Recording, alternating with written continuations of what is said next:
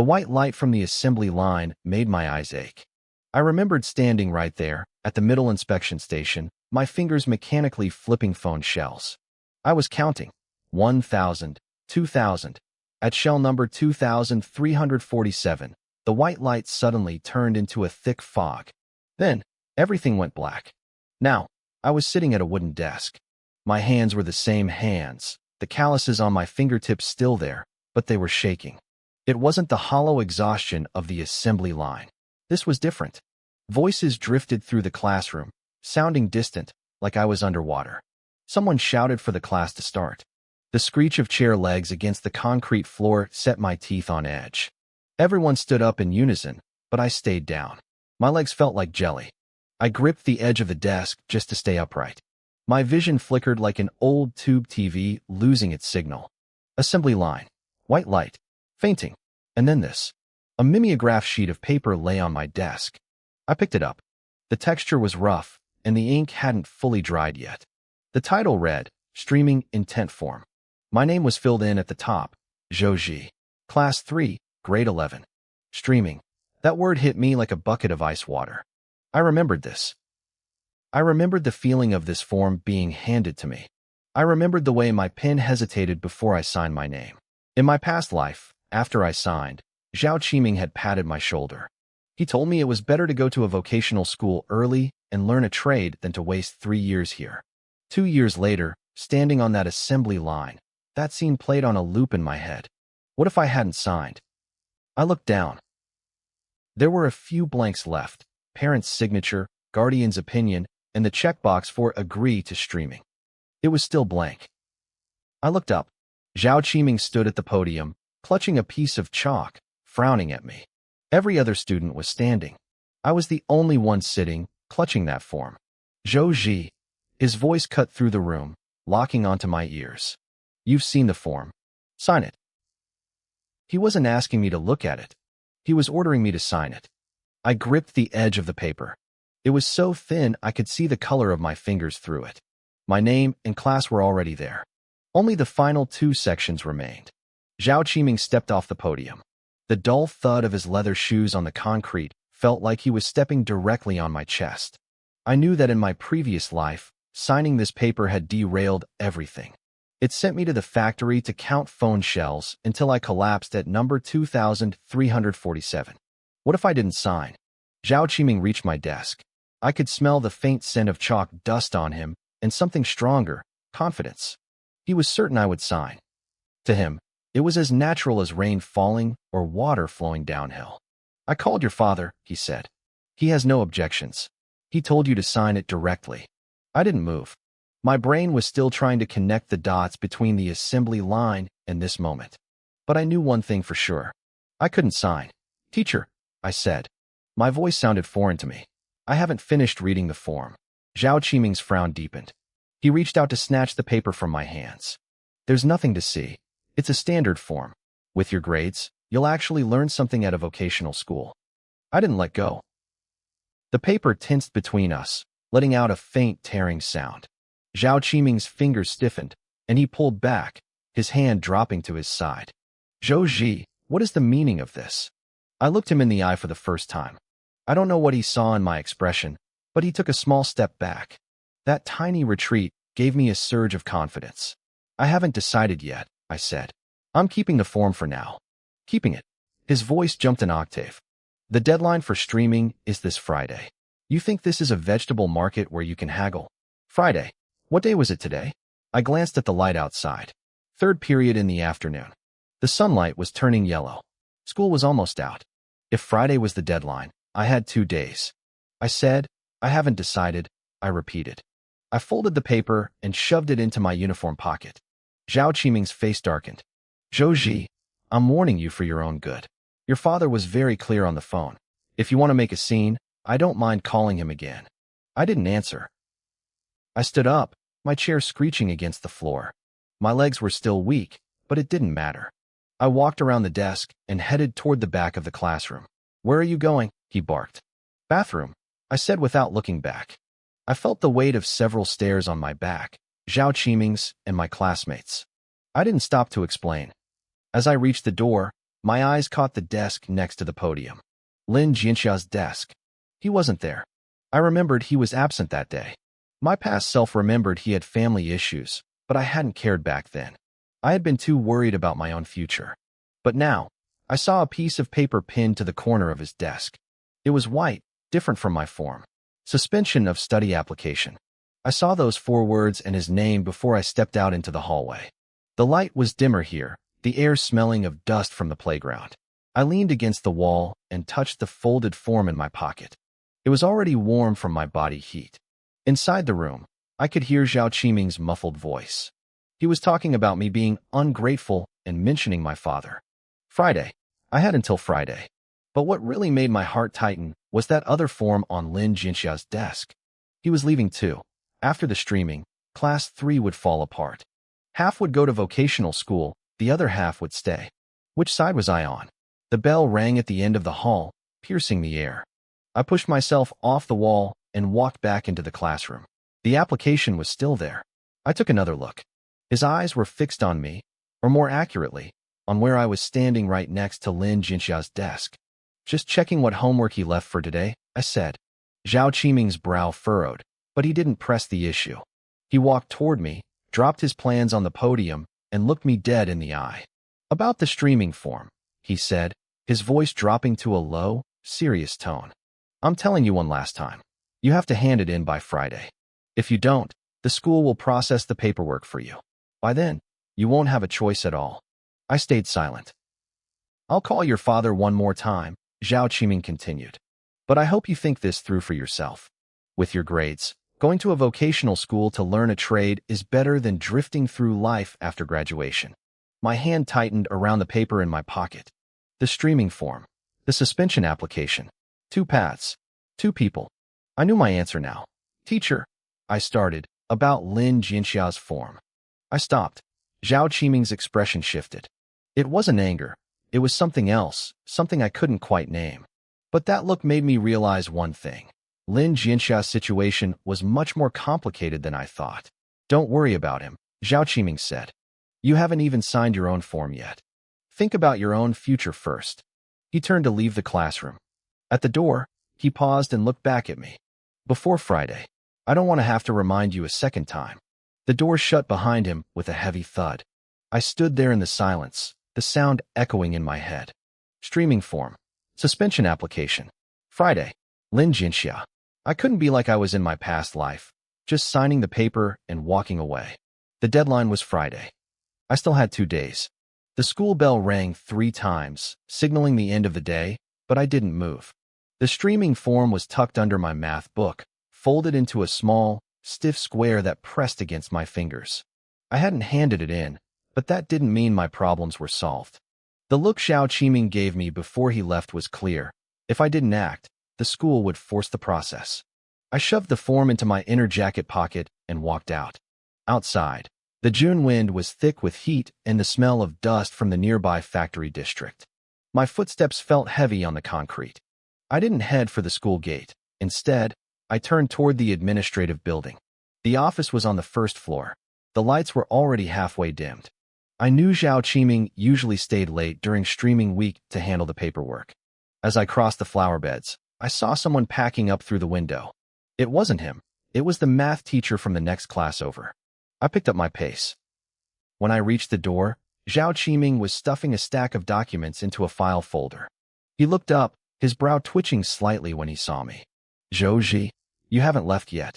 Teacher Zhao, I have something to say to you. His hand stopped on the folder. He watched me for 2 seconds, then set the papers on the corner of his desk. He didn't sit down. He leaned against the edge of the desk and crossed his arms, creating a distance between us. Is this about the form? He asked. The one in your pocket? I didn't mention the form. I went straight to the point. Teacher, I want to take the monthly exam next week. His expression didn't change, but his eyes sharpened, as if he were making sure he hadn't misheard me. The monthly exam? If I can get into the top 300 in the grade. Wait, Zhao Qiming interrupted, raising a hand. Do you realize what the top 300 even means? I knew. In the last exam, I ranked 427th. On the streaming list, my name was buried in the middle of the pack. Zhao Qiming didn't say my grades weren't good enough, but his weight said it for him. You know exactly where your grades are right now, he said. His tone wasn't accusatory, but he wasn't backing down either. Trading the exam for the streaming choice, it's not impossible. But I don't set the conditions. The school does. I didn't interrupt. I waited for him to reveal the bottom line. He looked at me for a long moment and sighed. Next week's exam. You get into the top 300, and I'll help you keep your spot in the academic track. That's the school's policy. I can submit the request for you, but that's the only condition. Pass the line, you stay. Fail, you go. You decide. Top 300. I ran the numbers in my head. To hit the 300th spot, I needed to be in the top 20% of the grade. It was a steep climb from where I was, but unlike the top 200, it was actually possible. Teacher Zhao, I asked, will you really submit it for me if I make it? He was silent for a few seconds. Do you know what your father said on the phone last time? I didn't answer. I had no idea. When my father, Zhou Jiangwo, took that call, I had been in the classroom struggling with my own thoughts. He said to let you make your own decisions, Zhao Qiming said, his voice sounding tired. It sounds like respect, but he's actually just kicking the ball back to the school. He doesn't want to worry about this anymore. My stomach sank. It wasn't anger, it was a heavy, physical weight. Zhao Qiming wasn't being difficult. He was just stating the facts. My father had already accepted that I would be streamed out. He wasn't going to stand up for me. And what's your personal opinion? I asked. He looked at me, his eyes searching mine as if he were seeing me for the first time. My opinion? If you cross the line, I'll submit it. If you don't, you'll have to deal with the consequences yourself. I nodded. Thank you, Teacher Zhao. He didn't reply. He just picked up his documents again. By the time I walked out of the building, the sky was pitch black. The sparse streetlights stretched my shadow across the ground. I stood at the school gate, but I didn't head home immediately. I had my chance. 1 week to climb from 427th to the top 300. I knew how much information I had to untangle from the mess in my head, but I couldn't stop to think about how hard it would be. I walked east, cutting through 2 alleys and passing the gray, low-slung houses near the old factory district. In the distance, the factory chimneys were belching white smoke. 24-hour shifts. I knew that rhythm all too well. In my past life, I had spent over a decade on that assembly line until I collapsed next to the conveyor belt and woke up back in high school. I wasn't going back to that life. When I reached my front gate, I saw an electric scooter I didn't recognize parked in the yard. It was blue, with the license plate half covered in mud. It didn't belong to a neighbor or a relative. I hurried inside and heard voices coming from the main room. Su Chunlan's voice drifted out first. It was sharper than usual, higher in pitch. Can we push it back? Just 2 days? We really can't manage it right now. A man's voice cut her off. He sounded like he was in his 30s, speaking with a local accent, but there was an underlying tone of someone who had come from out of town to scrape together a living. Old Joe, you said the same thing last month. You said the factory couldn't ship the goods this month. I can't hold my people back forever. My father, Zhou Jiangwo, spoke next. His voice was low, almost a whisper. I know, but we really don't have it. Not right now. The man laughed. It was a cold, hollow sound. Old Joe, you told me that last month too. I'll give you 3 days. I'll be back then. If you still don't have it, things are going to get ugly. I stood in the yard, frozen.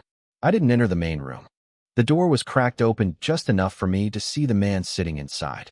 He had a buzz cut and wore a dark, short-sleeved shirt. An old, black-cased watch sat heavy on his wrist. My father sat on a low stool with his back to the door.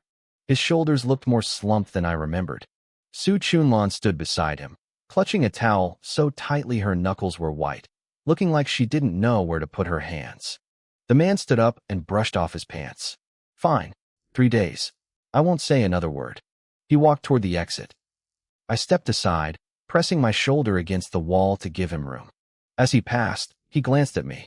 He didn't speak, but that look sent a chill straight down my spine. I waited until the sound of his electric scooter faded at the end of the alley before I stepped inside. My father stood up from his stool. He saw me at the door, but there was no surprise or guilt on his face. There was only a layer of gray, suffocating exhaustion. You're back, he said. I'm back, I replied, stepping into the room. Su Chunlan quietly pushed a bowl of leftover dinner toward the center of the table. My father stood there for a moment, then walked to the door and flicked off the yard light. 3 days, he said. His voice was flat. Just 3 days left. I knew he wasn't just talking about the debt collector. Dad, I said. I talked to Teacher Zhao. It's settled. If I make the top 300 in next week's monthly exam, I can stay at Pugao High. My father looked at me.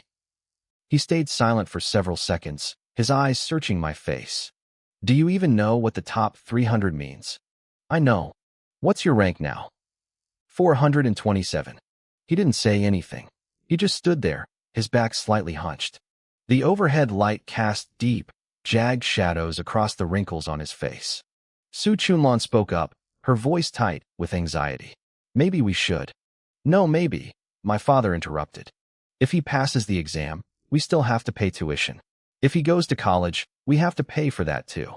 He'll be reaching his hand out for money until the day he graduates. Do you think this family can hold on for that many years? I didn't argue. I just waited. The room was silent. With the yard light off, the only sound was the low hum of the white fluorescent bulb above the table. My father stood there for a long time. If you pass, I'll accept it, he finally whispered. If you don't come looking for me again. He pulled back the curtain and disappeared into the inner room.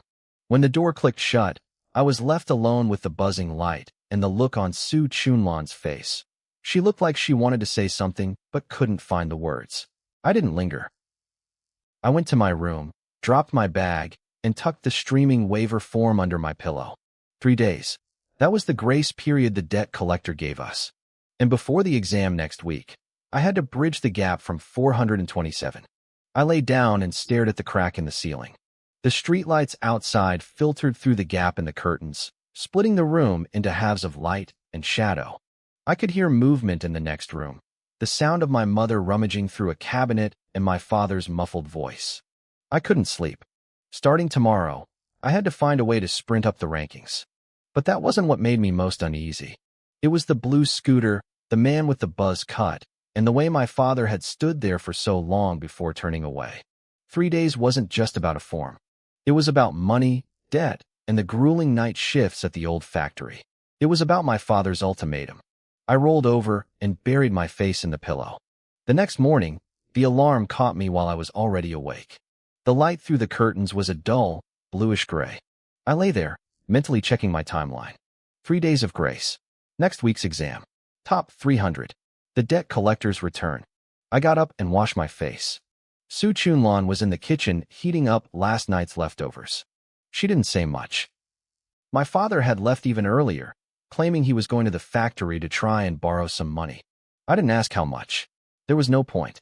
I reached school before the morning study bell rang. As I walked toward the teaching building, I habitually glanced at the window where Lin Jinxia usually sat. Her seat was empty. It wasn't the kind of empty that meant she was running late. Half the books were gone from her desk, and her backpack was missing from the cubby.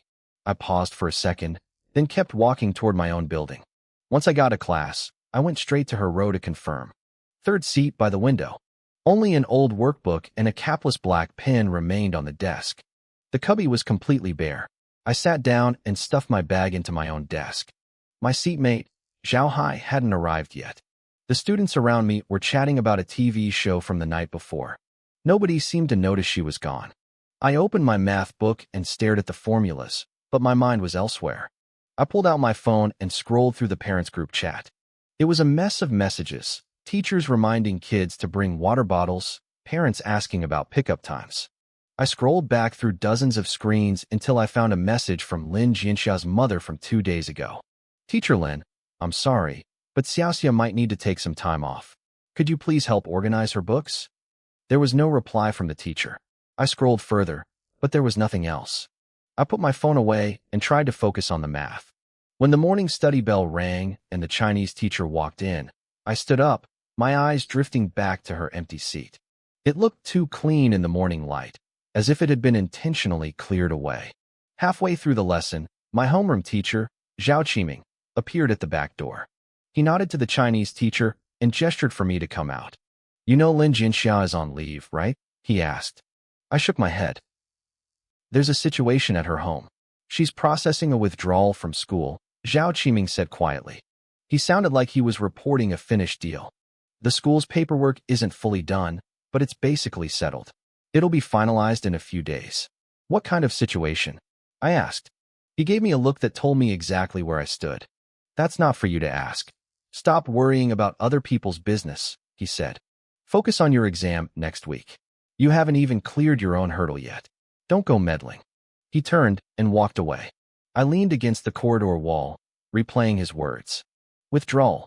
Not a leave of absence, but a full withdrawal. And the process was already being pushed through. When I went back into the classroom, the lesson had shifted to silent reading. I sat down and stared at her empty chair. How long did a withdrawal take? Parent signatures, school approval, education bureau filings. Usually a week at least. But if a family had already decided their child was done with school, they could make it happen fast. I stayed through the morning, but I couldn't focus. During the first period of the afternoon, I faked a stomach ache and asked for leave. The homeroom teacher wasn't around to stop me. I skipped the rest of my classes and went straight to the academic affairs office. The teachers there recognized me immediately. After the scene I caused over the streaming list last week, I was hard to forget. When I walked in, Teacher Zhou looked up from his desk and frowned. Zhou Ji, what is it this time? I wanted to ask about Lin Jinxia, I said, keeping my voice steady. I heard he's applying for a withdrawal. How do you know about that? He asked, his guard up. It's being talked about in the parent groups, I lied smoothly. His expression softened slightly, but he wasn't exactly welcoming. He flipped through a stack of documents on his desk and pulled out the top half of a form. His parents came by last Friday to submit the application. The reason listed is financial hardship. They're requesting a one-semester leave, with the possibility of returning next term depending on the situation. Next term? I repeated. He pushed the paper toward me just enough for me to see the edges. Don't go digging into the process. This is student privacy. I stared at the form. Teacher Zhou's hand was pressing down on the top half, but I could clearly see the box for the reason. Family financial difficulties. Requesting one semester of leave. I walked out of the office and stood in the corridor for a long time. The afternoon sun was brutal. It streamed through the windows, cutting the floor into sharp, jagged blocks of light. I headed downstairs but stopped at the landing. Now I knew the facts. Lin Jinxia's family had filed the papers last Friday. The worst-case scenario was that he would be gone by the end of this semester. Or maybe even sooner. I wasn't sure if it was a done deal yet. As I reached the third-floor stairwell, I ran right into Lin Jinxia. He was coming down, clutching a brown paper envelope. When he saw me, he froze for a split second. We stood there in the corner of the stairs, face to face. Neither of us spoke. The echoes of other students shouting in the distance bounced off the walls, muffled and distorted. Lin Jinxia moved first. He tried to brush past me, his shoulders scraping the wall. Lin Jinxia, I called out. He stopped but didn't turn around. Are you really dropping out? I asked. His back stiffened. He slowly turned to face me. His expression was blank, but there was a flicker in his eyes, a look of someone trying to figure out my angle. Does it have anything to do with you? He asked. It wasn't a snap. It was a barrier. I knew he was testing me. I didn't give him any hollow speeches about not giving up. Yes, it does, I said. I just barely dragged myself off that streaming list. Now you're telling me you're leaving? I need to know if your mind is made up. He stared at me, waiting for more. The stairwell was silent. Do you think you can stop it? He finally asked. I shook my head. I don't know, but I need to know what the situation is. Lin Jinxiao looked down at the envelope in his hands. The edges of several school forms were sticking out. He remained silent for a long time, and I didn't rush him. Next Wednesday, he said, his voice so low the echo almost swallowed it. Once the tuition deadline passes on Wednesday, there's no point in filling anything else out. My mind started racing. Next Wednesday, less than a week away. What I say doesn't matter at home, he interrupted, pulling the envelope closer to his chest. My parents have already decided. I'm just finishing the final paperwork. He walked past me and headed downstairs. I didn't stop him again. I just watched his back disappear around the corner. Next Wednesday, the tuition deadline. That was his limit. I leaned against the wall, replaying his words. Once that day passed, his father wouldn't pay another cent to the school. This deadline was even tighter than the 3-day ultimatum my own father, Zhou Jiangwo, had given me. And I hadn't even fixed my own life yet. I walked back to the classroom, stepping through the blocks of sunlight in the hallway. Two thoughts fought for space in my head. What could I possibly do before Wednesday? And I needed to finish my practice exam. In my last monthly exam, I scored a 58. I was 20 points behind the grade average for the top 300 students. I took a deep breath and read the third question. It wasn't hard, but it required calculation.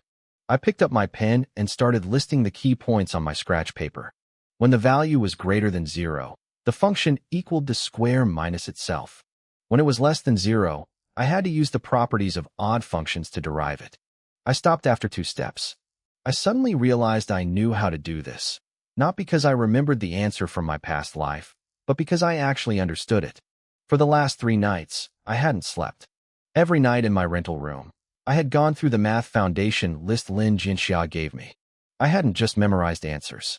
I had torn every concept apart to see where it came from and how it worked. I didn't know what my final score would be, but I knew I couldn't be the person who failed the basics anymore. I wrote down the answer for the third question, then the fourth, then the fifth. Outside, the cicadas began to buzz. My back was damp with sweat, but my pen didn't stop. The fourth question was geometry. I drew a rough sketch on my scratch paper and marked the conditions. My spatial reasoning had always been poor, but I had used a brute force method over the last 2 days. I had memorized every common geometric model, every auxiliary line placement, and every theorem.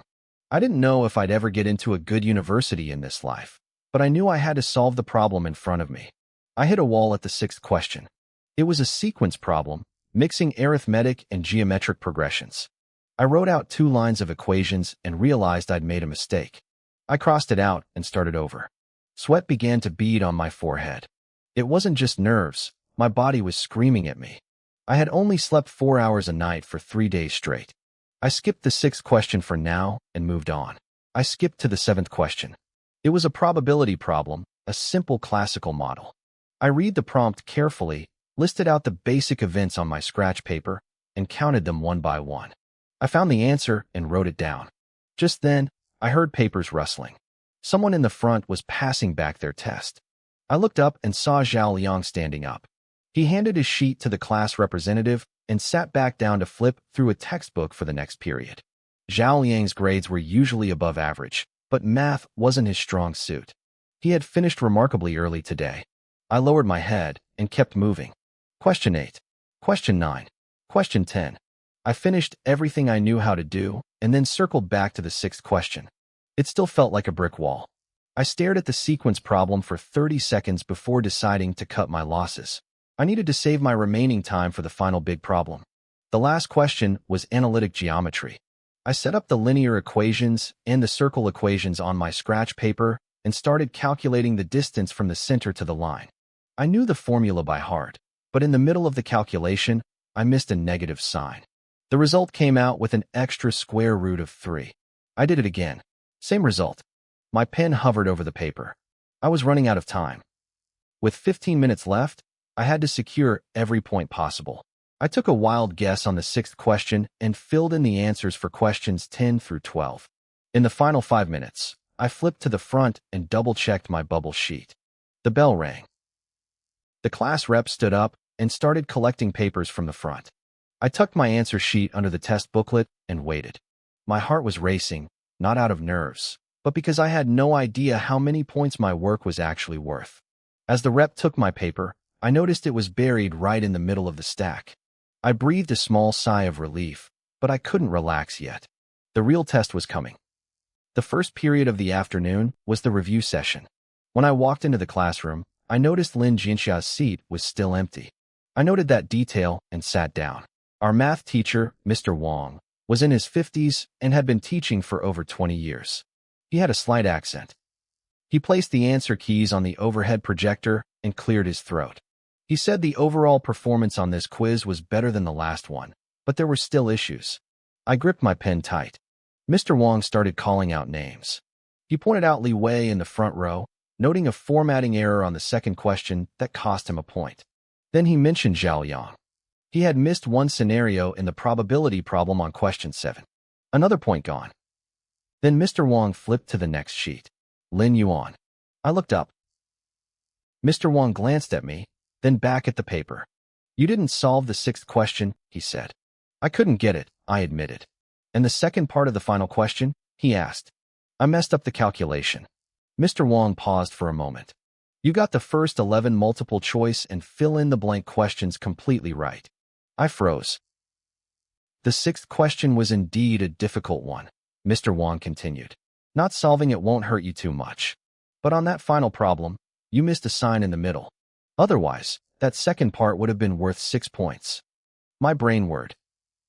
The first 11 questions were all correct. That was the result of 3 days of sleeping only 4 hours a night. Lin Yuan, Mr. Wang said, I remember you got a 58 on the last monthly exam.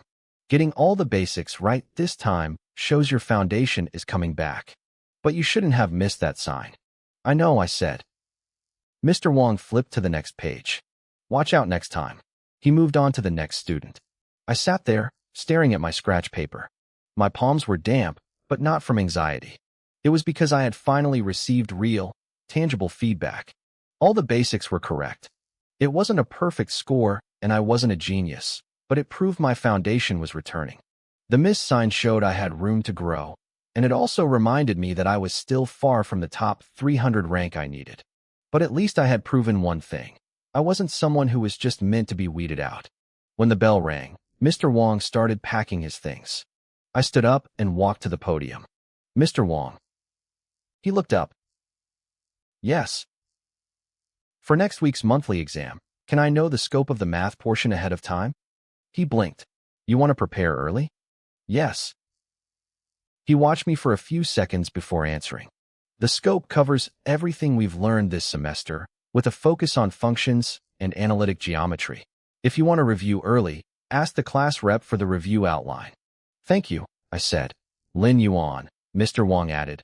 I don't care what happened before, but this quiz shows your attitude is changing. Do well on that exam next week. I will.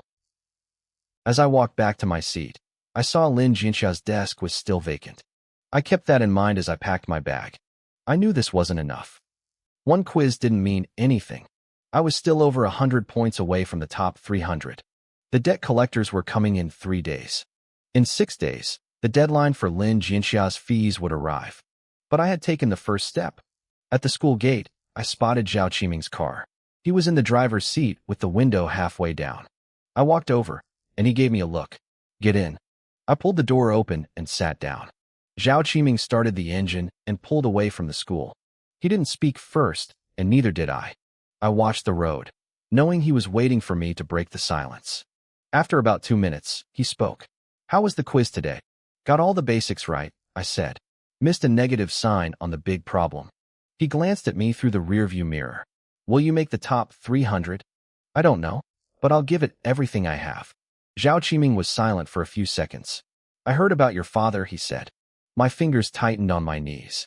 3 days of grace isn't a long time. You need to think clearly about how you're going to use those 3 days. I know. You have 1 week, Zhao Qiming said. The monthly exam in a week determines if you can stay in this class. I've made myself clear. The rest is up to you. I understand. The car turned into a narrow side street lined with small shops and breakfast stalls. I looked out the window and suddenly asked, Mr. Zhao, how is Lin Jinxia's withdrawal process going?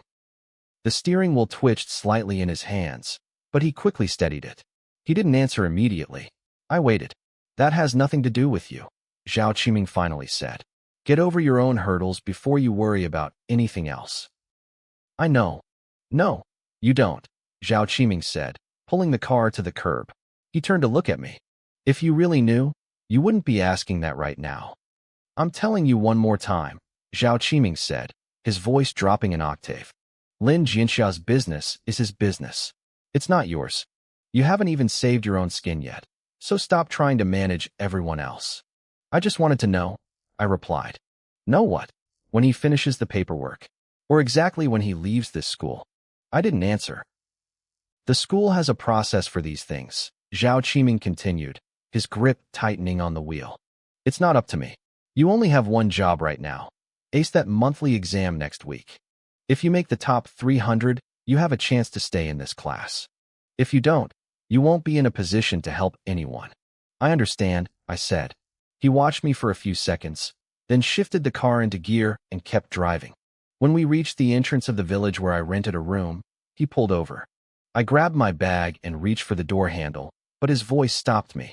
Lin Yuan. I looked back at him. You got every single multiple choice and fill-in-the-blank question right on today's quiz, he said. My heart skipped a beat. I'm going to announce that in class tomorrow. Not to praise you, but to tell everyone that you still have a chance. For anyone who thinks your fate is already sealed, those results are the proof otherwise. I froze for a moment, stunned. But it's just a quiz, Zhao Qiming added quickly. It's not the monthly exam. Next week is the one that actually counts. If you make the top 300, I'll post your transcript on the wall in front of the whole class. If you don't, you know the consequences. Deal, I said. I stepped out of the car and watched his taillights disappear into the distance.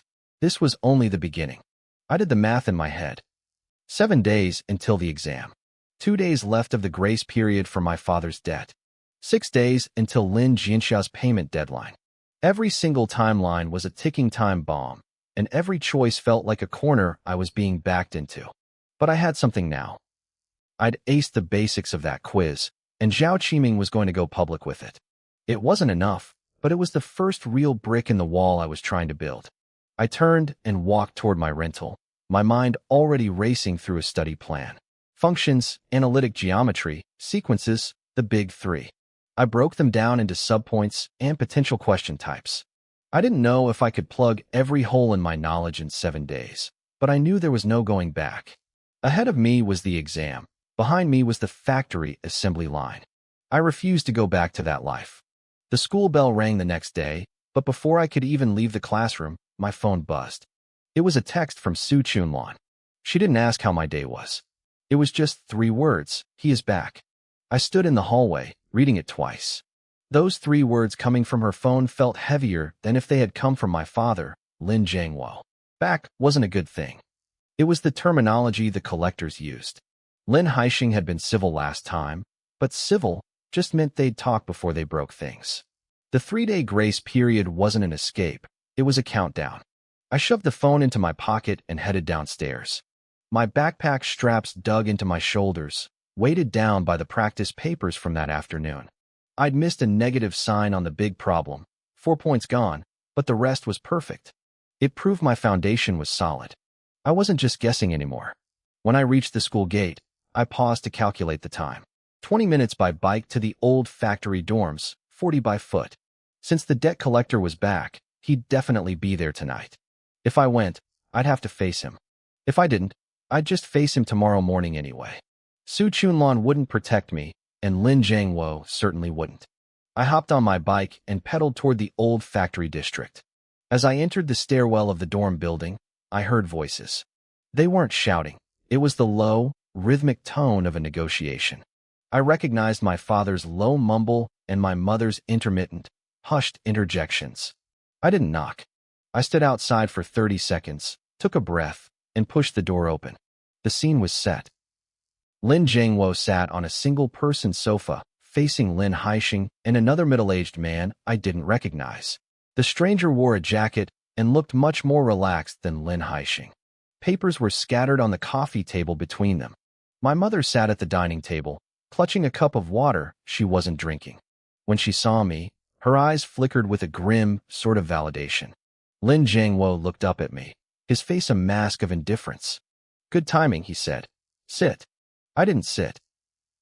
I shifted my bag to my other shoulder and stood right at the edge of the living room. This is your son? The man in the jacket asked. Yeah. High school. 11th grade, my father replied. The man nodded, as if confirming a piece of inventory. He glanced at the papers on the table and looked back at my father. Old Lin, I'm not here to pressure you today, Lin Haixing spoke up. His voice was slow but heavy. You said 3 days. This is the second night. I'm just here for the truth. What's the plan? Silence filled the room. I could hear my own heartbeat, loud and steady. I'm working on the payment for the goods, my father finally said. I can get a chunk of it by the end of the month. The end of the month. Lin Haixing's voice didn't change, but the temperature in the room seemed to drop. Old Lin, I'll be honest with you. I have people above me to answer to. The end of the month is too late. Then what do you want me to do? My father's voice turned sharp. I have nothing left to give you. I've got no land, no house. If I had the money, I'd have given it to you already. We could use your son's time, the man in the jacket interrupted casually, as if suggesting a weather update. I felt my spine stiffen. What does that mean? My father asked. The night shift at the factory is shorthanded, the man said. If your son can fill in for a while, it'll cover the immediate gap. It doesn't have to be long-term, just until the end of the month. He's still in school, my father muttered. It's just the night shift. It won't interfere with his classes, the man countered. I've checked. The county high school isn't that strict. He can take a few days off, and no one will care. Besides, assembly line work isn't hard. He'll pick it up in an hour. My father went silent. My mother moved slightly at the table, but said nothing. I stood there, my mind spinning. The night shift. The assembly line. Those words crashed into my brain like a physical weight, bringing back every memory of the machines I'd operated in my past life. The deafening noise, the endless conveyor belts, the feeling of being trapped. That wasn't my future. That was the thing that had killed me before. I'll do it, I said. My voice wasn't loud, but it cut through the room. My mother's cup hit the table with a sharp clink. My father turned to look at me, a strange spark of something, relief, maybe, flickering in his eyes. You'll go, he asked. I'll go, I repeated, my voice steadying. I need to take time off to study for the monthly exam anyway. Working at the factory won't be any different from studying at home. Finish the month, and we'll settle the account. I didn't know why I said it. It wasn't what I wanted to do, and it certainly wasn't what I should have been doing. I should have fought Zhou Jiangwo. I should have laid everything out on the table, my education, my progress in class, next week's monthly exam, and my only chance to turn my life around. But in this house, those things were worthless. The only things that mattered were cold hard cash or time.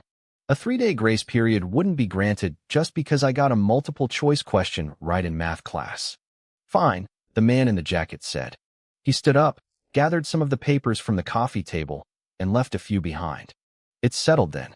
Tomorrow night at 6, I'll send someone to pick you up. There's a 1-day trial. If you can't handle it, you can leave whenever you want. No need to wait until tomorrow night, I said, my voice cold. I can start tonight.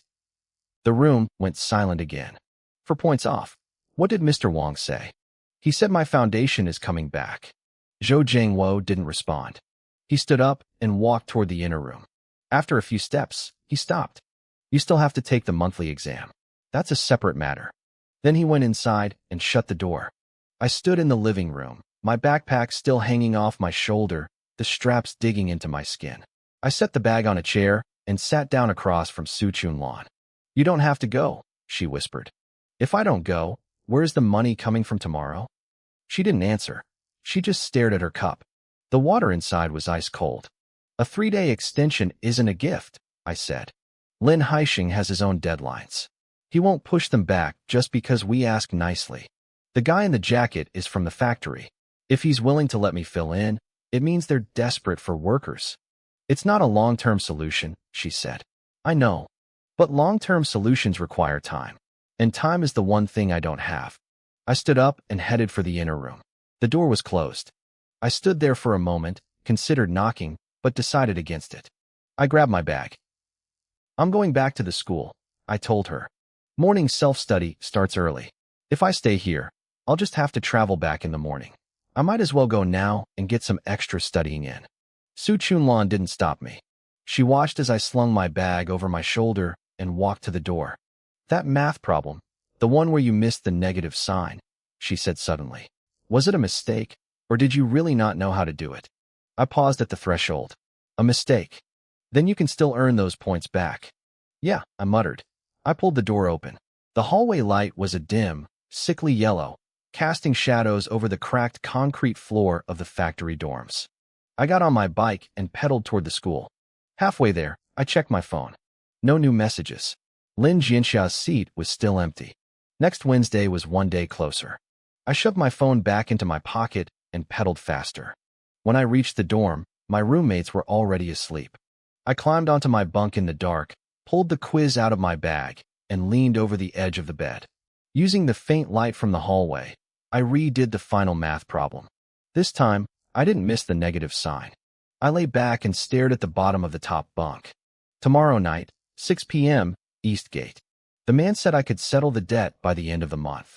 That was 11 days away. The monthly exam was next Friday. In between, I had night shifts, 5 days of classes, and those 4 points I had lost on a stupid calculation error. I closed my eyes. The last image in my mind was the stack of papers on the coffee table.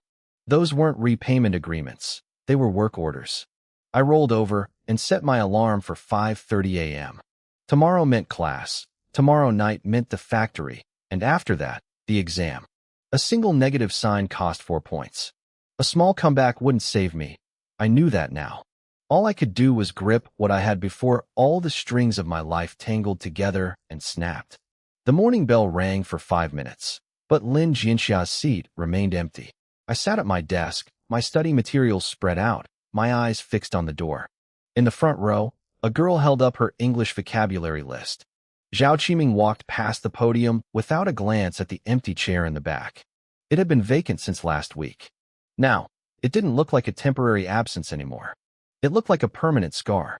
I thought back to the math I had done in the dorm last night. 11 night shifts at 120 yuan each meant 1,320 yuan total. But the hospital deposit was 3,000. The medicine was 800. I still owed 2,200 in tuition. That didn't even include living expenses. I hadn't dared to finish the addition. Halfway through, my brain had simply locked up. Someone in the front row turned to look at my open textbook, then turned back. I pushed my notes forward, hiding my scratch paper underneath. At 7:20 a.m., a shadow flickered at the door. Lin Jinxiao was 20 minutes late. He hurried through the back door, his grip tight on his backpack straps, looking like he was afraid someone would stop him if he moved too slowly. He walked right past me without a look. But I smelled it. The scent of disinfectant. It was faint, almost lost in the morning air, but I knew it instantly. It was the smell of hospital corridors and medicine carts. He had come straight from the hospital. I didn't call out to him. He sat down, stuffed his bag into his desk, and propped up a Chinese textbook to hide his face. It was a clear signal, stay away. With 10 minutes left in morning study, I turned back to my work. The class monitor came around to collect assignments. I handed over my corrected math quiz. She checked it off and moved on. Out of the corner of my eye, I saw Lin Jianxia hand over his notebook too. The monitor paused for 2 seconds on one of his pages, said nothing, and placed it on top of the pile. Those 2 seconds felt like an eternity. I remembered that specific movement. I knew exactly what it meant. Last week, when Mr. Wang was teaching, I had seen the same thing. Wang was collecting math papers. He had paused on that same page. There was something tucked inside, or maybe the page itself was the problem. I didn't look back. When the bell rang to end morning study, the class representative started collecting notebooks from the back. Lin Jinxia's group was on top. As the representative lifted the stack, a piece of paper slid out from between the pages. It fluttered into the aisle, dancing between a few pairs of feet before landing right by my desk leg. It was a photocopy. At the top was the official stamp of the County People's Hospital. The second line read, Notice of overdue hospitalization fees. Lin Jianxia's seat was already empty. He had probably headed to the restroom or somewhere else. He wasn't there. The paper just lay on the floor, waiting to be picked up or stepped on. I crouched down to tie my shoelaces and swiped the paper off the floor. I didn't plan on looking for long. I saw the bed number, the name, and the number of days hospitalized. Then there was the total amount. Below that was the deadline, and further down, the amount owed. I scanned those numbers quickly, running them through my head. They matched the math I'd done yesterday, almost perfectly. Over 3,000 for the current bill, plus follow-up treatments, plus his unpaid tuition and living expenses. The total was around 7,000 yuan. 7,000. I folded the paper and shoved it into my pocket. When Lin Jinxia came back, the warning bell for the first period was ringing. He glanced at his empty desk, then searched his desk drawer.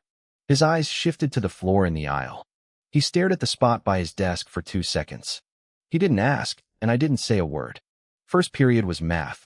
Mr. Wang stood at the podium, going over yesterday's quiz. When he reached the big final problem, he paused and scanned the room. His gaze lingered on me and Lin Jinxia for a second each. Then he moved on. He didn't call on anyone to answer. I marked that problem again in my notes. I hadn't messed up the negative sign this time, but I wasn't sure if I'd slip up on the next one. My night shifts were starting tomorrow. My life was about to be sliced in two, one half in the classroom, the other on the assembly line. That split wouldn't make the math errors disappear. It would only make them more likely to crawl back out of my exhaustion. When the bell rang, Mr. Wong tapped the papers on the podium. He told us the monthly exam next week would cover these topics. The workload would be heavy, and the difficulty would be higher than last time. He told us to hurry up and review. I took those words to heart, weighing them against the paper in my pocket. Lin Jinxia didn't leave his seat during the break. He leaned over his desk and pulled a form out of his bag. He studied it intensely for a moment before sliding it under a textbook. It was a subtle move, but as he leaned back, the book slipped. The corner of the form peeked out. Application for withdrawal from school. I saw those words on the second line. Underneath was a blank space for a parent's signature. It was still empty. Before the second period, Lin Jinxia went to the administration office. I didn't know what he said to them, but when he came out, he was holding a new form. He tucked it into his Chinese textbook. His pace as he walked back to the classroom was even slower than before. During third period English, Lin Jinxia never looked up. He gripped a pen, writing frantically in his notebook. The days, the debt, the deadline. Every number was real. This wasn't some vague hardship or abstract pressure. This was a person lying in a hospital bed, waiting for money just to keep staying there. This was a crossroads where a choice had to be made. The deadline wasn't next Wednesday. It was now. That withdrawal form was just waiting for a signature, waiting for something that wasn't going to appear out of thin air. I stood there, refolded the paper, and tucked it away. I had class. I had the factory. I had the exam. They were all lined up, and no one could cut the line. No one could move out of the way. As I headed up the stairs, my phone buzzed. It was a message from my mom, Su Chunlan. Come home for a meal tomorrow before you go. I'll save some for you. I sent a quick reply. The paper in my pocket pressed against my leg. This wasn't my business. My own schedule was full. My own numbers didn't add up yet. I hadn't even proven I could pass the real exam. I shouldn't be taking on anyone else's burden. But I had already memorized the name. Lin Jinxia, the bed number, the amount owed, and that withdrawal form hidden under the textbook. I locked the door and walked into the room. One thought looped in my mind. Tomorrow at 6 p.m., Factory East Gate. A month of night shifts would bring in 1,320 yuan. 7,000 minus 1,300 left over 5,000. That money wasn't going to fall from the sky. I had already hooked myself onto the factory line, but I realized that line was only strong enough to hold one person. It wasn't enough for two. I wanted to help him, but I couldn't. That reality wasn't going to change today, or tomorrow, or the day after. Not unless something else changed first. I pushed open the dorm door and slid the paper under my pillow. The next morning, morning study had just ended. Lin Jinxia's seat was empty again. I propped up my English book, pretending to memorize words while staring at that empty spot by the window. He hadn't shown up.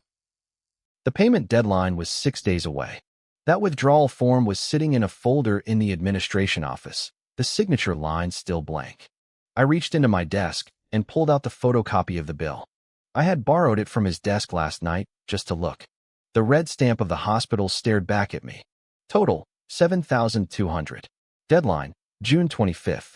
Today was June 19th. I shoved the paper back into my desk. I packed my bag faster than usual. Next Wednesday was the payment deadline. Lin Jinxia hadn't shown up today. He was either at the hospital handling paperwork or at home waiting for news. Tomorrow at 6 p.m., the factory East Gate. The timeline was closing in. I headed out through the back door, avoiding the main entrance of the teaching building. At the end of the hallway, I could see the administrative office. The frosted glass door was slightly ajar, and the sound of rustling paper drifted out. I stood by the stairs for a few seconds, then turned and headed down. Just because Lin Jinxia wasn't in class didn't mean he wasn't at school. I thought about the text at the bottom of that bill photocopy. Late payments will be treated as a voluntary withdrawal. 7,200 yuan. For a worker at my dad's factory, that was 3 months of pure income. For Lin Jinxia's family, It was the only chip they had left to keep him in this classroom. I walked to the bike shed and noticed my chain was loose. As I squatted down to fix it, someone tapped me on the shoulder. It was Lin Jinxia. He was wearing the same faded school jacket as yesterday, his hair tied back messily with a black band. His face was expressionless. In his hand, he held a piece of paper, not a copy, but the original. I recognized the header, Hospital Inpatient Fee Collection Notice. "The copy you borrowed from my dad," he said, his voice low. "Finished looking at it?" I stood up, the chain finally back in place. I looked him straight in the eye. 7,200, did you get it? "No," he answered bluntly. "My dad went to the factory to borrow money today. He was rejected. They said with my situation, the bank wouldn't approve a loan." He held the original notice out to me. The paper was wrinkled, as if it had been crumpled in a fist and then smoothed back out. The signature line at the bottom was still blank. "The office has been pressuring me for 2 days," he said. "They said if I don't pay, I have to finish the withdrawal procedures first. I can come back to resume my studies whenever we have the money." He pulled the paper back, his movements calm, like he was talking about someone else's life. "I came today just to handle the paperwork." I didn't say anything. I watched him fold the paper and tuck it into his pocket. He pushed his bike forward. "Don't withdraw yet," I said. Lin Jinxia stopped for a second, then kept walking without looking back. "Lin Yuan, do you even know what you're saying?" "I know," I said, catching up to him. I pushed my bike alongside his. 7,200. "You don't have it now, and I don't have it either. But there's still a week." "A week?" He let out a cold, hollow laugh. "What can a week do? My dad was rejected. My mom has to go back to the hospital next week." "The old factory? How much can you even earn there?" "Not much," I admitted. "But I'll see the money next week." "How much?" "I don't know yet. My dad negotiated a piece rate deal. Night shifts pay 15% more than day shifts. But I have to report in first to know the specifics." "When you get paid, show me," he said with a sneer. "Lin Yuan, I can't wait a week. I have to give the office an answer today. If I wait for you, I'm waiting for money that doesn't exist until your exam is over. By the time you have cash to lend me, my withdrawal will be set in stone." "So what do you want?" I asked. "Do you want the money right now?" "I want someone to tell me that this path is still walkable," he said. "Not next week. Not after my dad finds a way. Not after your results come out. Now, I need to know if there's still a breeze on this road right now." I looked at him. "Do you think there is?" He didn't answer. We stood there at the exit as a few students cycled past us, glancing our way. I recognized 2 of them from Class 4. They had been transferred out last week. "Look," I said. "Just don't hand in the withdrawal form yet." "Not hand it in." He stared at me. "You want me to just stall the administration?" "It's not stalling. It's waiting 1 week. I'm going to the factory tomorrow night. After the exams next week, if I have the money, I'll lend it to you. If I don't, I'll find another way. But for this 1 week, just keep that form in your pocket. And after the week, I'll find you." He repeated my words under his breath. "Lin Yuan, why should I believe you?" "You don't have to believe me," I said. "Believe in that piece of paper. As long as you don't hand it in, you still have a way out before next Wednesday. The moment you hand it in, you have nothing." He looked at me, silent. "I'm not here to save you," I added. "I can't save you, but I can be dragged forward right alongside you. I'm going to the factory at 6 tomorrow. I still have to take the exam. But if I walk this line to the end, it gives you 1 more week. In that week, if you can borrow the money or if your dad finds a way, you still have a chance." "You're gambling my time against yours," he said. "Yes, I'm gambling. I'm gambling that I can get the money, or you can, or that the exam results will buy us more time. If I lose, we both lose." He stared at me for a long time. "You're really going to the factory? Your dad is letting you." "Tomorrow at 6. Eastgate. My dad set it up. If I don't go, I can't face him either." "Then what about the exam?" "Mr. Zhao said I can still take it. My dad said the same. They're 2 different things. I have to figure it out." "Figure it out," he repeated. "How? You think you'll have the energy to study after a night shift at the factory?" "I don't know, but I have to try." He didn't speak. He looked down at his handlebars. I saw his knuckles whiten as he gripped them, then slowly relax. "I didn't bring the withdrawal form with me," he finally said. "I won't hand it in today." I felt a wave of relief wash over me. "But," He continued. I'm only giving you 1 week. If you don't have an answer by next Wednesday, I'm going to the office myself. Deal, I said. And one more thing. He looked up. Show me whatever money you get from the factory. I don't need all of it. I just need to know you aren't full of crap. Deal. He pushed his bike and started walking away without looking back. After a few paces, he stopped. Lin Yuan. What time tomorrow? 6. Message me before you go. I want to know you actually showed up. Then he pedaled out of the school gate, heading toward the hospital. I stood in the shed, watching his back disappear around the corner. I pulled out my phone. The date was June 19th, Thursday. Next Wednesday was June 25th. The monthly exam was the 26th and 27th. I had 6 days. I put my phone away and started my bike. I rode my bike toward home. The chain sounded a bit smoother than it had this morning. As I passed the street by the old factory, I glanced toward the east gate. A sign hung there, swaying in the wind. 4 words were printed on it. Night shift hiring. Tomorrow at 6. I pedaled a little faster. The next day, the monthly exam list was posted. When I walked into the classroom, a group of students was already huddled around the bulletin board. I didn't have to look for it. The new notice was right next to the blackboard, positioned so you couldn't miss it the moment you walked through the door. My name was circled heavily in red ink. Next to the circle, someone had drawn a small, mocking question mark. The crowd didn't scatter when they saw me. They just shifted their eyes from the paper to my face, then back again. Nobody said hello. Even the usual loudmouths stayed quiet. Zhao Liang was the first to turn around, his voice low and tight. You saw it. I saw it, I said. The exam is at the end of the month, Zhao Liang whispered. Mr. Zhao just said the line hasn't moved. Top 300 to stay in the class. If you don't make it, don't blame the school for taking action. I didn't answer him. I just slid my bag into my desk. Zhao Liang didn't say anything else. Before he turned back around, he glanced at the bulletin board again, looking like he was afraid the red ink on my name might somehow stain him too. Before the bell even rang, Mr. Zhao Qiming entered the room. He carried a stack of papers and tapped them against the podium to get our attention. You've all seen the list, he said. The monthly exam is the only standard. Prepare yourselves. Get your heads in the game. Don't say the school didn't give you a chance. The chance is right there on that piece of paper. He didn't call out any names, but the air in the room felt heavy. Someone clicked their pen nervously. Others turned their pages with slow, deliberate movements. I opened my English textbook. My eyes landed on the vocabulary words, but my brain wasn't processing them. That exam list felt like a heavy brick sitting on my desk. My current foundation put me somewhere outside the top 400. I wasn't just a few points short of the cutoff. I was a mile away. I didn't just need a better strategy. I needed time. During the first period, the English teacher wrote a reading passage on the blackboard. The room was silent except for the rustle of paper. I read the first paragraph and hit a few words I didn't know. I skipped them, planning to come back later. In the past, I would have been too lazy to even try.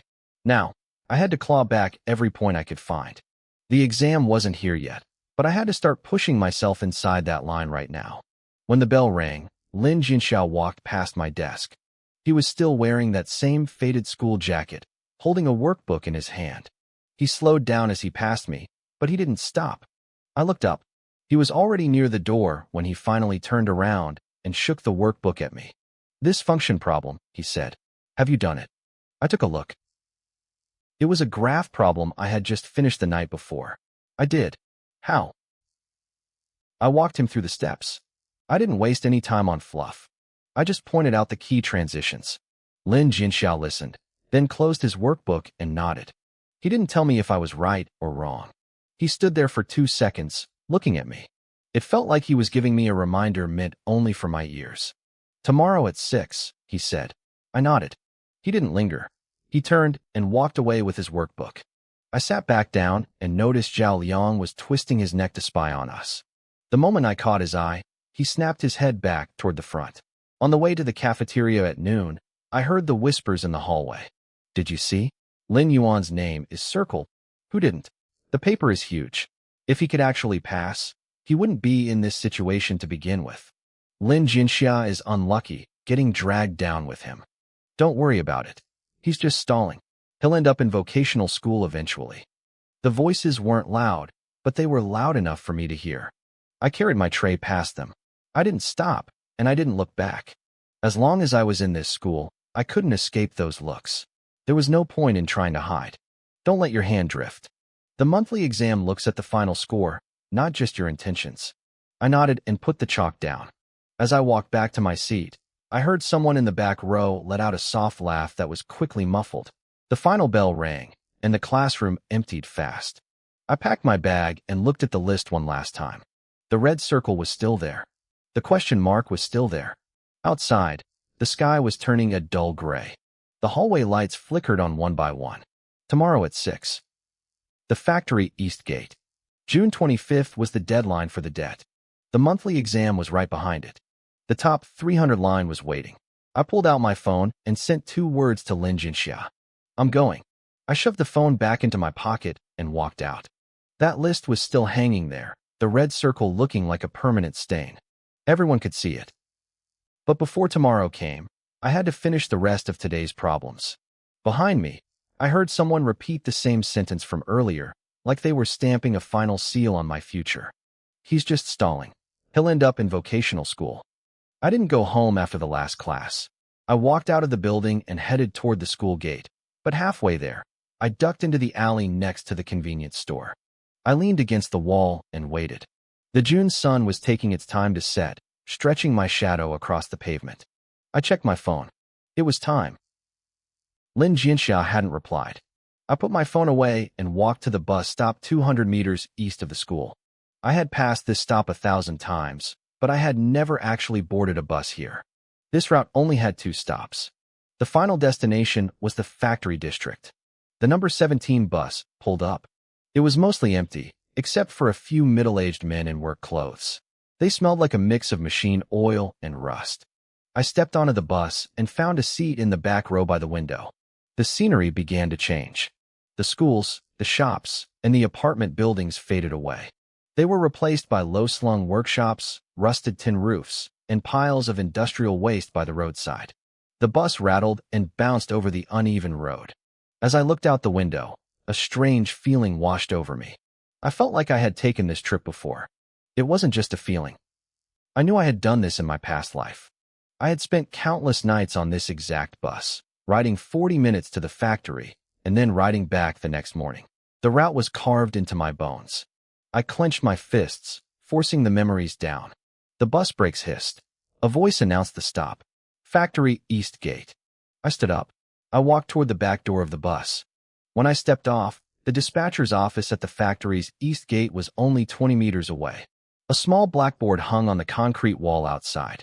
It displayed today's night shift schedule in messy chalk. I leaned in close. I searched for my name and found it at the very bottom. The handwriting was sloppy, looking like a last-minute addition. Inside the office, a middle-aged man in an old uniform sat with his head down, sipping tea. I pushed the door open. He looked up at me and set his cup down. New guy. Lin Jiangwo sent me, I said. He pulled a pair of glasses from a drawer and put them on. He flipped through a logbook until he found the entry. He nodded. I know. You're working until the end of the month. We'll decide what happens next based on your performance. He didn't give me time to respond. Night shift is 8 p.m. to 6 a.m. You get half an hour for a meal, but that's off the clock. 3 lates and you're fired. If you get sick, you deal with it yourself. Nobody is going to look after you. He reached into a cabinet, pulled out a folded uniform and a pair of rubber boots, and slid them across the desk. Change. Assemble at the entrance of Workshop 3 in 15 minutes. Someone will explain the rules. I took the clothes. My fingers brushed the coarse fabric, and I froze for a second. In my past life, I had worn this exact uniform countless times. Back then, I thought this was my entire destiny. I thought once I put these clothes on, I'd never be able to take them off. Later, I realized it wasn't fate. New arrivals? He asked. His voice wasn't loud, but it was sharp. I'm the foreman for line 3. Name's Wong. The rules for the night shift are simple. I'll say them once, so remember them. He held up a finger. First, no phones in the workshop. If you're caught, you're fired. Second, the line doesn't stop, so you don't stop. I'll tell you when it's time to eat. You don't just leave whenever you want. Third, if you mess up, the cost of the damaged product comes out of your pay. Fourth, workplace injuries are on you. The factory only covers half the medical bills. Someone whispered a question. How do you calculate an injury? Foreman Wong shot him a look. It's in the paperwork. Read it yourself. He handed out the sheets. I took mine and scanned it. It was packed with assembly steps, safety warnings, and fine schedules. Several penalty rules were circled in red, the font larger than the rest. My fingers tightened when I saw one line. Damaged products will be deducted at 3 times the original price. 3 times. I only had a few dozen yuan in my pocket. I had a monthly exam coming up. If I made a mistake on the line, I couldn't afford to pay the debt. I signed the paper and followed the group inside. The noise hit me like a physical wall. It was 10 times louder than outside. The conveyor belts roared under our feet, and the machines around us hammered with a rhythmic, metallic thud. Fluorescent lights made the whole space look deathly pale. I was stationed at the end of the belt. My job was to inspect the semi-finished products coming down the line. Good ones went in the box. Rejects went into a red bin. Foreman Wong led me to my spot. This job is easy. Keep your eyes sharp and your hands moving. When the scrap bin is full, empty it. Don't let anything hit the floor. Every dropped item is a 10 yuan fine. I nodded. He patted my shoulder and walked away. The line started moving. When the first item slid toward me, I caught it, flipped it over, and put it back. It seemed fine. This was similar to the work I had done in my past life. Once you got the hang of it, you didn't need to think. You just had to let your hands follow the rhythm of the belt. But the body and the mind are 2 different things. By the 4th hour, my eyes began to sting. My shoulders and neck felt like they had been injected with concrete. The belt wasn't moving that fast, but it never stopped. Each product passed my eyes every 3 seconds. In those 3 seconds, I had to see, judge, and move. If I slowed down for even 1 heartbeat, the product would slide past and hit the floor. 1 drop, 10 yuan. I blinked hard, pushing back the soreness, and kept my eyes glued to the belt. By the 5th hour, my right index finger caught on a sharp metal edge.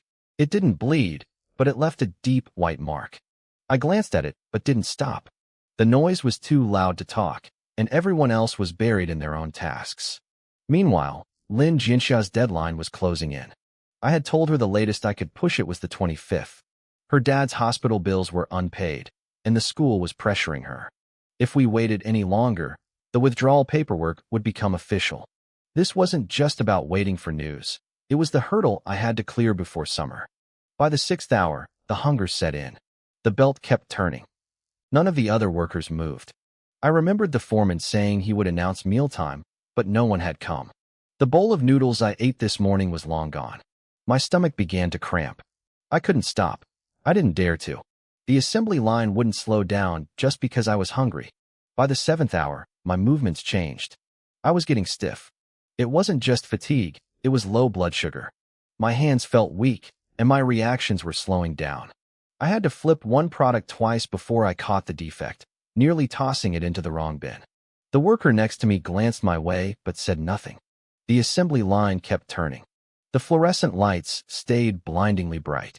Under that sickly white glow, the faces of my co-workers were expressionless masks. I mechanically repeated the same motions. Catch, inspect, place. The math problem in my head became clearer. 7 days, 6 night shifts, 10 hours each. Those 60 hours were the price I had to pay. By 2 a.m., my eyelids were losing the battle. I reached down and pinched my thigh hard. The sharp sting woke me up. The middle-aged worker next to me glanced over. New guy, he said suddenly. If you can't hold on, grab some water. Don't force it. I nodded but didn't speak. He pointed toward a metal cabinet where a few water cups and some dry steamed buns sat. I walked over, poured half a cup of water, and gulped it down. The cold liquid hit my stomach and made me shiver, but the dizziness faded slightly. I went back to my spot and kept working. At 3 a.m., the line stopped for 10 minutes. Manager Wang's voice crackled over the loudspeaker. Meal break. Take care of it yourselves. We restart in 30 minutes. The workers swarmed the metal cabinet. Some pulled out their own food, while others checked their phones. By the time I got there, the buns were mostly gone. The few that remained were hard as rocks. I took one and cracked it open. It was ice cold. Some men soaked their buns in hot water. Others just stood outside for a smoke. I stood in a corner, breaking the hard bread into tiny pieces and swallowing them bit by bit. My stomach was still empty. This wouldn't fuel me, but it was enough to trick my brain for a while. 10 minutes passed in a flash. The line roared back to life. "Stay sharp," Manager Wong shouted. "Don't screw up on my watch." I swallowed the last bite of the bun and returned to my post. The belt moved. My fingers followed. 4 a.m., 5 a.m., 6 a.m. The sky began to pale. Looking out the workshop window, I saw a sliver of white on the eastern horizon, like a scratch on a piece of gray cloth. My consciousness was drifting. My body was numb. Only my fingers remained, repeating that mechanical dance. I thought about the class roster. The red circle around my name was still there. The question mark next to it was still there. I remembered the whispers, that I was just stalling, that I'd end up in a vocational school anyway. Who was I proving myself to on this assembly line? There were no spectators here. No report cards. Just a stream of products flowing past. No one would see my effort. No one would acknowledge my exhaustion. My only proof of existence in this place was the fact that my fingers were still moving and the belt hadn't stopped. At 6 a.m., the whistle blew. Manager Wong stood at the door and yelled, "Shift's over." The noise of the conveyor belt died down. People started filing out. Some stretched, others cursed under their breath. I stood frozen for 2 seconds before realizing it was over. I stepped out of the workshop. The sun was fully up now. The air in the factory district tasted like a heavy mix of rust and coal dust. I changed out of my work clothes in the locker room and folded them neatly. As I passed the dispatch office, the middle-aged man inside looked up. "First day? Not bad," he muttered. I nodded and kept walking. Outside the east gate, the morning rush hadn't started yet. A few workers cycled past. I stood by the road, waiting for the number 17 bus. The sunlight hit my face, stinging my eyes. I squinted, feeling my entire body sinking. My legs ached. My shoulders burned. My stomach was a hollow pit, and my head buzzed with a thick fog. The bus arrived. I climbed on and took my usual spot in the back row by the window. The scenery began to retreat. Factories, scrap heaps, and tin roofs faded away, replaced by schools, shops, and apartment buildings. Watching these familiar streets felt surreal. I hadn't taken this route in years. In my past life, I ran this line for 3 years until I was sent to vocational school and eventually ended up rotting in a factory. Back then, I thought that was it. No struggle, no change. Now, I was back on this bus, gripping my backpack straps. Inside were the practice exams I hadn't finished last night. "Next stop, number 2 high school," the automated voice announced. I stood up and moved toward the back door. I checked my phone as I stepped off. 6:45 a.m. I had 2 hours before the classroom doors opened. My steps felt heavy as I walked toward the school. My phone vibrated. It was a message from Lin Jianxia.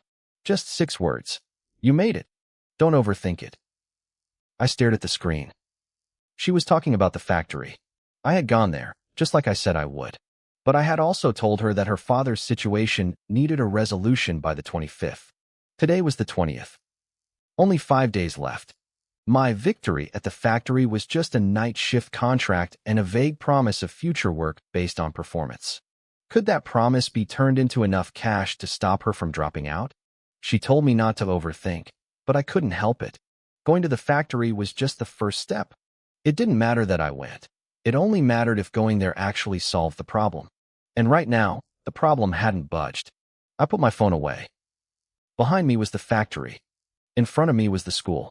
I had to navigate both paths, but the deadline of the 25th was hanging over my head like a blade. It wouldn't disappear just because I suffered through 10 hours of manual labor. I walked through the school gates. I had 2 hours. Enough time to sleep at my desk for a bit, and maybe enough time to catch up on the work I missed last night. I looked at the time again, then at the dim morning sky. 7 days. 6 night shifts. How much strength did I have left for the monthly exam? June 28th, 7:40 a.m. I stood in front of the old teaching building, looking up at the third-floor windows. Today was the day. The exam was in the furthest room on the 3rd floor. Seat 17. I was still clutching the unfinished exam paper from the night before. The last 3 major problems were blank. I had no idea how I was going to do today. I didn't know if the exhaustion from the factory would drag me down and kill my chances in the exam room. I only knew there was no way back. I saw Lin Jinxia. He was standing at the finance office window, less than 50 meters away. He was hunched over, clutching a notice in his hand, talking to the person behind the glass. Even through the surging crowd, he looked so small. His shoulders were pulled in as if he were trying to hide inside his own school uniform. Across that distance, our eyes met. His lips moved. I couldn't hear him over the noise, but I read his lips perfectly. June 25th. The deadline. I gripped my exam paper tightly. I had gone to that old factory to trade my labor for cash and time, but I had nothing to show for it yet. All I had was a night shift contract, a vague promise of future work, and a bone-deep weariness that leaked out of my joints. That fatigue couldn't be traded for anything. "Move toward the stairs," the proctor shouted. "Don't block the entrance." The crowd began to shift. I looked toward the finance office. Lin Jinxia was still there, refusing to sign the withdrawal papers. He was waiting for me. I turned and pushed against the flow of students. I wasn't going to see Zhao Qiming. He wouldn't budge. I headed for the academic affairs office to find the middle-aged woman I had spoken to before. She was the only one with the power to sign off on a temporary waiver. It was a school loophole that only worked during monthly exams, a grace period to let a student test before the fees were settled. My legs felt like jelly as I climbed the stairs. Last night's shift had hollowed me out. I felt like a sponge that had been wrung dry, but I kept moving. The office door was open. The woman was there, peering at her computer through glasses. I knocked on the frame. "Teacher," I panted. "Class 3, Lin Jinxia. He can't pay today. Can you let him take the exam first and handle the fees afterward?" She looked up. "Who are you to him?" "A classmate," I said. She frowned. "You were here last week." I was surprised she remembered me. "I know, but he really can't pay today. The exam is starting. Please, just let him in." "That's not my decision," she interrupted. "Talk to finance." I took a step forward. "Teacher, I know the rules. But aren't there exceptions? A 2-day waiver for the monthly exam. You have the authority to sign for that." She stared at me for a long time. Then, she picked up the phone. "Finance. Class 3, Lin Jinxia. Yes. He can't pay today. Let him in for the exam. Temporary waiver. He'll settle it after." "Right." She hung up and looked at me. "Go tell him. He can go in. But if it's not paid after the exam, the result is the same." I blinked, stunned that it actually worked. "Thank you, teacher." I bolted down the stairs. Halfway down, a sharp pain flared in my right shoulder, a gift from the factory floor. I didn't stop. I reached the building entrance and saw Lin Jinxia still standing by the window. The clerk inside was on the phone. I stood my ground and shouted across the crowd. "You can go in. Take the exam first." Lin Jinxia looked at me from 50 meters away. He nodded. Then, he turned and headed toward his testing room. I watched his back disappear into the sea of students. I had done what I could. The rest was up to him. I turned toward my own battle. My legs were weak, my shoulder throbbed, and my nerves were stretched to the breaking point. If he passed this exam, he could buy more time. If he failed, I didn't want to think about it. Room 7. Seat 17. I shoved my practice papers into my bag and joined the line at the furthest classroom on the 3rd floor. Everyone around me was a stranger. The proctor checked my ID and pointed. 3rd row, by the window. I sat down. The chair wobbled. The desk was covered in scratches. I pulled out my pen case and glanced at the rules. No early exits. I looked at the blackboard. 8:55 a.m. My pen stalled for a fraction of a second before I forced it to move again. I wrote one character, then another. Something was wrong. My brain knew the answer, but my hand felt disconnected, as if the signal was being lost in a thick fog. I put the pen down and squeezed my eyes shut. "Don't panic. It's just the first question." I tried again. Halfway through the solution, I hit a wall. A formula I knew by heart yesterday was gone. My mind felt like thick porridge. The fog was getting denser, and my eyelids felt like lead. The weight of the factory was heavier than I thought. I knew I could do this. In my past life, I had solved problems 10 times harder than this. But right now, my body was failing my mind. My hands were no longer following orders. The characters I wrote became crooked and messy, looking like the scribbles of a drunk man. I stopped writing and just sat there, my back soaking with sweat.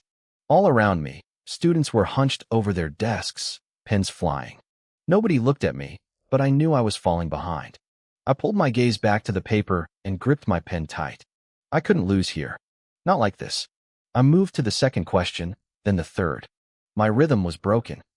I'd write a line, erase two, finish a calculation, and then realize it was wrong. I erased it again. I wrote it again. The entire exam paper was becoming a mess of smudges and corrections.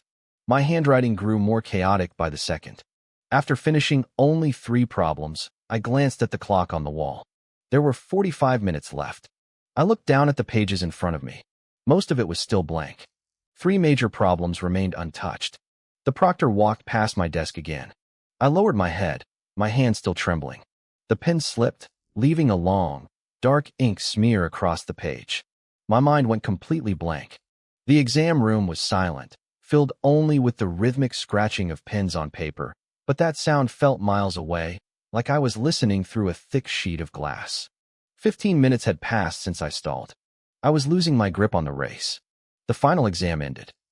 It was noon. My right hand was still numb, a dull ache throbbing in the space between my thumb and index finger. I gripped my pen and walked out of the classroom, the pain in my shoulder feeling even heavier than it had this morning. The physical toll from the night shifts at the old factory hadn't faded. Instead, after 3 consecutive exams, it had become a crushing reality. My brain could still function, but my body was dragging me down. The hallways were packed with students. Some were shouting with excitement. Others walked with their heads down in defeat. I didn't join the crowd.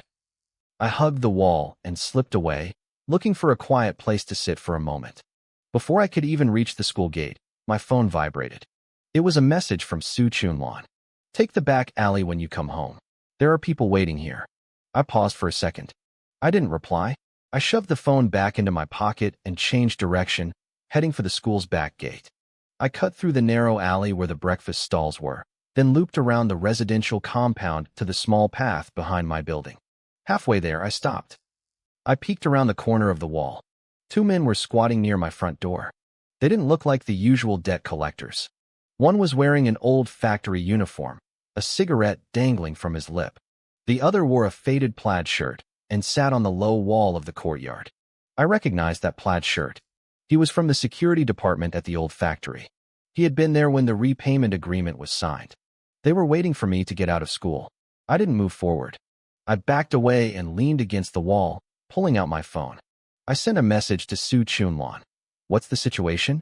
It took 2 minutes for her to reply. Your dad got a call from the factory this morning. They said if the rest of the money isn't paid by this week, they'll take him off the schedule next month. These men have been waiting at the door all afternoon. Your dad went out to hide. He's home now. I stared at the screen. My dad was hiding, so the creditors were just camping at the door. It wasn't the first time they'd done this, but today's intensity meant the factory's patience had finally run out. I circled to the side of the building, stepped onto a pile of old cardboard boxes, and climbed up to the second-floor landing. I entered through the fire exit, my footsteps light. As I passed my own front door, I held my breath. The men were gone from the immediate doorway, but 2 cigarette butts lay on the ground. How much cash do we actually have? Her face went pale. What are you planning? Just tell me how much. 3,000, at most, she whispered. The rest is with your father. I haven't even touched the savings book. 3,000. I did the math. My father's salary for this month was stuck in the factory's accounts.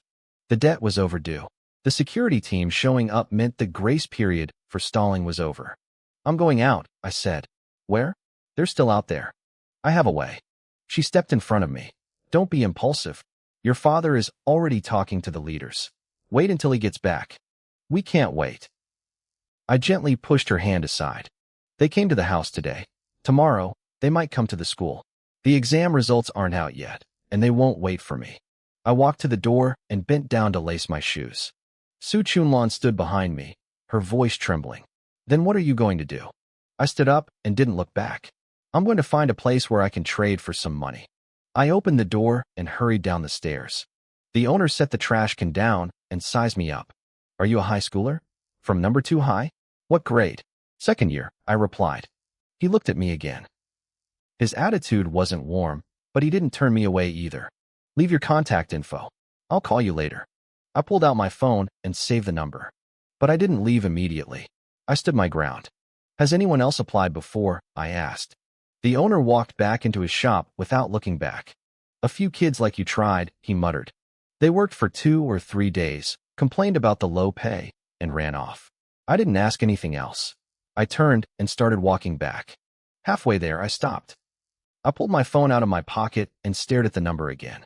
I didn't plan to call just yet, but the number was already there in my contacts. It felt like an unsealed wound, waiting for me to rip it open. By the time I reached the entrance of the family compound, the sky was growing dark. The man in the old plaid shirt downstairs was gone. Only a few elderly folks remained, chatting in the shadows. I looked up at my apartment window. The light was on. I took a deep breath and walked toward the building entrance. Before I reached the door, my phone buzzed. It was a message from Lin Jianxia. He asked how I did on the exam. I stared at the message for a few seconds. He was asking about the results, not if I had finished. That meant he was anxiously waiting too. I typed a reply. Messed up the first subject. The rest was okay. Results aren't out yet. About a minute later, Lin Jianxia replied. Me too, he wrote. The tuition fee shortfall is still up in the air. Let's not think about it for now. I looked at the text but didn't reply.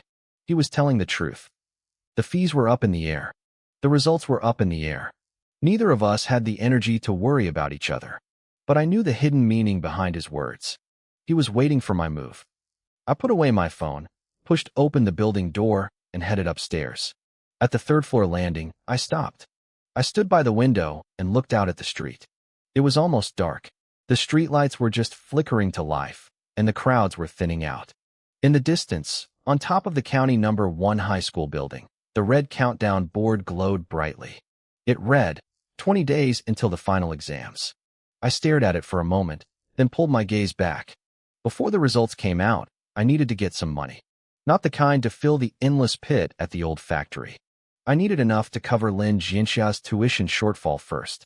I needed to buy myself a few more days without selling all my time to the factory. I pulled out my phone and looked at the save number again. I hadn't dialed yet, but the card was already in my hand. I went upstairs and entered the apartment. When I pushed the door open, Su Chunlan was sitting on the sofa.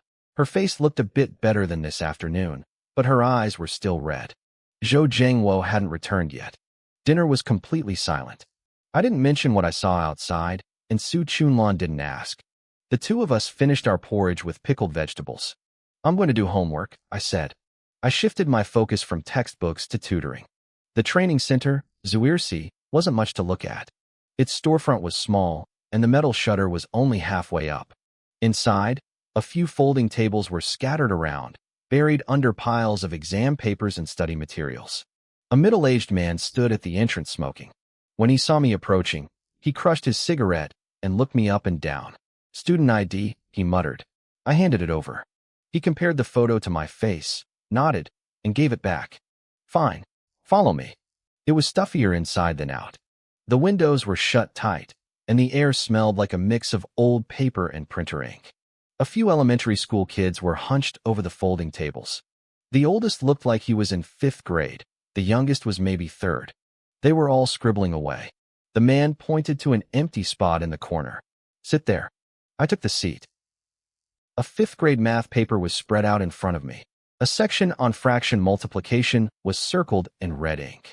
Next to it, someone had scrawled 2 words, doesn't understand. This is old Zhang's kid from next door, the man said, standing over me. He's bad at math, keeps messing up the multiplication. Take a look at what he's doing wrong and figure out how to explain it. I pulled the paper toward me. It was a simple problem, multiplying a fraction by a whole number. There were 3 parts, 3 points each. The kid had just added the numerator and denominator together instead of multiplying the numerator by the whole number. It wasn't a careless mistake. He didn't understand the basic concept. I spread the paper out and pointed to the first problem. Look at how he did this one, I said. The man didn't answer. He just watched me. I took a deep breath. His mistake is multiplying both the numerator and the denominator by the whole number. He should only multiply the numerator. The denominator stays the same. For example, if you have 1/2 times 3, the 2 stays put. You multiply the 3 by the 1. That gives you 3/2. The man's expression didn't change. He pulled a piece of scratch paper from a pile and handed it to me. Explain it to him. All of it. I took the paper and wrote down the rule in big letters. Asterisk numerator times whole number. Denominator stays the same. Asterisk. Then, I walked through the example step by step. I wasn't perfectly fluent. I stumbled a couple of times, but I made the key points clear. Why the numerator changes. Why the denominator stays. Why we simplify the result. The fifth grader leaned in, clutching his pencil. When I finished, he tried the second problem on his own. This time he got it right. I stared at the paper, my heart racing. It wasn't excitement. It was the realization that this was my first real shot at earning money. I just didn't know how much. All right, the man said, snatching the paper away. You passed the first test. He reached into a drawer behind the counter and pulled out a thick stack of papers. These are mock exams for the 6th grade middle school entrance test. I prepped them for the students, but I'm short-handed. Take these home tonight. Separate them by subject. For every paper, I want a list of the total score and a breakdown of the knowledge points covered. He rattled off the requirements. Math, English, Chinese. He wanted to know exactly what was being tested, equations, geometry, word problems. I took the stack. It was heavy, at least 14 or 15 papers. How much does this pay? I asked. He glanced at me. I'll calculate it once you're done. Don't worry about the money yet. Just do the job right. I stuffed the papers into my bag and nodded. By the time I walked out, the sky was dark. The crowds at the wholesale market were thinning out. I stood by the entrance and flipped through the stack again, doing the math in my head. 6 math, for English, for Chinese. If I charged 10 yuan per paper, that would be 140. But that was just my calculation. He had said he'd calculate it later. That meant he could lowball me or make excuses. I headed for the bus stop. My phone buzzed. It was a message from Lin Jinxia. I heard you went looking for a part-time job today. I froze. How did news travel that fast? How do you know? I replied. Someone from class saw you at the stationery market. He messaged back instantly. Did you actually try out? I hesitated for a few seconds. He'd find out eventually anyway. Yeah, I tried out at a tutoring shop. The boss gave me a stack of papers to organize. Said he'd pay me when I'm done. The screen stayed silent for a while. Then, a voice message came through. I pressed it to my ear. Lin Jinxia's voice sounded thinner than usual, tired. Lin Jinxia was telling me to charge by time, so the boss couldn't argue about the difficulty of the papers to lower the price. Asterisk okay. I'll try that, asterisk I sent. And Lin Jinxia sent one more. What do you plan to do once you have the money? It was a direct question. I stood at the bus stop, watching the cars stream past in the twilight. I didn't reply immediately. Lin Jinxia didn't push. A minute passed before I typed out a single line. Just trying to survive this weekend. The bus arrived. I shoved my phone into my pocket and climbed aboard. When I got home, the house was dark. Zhou Jiangwo still wasn't back. Su Chunlan was in the kitchen reheating leftovers. I told her I'd been at the bookstore and didn't offer any more details. I shut my bedroom door and spread the papers across my desk. I started with the 6 math exams. I pulled out my scratch paper and began identifying the concepts. Multiple choice. True or false. Fill in the blanks. Word problems. Under each section, I broke it down. Fraction operations, linear equations, plane geometry, statistics, and probability. My pen flew across the paper. I kept a close eye on the clock. I wasn't sure if I could hit Lin Jinxia's 5-hour estimate. The math papers alone took me 2.5 hours, longer than I expected because some of the word problems had complex sub-questions that were hard to categorize. English and Chinese were easier, but they still ate up another 2 hours. By 10:30 p.m., I finished the last Chinese list. I rubbed my aching wrist. 14 papers. 4.5 hours. At 15 yuan an hour, that came to 67.5 yuan. I stared at the number on the screen for a few seconds, then scrolled back through my messages with Lin Jinxia. He'd warned me. He said the boss usually squeezed people on the price, claiming the work wasn't good enough just to pay half. If that happened, I'd walk away with barely 30 yuan. I packed up the test papers, organized the lists by subject, and clipped them together. The next afternoon at 5, I headed back to the wholesale stationery market. The shop was still the same, cramped, with folding tables and a few students hunched over their homework.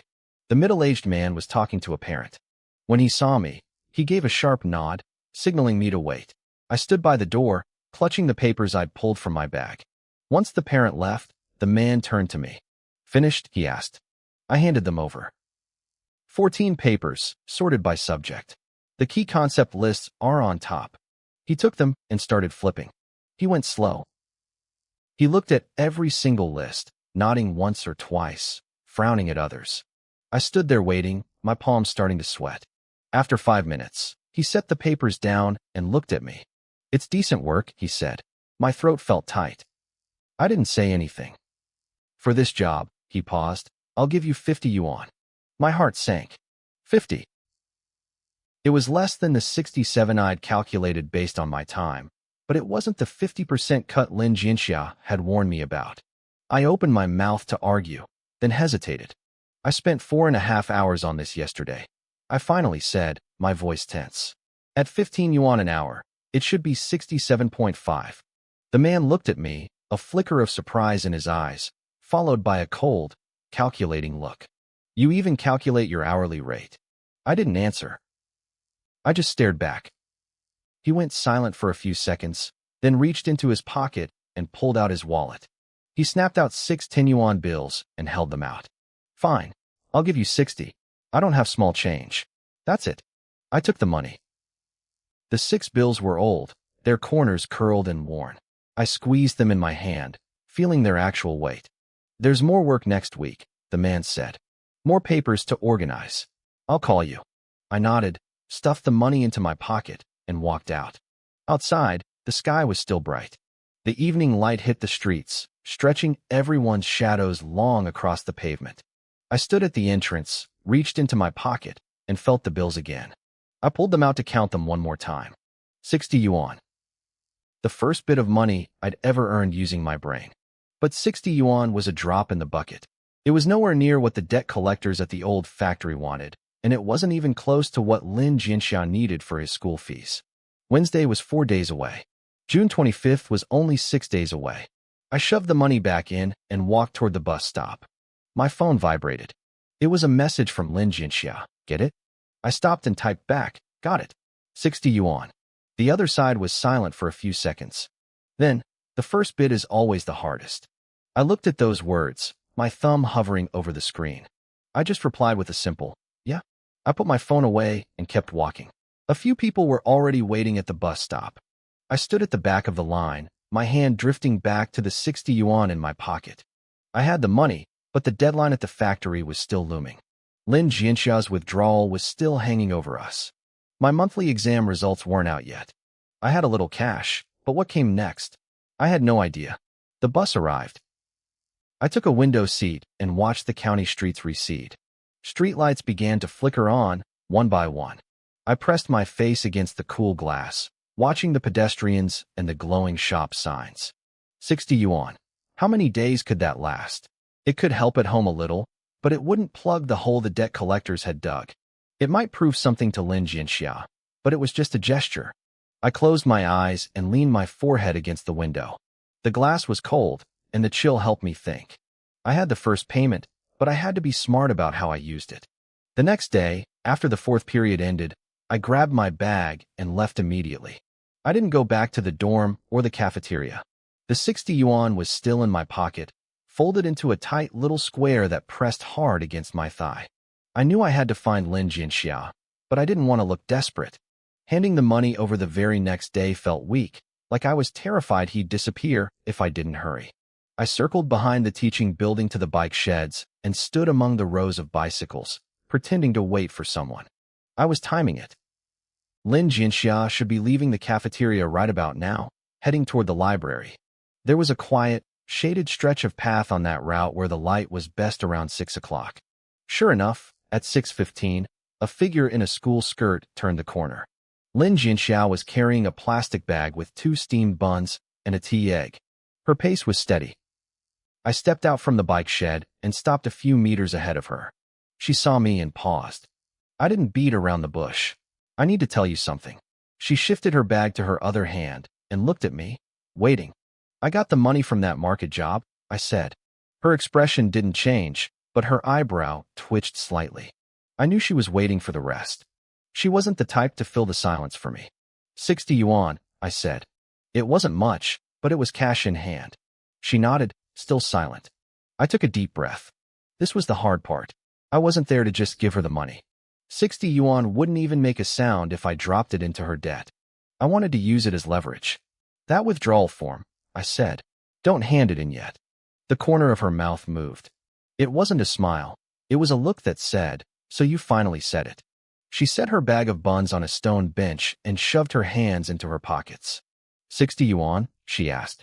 Her tone wasn't mocking. She was just confirming the facts. I shook my head. It's not enough. Then why are you telling me this? That stung. I realized I was trying to bypass logic.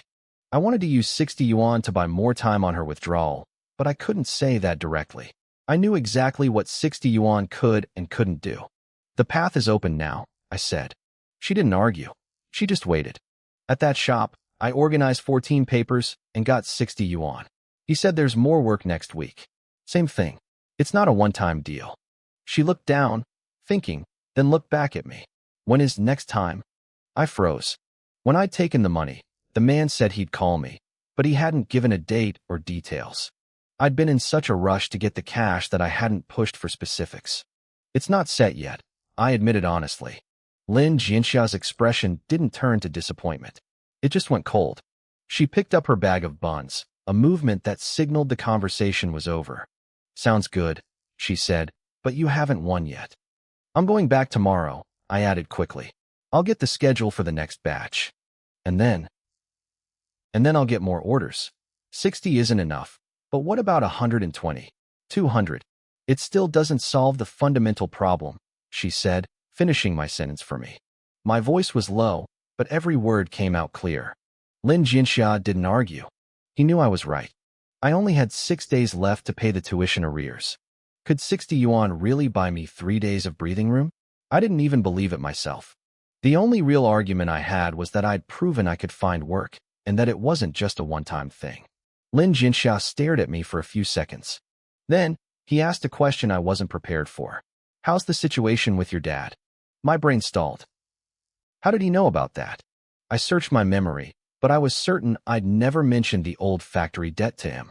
He must have overheard something. Maybe it was rumors in the dorms, or maybe someone heard me on the phone behind the teaching building the other day. The security office gave me a deadline, I said. Next Wednesday. How many days left? 4. He didn't say a word. I knew he was processing this. The debt at the old factory had been a shadow over everything, something I'd kept hidden from him. But his question proved he knew that space wasn't empty. You have 4 days on your end, Lin Jianxia said. What if the results come out early, he asked. Then we move the timeline up, I replied. He looked at me. And if you don't pass? I took a deep breath. I had to face this. If I didn't hit the cutoff line, I'd be branded a failure, a disgrace who couldn't pull off a comeback. My own spot in the school would be gone, let alone his. We'll deal with that when it happens, I said. Something shifted in Lin Jianxia's expression. It wasn't a softening, but a look of recognition. He didn't want a blind, optimistic promise. He wanted to know I'd considered the worst-case scenario and decided to move forward anyway. I have the withdrawal form, he said suddenly. I couldn't keep up with his pace. He reached into his school jacket and pulled out a small, folded piece of paper. He unfolded a corner, and I saw the familiar header and the empty signature line at the bottom. I won't hand it in before the results, he said. But I'm only stalling on this one thing. I understood his boundaries. He wasn't promising to stay. He was promising a delay. And that delay had a clear expiration date. Once the results were out, he'd hand it in. No second favors. And if I pass? I asked. He refolded the paper and shoved it back into his pocket. If you pass, you pass. That won't be my business anymore, and it won't be the business of this form. He picked up his bag of buns, ready to leave. I called out to him. What about the 60 yuan? He looked back, his expression a bit strange. Keep it. I froze. Talk to me after you finish the next order, he said. Then he turned and headed toward the library. I stood there, watching his back disappear into the shadows of the trees. The 60 yuan was still in my pocket, hard against my thigh. I had been prepared to give it up during this talk, but he hadn't taken it. I didn't know if that was good or bad. Keeping the money meant I hadn't played all my chips yet, but it also meant all I had given him was a promise. He wouldn't hand in the form until the grades were out. Was that even a deal? I couldn't tell, but I knew I had done my best. I'd put everything I had on the table, and he'd given me a limited window of time. I walked toward the cafeteria, doing the math in my head. For days until the factory deadline. 2 or 3 days for the exam results. 6 days for the tuition arrears. These 3 deadlines were closing in like a tightening noose. The narrowest point was almost here. My phone vibrated. It was a message from Su Chunlan. The security people had come by the house again today. No one opened the door. I shoved the phone back into my pocket and walked faster. It was 6:40 p.m. I needed to eat my last meal before evening study sessions. Then I'd go to the classroom and wait. The withdrawal form was on hold for now, but the pressure from the factory wouldn't vanish just because I'd settled one thing. Between the 4 days and the 3 days, there was a gap I had to fill. The results were finally posted. I went to the bulletin board before morning study. I wasn't the only one. 7 or 8 students were already crowded around the glass case, heads overlapping, some standing on their tiptoes. As I squeezed through the crowd, someone looked back at me and then quickly turned away. My fingers felt stiff as I searched for my name. I found it. Rank 299. There were a little over 400 students in the grade. I was right on the edge of the top 300. I was right at the cutoff line. I knew only the top 300 were allowed to stay. This was the rule established at the start of the semester. I looked up at the numbers, then back down at the grid where my name sat. I scanned the rankings above mine, counting the lines. Right at the mark for rank 300, there was a circle drawn in red ink. A horizontal line slid out from that circle, and I was caught just barely inside it. I stared at my name for 3 full seconds. Then, I counted the people again. It was correct. This was my spot. Suddenly, the noise around me became clear. When I was squeezing through the crowd earlier, the voices were just a blurry hum. Now, they had shape. I heard people whispering about rankings, others checking their answers, and some already calculating if they had made the cut. I heard every word, but I didn't process them. My focus was stuck on that number, 299. So close, a voice said beside me. It was Li Wenhao from my class. He was standing just outside the crowd, clutching a list he'd copied down from the bulletin board. I knew him.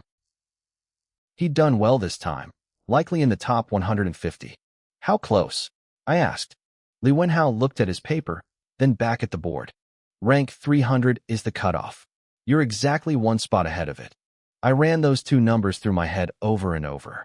299, 300. A single rank difference. It was so close it made my heart race, but looking at where I stood, I was technically inside the line for the elite class. I hadn't cleared it by a mile. I had just barely avoided being thrown out. When is the next monthly exam? I asked. Li Wenhao blinked, looking confused. Why are you asking that? Do I need to teach you the procedure? I looked at him and waited 2 seconds. No. 299, he repeated. You're inside the line. According to the rules, you passed this time. He said it flatly, offering nothing more. He started walking toward the office, and I followed behind. Just as he reached the door, he stopped abruptly. There's something I should tell you in advance, he said. Staying in this class is just the first step. The school has a scholarship evaluation next semester, and the standard is much higher than the class cutoff. There's also a recommendation spot for a competition. They couldn't fill the quota for the 11th grade last time. Neither of these spots is based solely on exam scores. They look at daily performance and teacher recommendations. He looked me in the eye. You're right on the line now. If you can stay steady and move up next semester, you might have a chance. I understood exactly what he meant. There was no room to celebrate being ranked 299. If I didn't stay steady, the next ranking list would push me right back out. But now I had a new target, the scholarship and the competition spot. 3 separate problems were starting to align into a single path. I understand, I said. I nodded, waiting for him to continue. 299, he stated. It wasn't a question, it was a fact. I nodded again. The corner of his mouth moved slightly. It wasn't a laugh, but it didn't look like disappointment either. Right on the line, he said. I stayed silent. About that withdrawal form. He paused. I'll hold on to it for now. My heart tightened. I knew he was waiting for me to say something, but he hadn't fully let me off the hook yet. Listen, I said. Lin Jinxia didn't speak, but he didn't leave either. I cleared the class requirement. I continued. But there are new hurdles. Mr. Zhao said there's a scholarship and a competition recommendation next semester. I have to keep moving forward. Lin Jinxia watched me. He wasn't doubting my ability. He was calculating if the bet was still worth it. I've heard about the scholarship and the competition, he said. There's no way out. I gripped the phone tighter. I knew exactly what she meant by trying to find a way. My father, Zhou Jiangwo, was out there begging people for favors. But the hole at the old factory was too deep. It wasn't something one or two people could just fill. Don't worry about the grades for now, Su Chunlan said. Just take care of your own business. You don't need to worry about things at home. I didn't respond to that. I knew what don't worry really meant. It meant they had run out of options and just wanted me to save myself. But the crisis at the old factory wasn't going to stop just because I focused on school. I hung up and shoved the phone back into my pocket. The window at the end of the hallway was open, letting in a breeze thick with the late June heat. I looked out at the playground, feeling like time was moving way too fast. I had barely made the cut for the class ranking, and already the factory deadline had moved up. Next semester's scholarships and competition recommendations were already looming over me. 3 days. Next semester. I shut the window and walked back to the classroom. I could hear people inside gossiping about the monthly exam results, but I didn't stop to listen. I just went to my seat and sat down. Lin Jinxiao was back at his desk, head down, writing something. I glanced at him, then turned my eyes to the blackboard. I was right on the line. The factory deadline was a ticking time bomb set for 3 days from now. The new hurdles for scholarships were right in front of me. I still had those 60 yuan in my pocket, but I couldn't even calculate what 60 yuan was supposed to fix. I only knew one thing. This result had barely kept me at the table. I was a long way from actually winning the game. I was carrying a stack of papers toward Class 3 when Zhao Qiming stopped me. Those were old practice problems I had organized for a freshman the night before, hoping to trade them for another small payout. The 60 yuan was still pressed against my leg, hard and cold in my pocket. It wouldn't even begin to cover the family's debts. Lin Yuan, come to the office, Zhao Qiming said. He didn't say another word, turning around and walking away. His back looked as stiff as his voice. The office was nearly empty. Zhao Qiming pulled a form from his drawer and pushed it toward me, laying a fountain pen on top. Registration confirmation. Sign here, he said. You scraped by at rank 299. 1 rank lower, and you'd be on the transfer list right now. I picked up the pen. The form had my name, student ID, and my rank from the last exam. Someone had circled the rank in red ink, so hard that the ink had bled through the paper. I signed my name, my pen lingering for a split second next to that heavy red circle. Don't breathe a sigh of relief yet, Zhao Qiming said, snatching the form back. He flipped through a pile of papers and pulled out another sheet. He didn't hand it to me, just spread it out so I could see. This is the elite observation list for the new term. 8 people from Class 3 made it. My eyes scanned the list. I recognized the first 7 names. They were the students who consistently ranked in the top 200. The 8th spot was blank, with 2 words written lightly in pencil, waitlist. You aren't one of those 8, Zhao Qiming said, lining up the edges of the papers perfectly. You're in the waitlist column. And in pencil, that doesn't even really count. Crossing the rank line only lets you stay in Class 3. It doesn't get you on this list.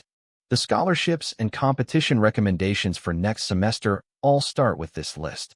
Your waitlist spot is just a starting point. You're still far off. I didn't say anything. I stared at the closed folder, knowing he hadn't called me here just to sign a paper. The school was tightening the requirements early. Zhao Qiming leaned back in his chair, tapping his fingers on the desk. The scholarship criteria are fixed, and there are only a few spots. But the entry process starts now. Your progress this time wasn't small. You earned that waitlist spot. Whether you can push your rank up high enough to actually touch that scholarship depends on what you do next. I weighed that fact in my mind.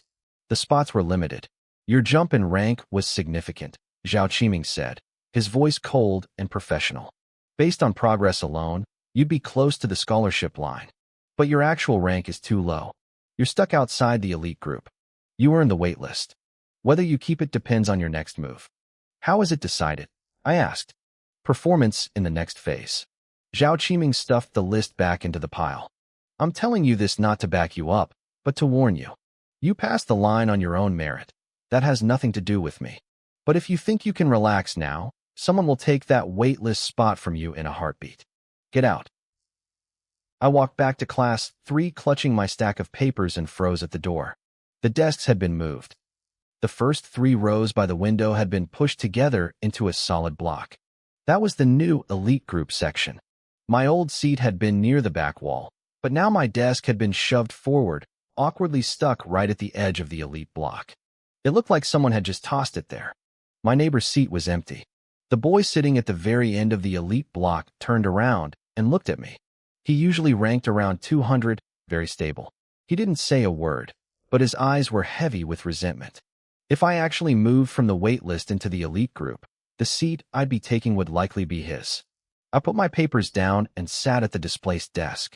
The afternoon sun cut through the window at an angle, landing right in the gap between the elite block and my desk. For the first time, I saw it clearly. Staying in class 3 and actually sitting in those front rows were 2 completely different worlds. When the bell rang for the end of the last period, Lin Jinxiao was waiting for me at the corner of the hallway. He was still clutching his withdrawal form, the edges frayed from being squeezed, but he hadn't turned it in or torn it up. The elite list is posted on the bulletin board, he said, getting straight to the point. You're on the wait list. You saw it. I wasn't looking at my own name, I said.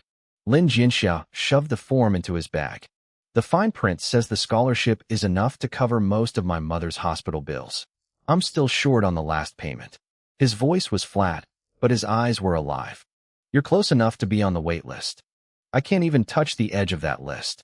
I just wanted to see if this path is actually real, or if it's just something the school hangs on the wall to look pretty. I understood exactly what Lin Jinxiao meant. He wasn't here to congratulate me. He was using me as a mirror to reflect on his own unresolved path. He kept a tight grip on his school withdrawal form, but the unpaid bills at home were a constant weight. He could hand that paper in at any moment.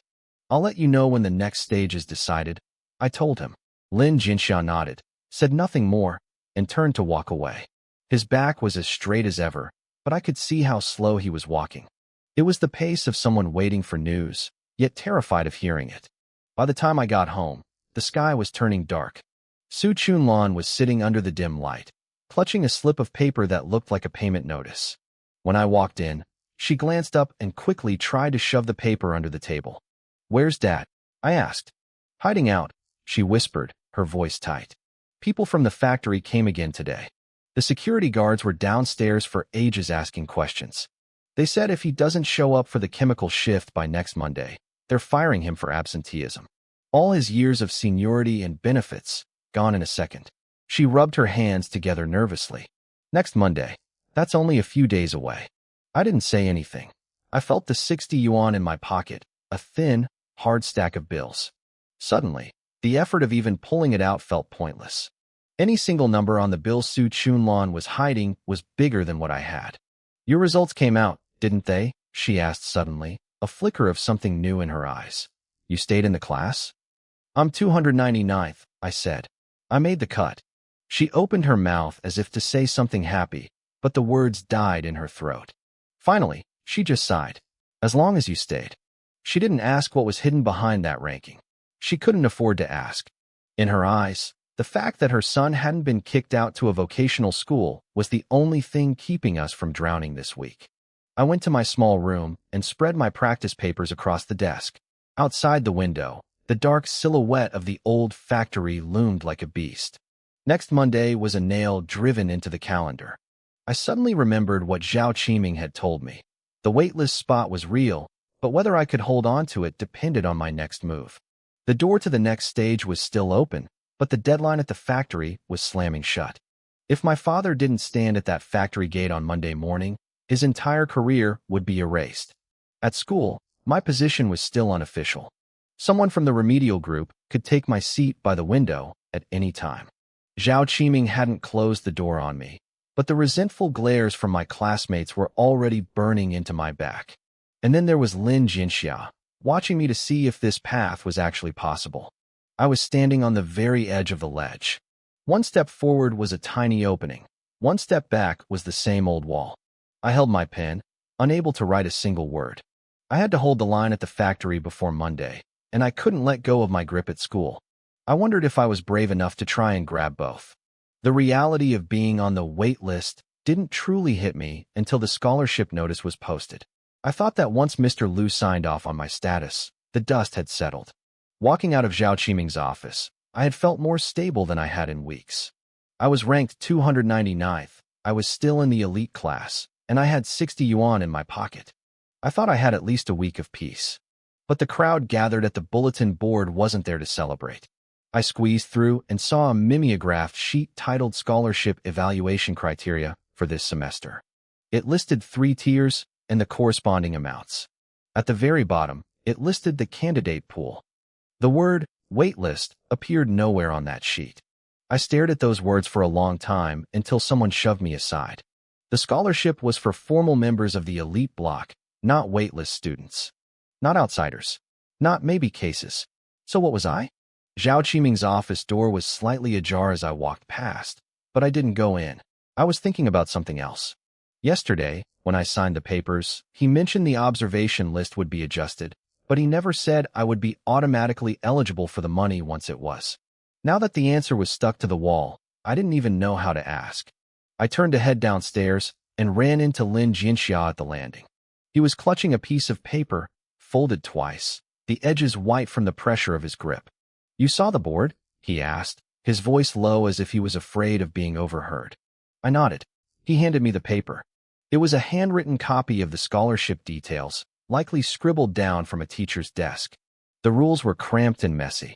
The very last line said, "Students from families with severe financial hardship may be given priority under equal conditions." I handed it back in silence.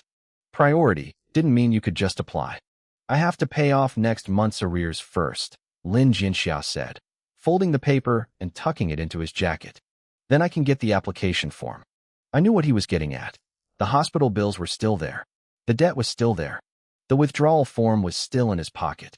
A scholarship was just a form you filled out, but before you could even do that, you had to solve the problem that made the form useless in the first place. This wasn't like him. Lin Jinxia never sounded this defeated, and he never brought up the withdrawal form himself. But as he handed me that paper, I saw the veins bulging on the back of his hand. "Can I apply?" I asked. He looked at me and shook his head. "You're not on the formal list yet. Waitlist students have to wait for the next round of adjustments. Right now, you don't even have the right to be a candidate." I didn't ask anything else. I turned to walk down the stairs, and he followed. Neither of us spoke. As we reached the entrance of the building, the loudspeaker in the guardroom crackled to life. "Lin Yuan, phone call. Someone named Lin Zhangwo is looking for you." I froze, then turned into the guardroom and picked up the receiver. "Are you going to that shift on Monday or not?" My father's voice exploded through the phone, thick with a desperate, brittle irritation. The workshop director came again. He said if you don't report, he's giving the spot to someone else. If you don't go, he won't pay a cent of this month's wages. And the insurance for the quarter. He said we have to pay that back too. Do you have any idea how much we owe? I gripped the phone until my knuckles turned white. In the background, I could hear the faint roar of machinery and the sound of people arguing. I didn't know where he was hiding to make this call. The wind on his end cut his voice into jagged pieces. "I know," I said. "You don't know shit," he hissed. "Where's the money? Can your monthly exam put food on the table? Those 60 yuan won't even cover us until Monday." I hung up the phone. Lin Jinxia was standing at the door, watching me. He didn't ask what the call was about. "The Monday shift," I said. "I have to go." Lin Jinxia nodded. He pulled the handwritten scholarship note out of his pocket again, looked at it, and refolded it. "I checked," he said, his voice steadier now. "The second-tier scholarship is 3,000 yuan. It's enough to fill most of the hole for the hospital bills. Not all of it, but it means borrowing a lot less." I looked at him, waiting for the catch. "The problem is," he said, shoving the paper back into his pocket, I don't even have candidate status right now. The formal list only goes up to the top 200. I'm at 327. I'm not just a little bit short. He finished his sentence, turned around, and walked back up the stairs. I stood alone by the guardroom door. The sun shone from behind Lin Jinxia, stretching his shadow across the pavement in a long, dark line. I knew that last sentence wasn't meant for me. He was talking to himself, running the numbers in his head. He had realized the scholarship was real, but for him, it was completely out of reach. It was just like his alternate status, dangling right in front of his eyes, yet impossible to grasp no matter how far he stretched his hand. He turned and walked away. As I passed the bulletin board, I stopped for a moment. The list was still there. The crowd around it had changed, but the conversation remained the same. Someone pointed at the prize money, noting that a second-tier scholarship could cover an entire semester's tuition. Someone else shook their head, complaining about how strict the criteria were. If you weren't in the top 200, you didn't even have the right to apply. I burned those numbers into my memory and kept walking. Before the second period that afternoon, Zhao Qiming called me into his office. This time, he didn't offer me a seat. He stood there and gave me 3 points. First, the observation list would be adjusted next Monday, and the results would be announced then. Second, until that adjustment, alternates enjoyed no candidate privileges, meaning no scholarships. Third, regarding the shift at the old factory, the school had no official stance, but he warned me not to let my absences ruin my progress for the upcoming monthly exam. What's the standard for the list adjustment? I asked. Zhao Qiming looked at me and said 2 words, academic ranking. As I left the office, I saw the grade dean at the end of the hallway talking to another homeroom teacher. As I walked past, I caught a snippet of their conversation. They were saying there were 2 fewer scholarship slots this year than last. The competition was fierce. The dean saw me and didn't stop talking, but his voice got noticeably louder. That's why I say these alternate spots are tricky, the dean said. They look like opportunities, but they're mostly just a gamble. If you make the cut, great. If you don't, you've wasted your time and neglected your real business. I didn't look back. I kept heading downstairs. I knew those words weren't specifically for me, but every syllable felt like a physical blow to my back. At dinner, Su Chunlong called again. She asked if I could take Monday off. She said Zhou Jiangwo had come home looking terrible. He hadn't eaten anything and was just sitting in the living room smoking. I told her I couldn't get away. Then I asked how much money was left at home. She stayed silent for a few seconds before telling me they had about 40 yuan. I hung up and set my phone on the corner of the table. I stared at the 60 yuan I had. 60 plus 40, just barely over 100. I didn't know exactly how big the hole at the old factory was, but I knew 100 yuan wouldn't even come close to filling it. Lin Jinxia sent me a message right before evening study sessions. It was just one sentence. Can an alternate become official? Results are out Monday, I replied. A moment later, another message popped up. Monday is the factory deadline. I stared at those words for a long time. I didn't reply. I knew Monday was the deadline better than anyone. But Zhao Qiming's voice was stuck in my head. Alternates don't get scholarships. That thought collided with the image of the official member list on the bulletin board. What I needed wasn't 60 yuan. I needed that official spot. But that spot required grades, not physical labor.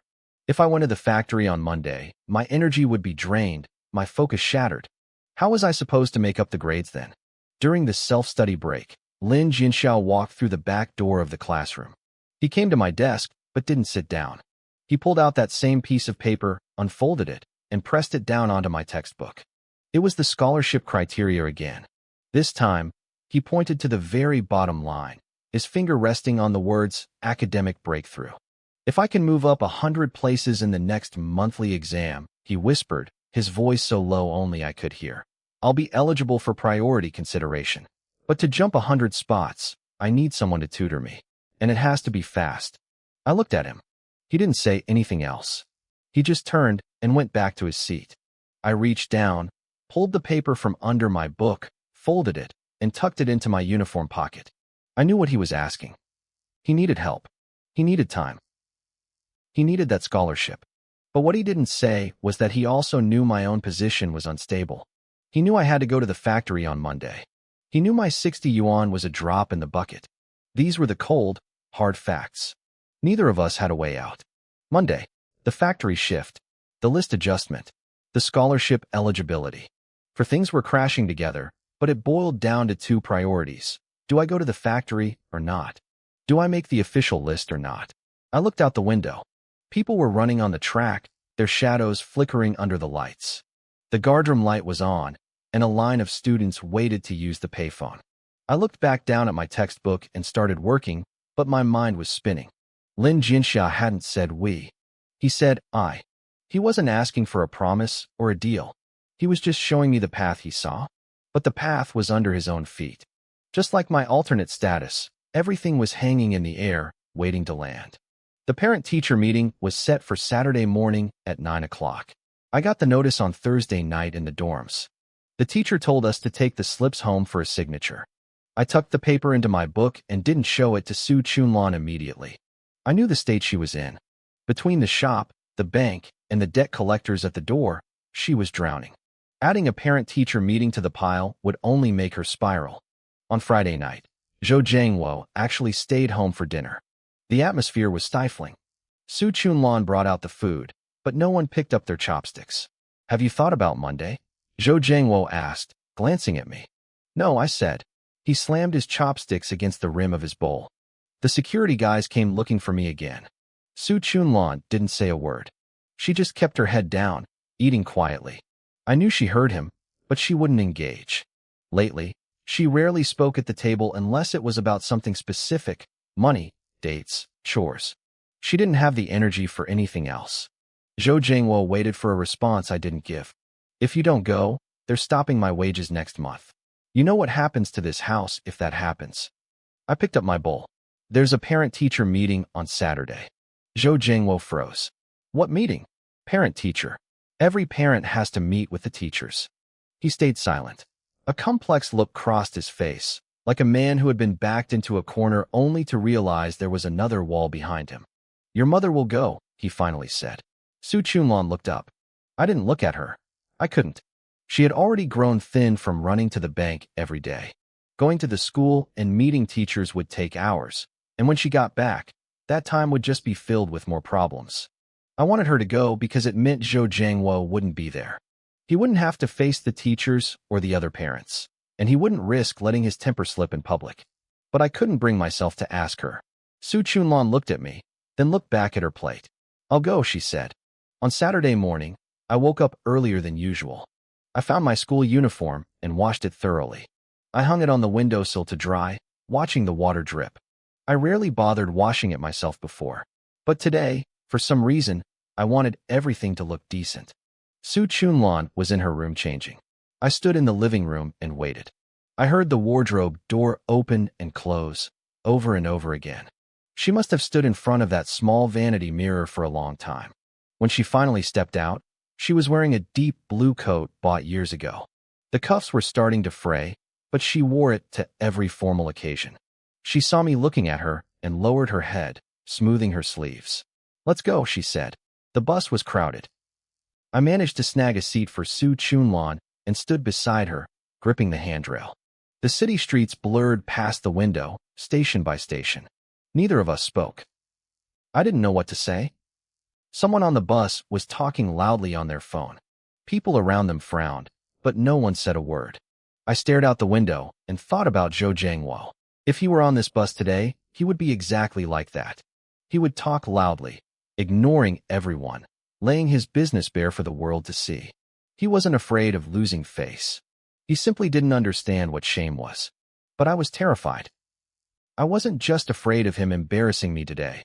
I was afraid of living with the consequences for the next 3 years. When we reached the school, Su Chunlan stood up. That was when I noticed her shoes.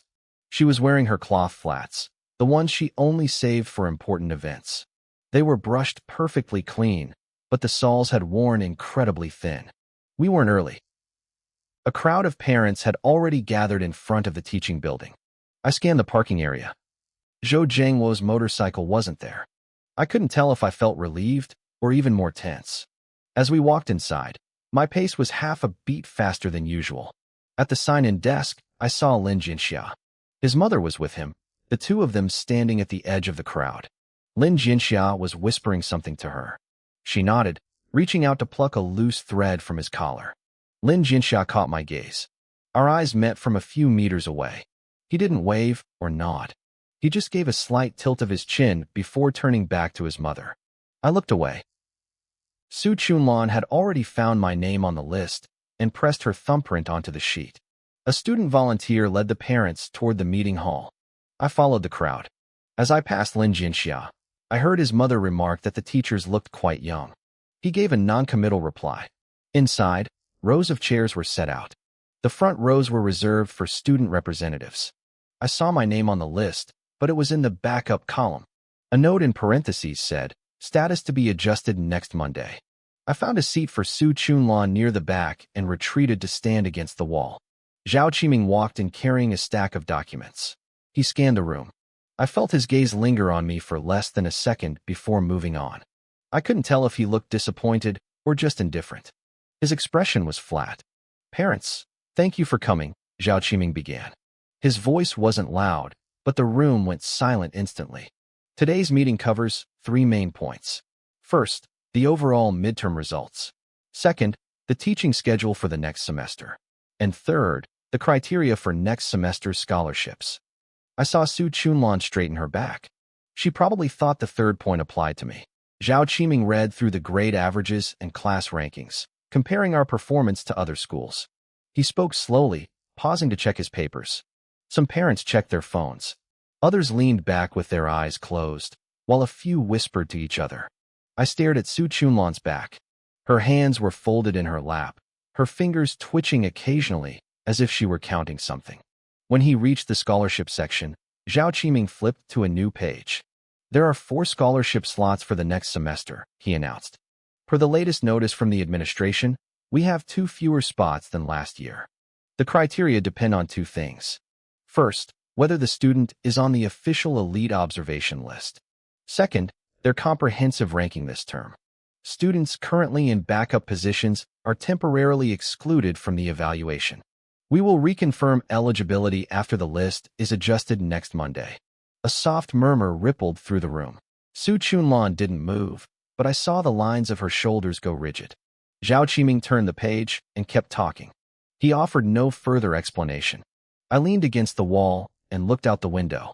2 boys from another class were chasing each other in the hallway. One shoved the other into a fire hydrant with a loud metallic clang. They didn't stop. They just kept running toward the stairs. At the end of the hall, a parent in glasses was whispering urgently into a phone. I wondered what would happen if Zhou Jiangwo were here. Would he be on the phone? Would he be gossiping with other parents about the factory or his debts? I didn't know. All I knew was that as long as those problems didn't show up here, it was a good day. The second half of the meeting was for class-specific discussions. Zhao Qiming grouped the parents by their children's seating arrangements so teachers could rotate through and answer questions. Su Chunlan's group was in the front row by the window. I stayed in the hallway, leaning against the wall near the classroom door. I watched the sycamore trees outside, their leaves rustling loudly in the wind. A middle-aged man walked past me and peered into the classroom. He stepped back and stood in the hall.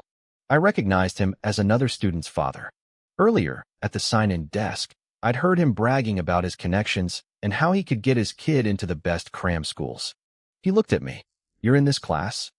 I nodded. "Where's your parent?" "Inside." He glanced into the room again. "How did your class do on the exams this year?" "It was all right," I said. He hummed, then suddenly asked, "Does your dad work at the old factory?" I didn't answer. I just looked at him. He seemed to realize his question was a bit blunt and waved his hand. "Just asking. I heard things haven't been peaceful over at the old factory lately. Has it affected your family?" "I'm not sure," I replied. He smiled. "Right. You kids shouldn't have to worry about that stuff." Then he walked into the classroom. I stood in the hallway, my fists clenched tight. I didn't know where he had heard those rumors. I didn't know how many people were talking. All I knew was that Su Chunlan had put on her best shoes today, and my father's failures had followed those shoes all the way to the school hallway. The classroom door opened. Su Chunlan walked out. Her face was even paler than before. She blinked when she saw me, then quickly looked away. "Let's go," she said. I followed her downstairs. The stairwell was packed. We moved slower than the crowd. Parents pushed past us, muttering for us to move aside. When we reached the first-floor lobby, Su Chunlan suddenly stopped. "Just now, a parent asked me something," she said quietly. "He asked if our family was at the old factory." I didn't say a word. "I told him no," Su Chunlan said. She took 2 steps forward, her voice dropping to a low whisper. "I told him your dad is working out of town." I knew she was lying, but I didn't correct her. I just followed behind her. We walked past the bulletin board, the flower beds, and the parking lot. Zhou Jiangwo's motorcycle still wasn't there. I had no idea where he was today. Maybe at the factory, maybe somewhere else. All I knew was that the trouble at the old factory had followed us to the school gates, and my father wasn't here to face it. Near the entrance, I spotted Lin Jianxia and his mother standing at the bus stop. Lin Jianxia was holding a piece of paper, probably some material handed out during the meeting.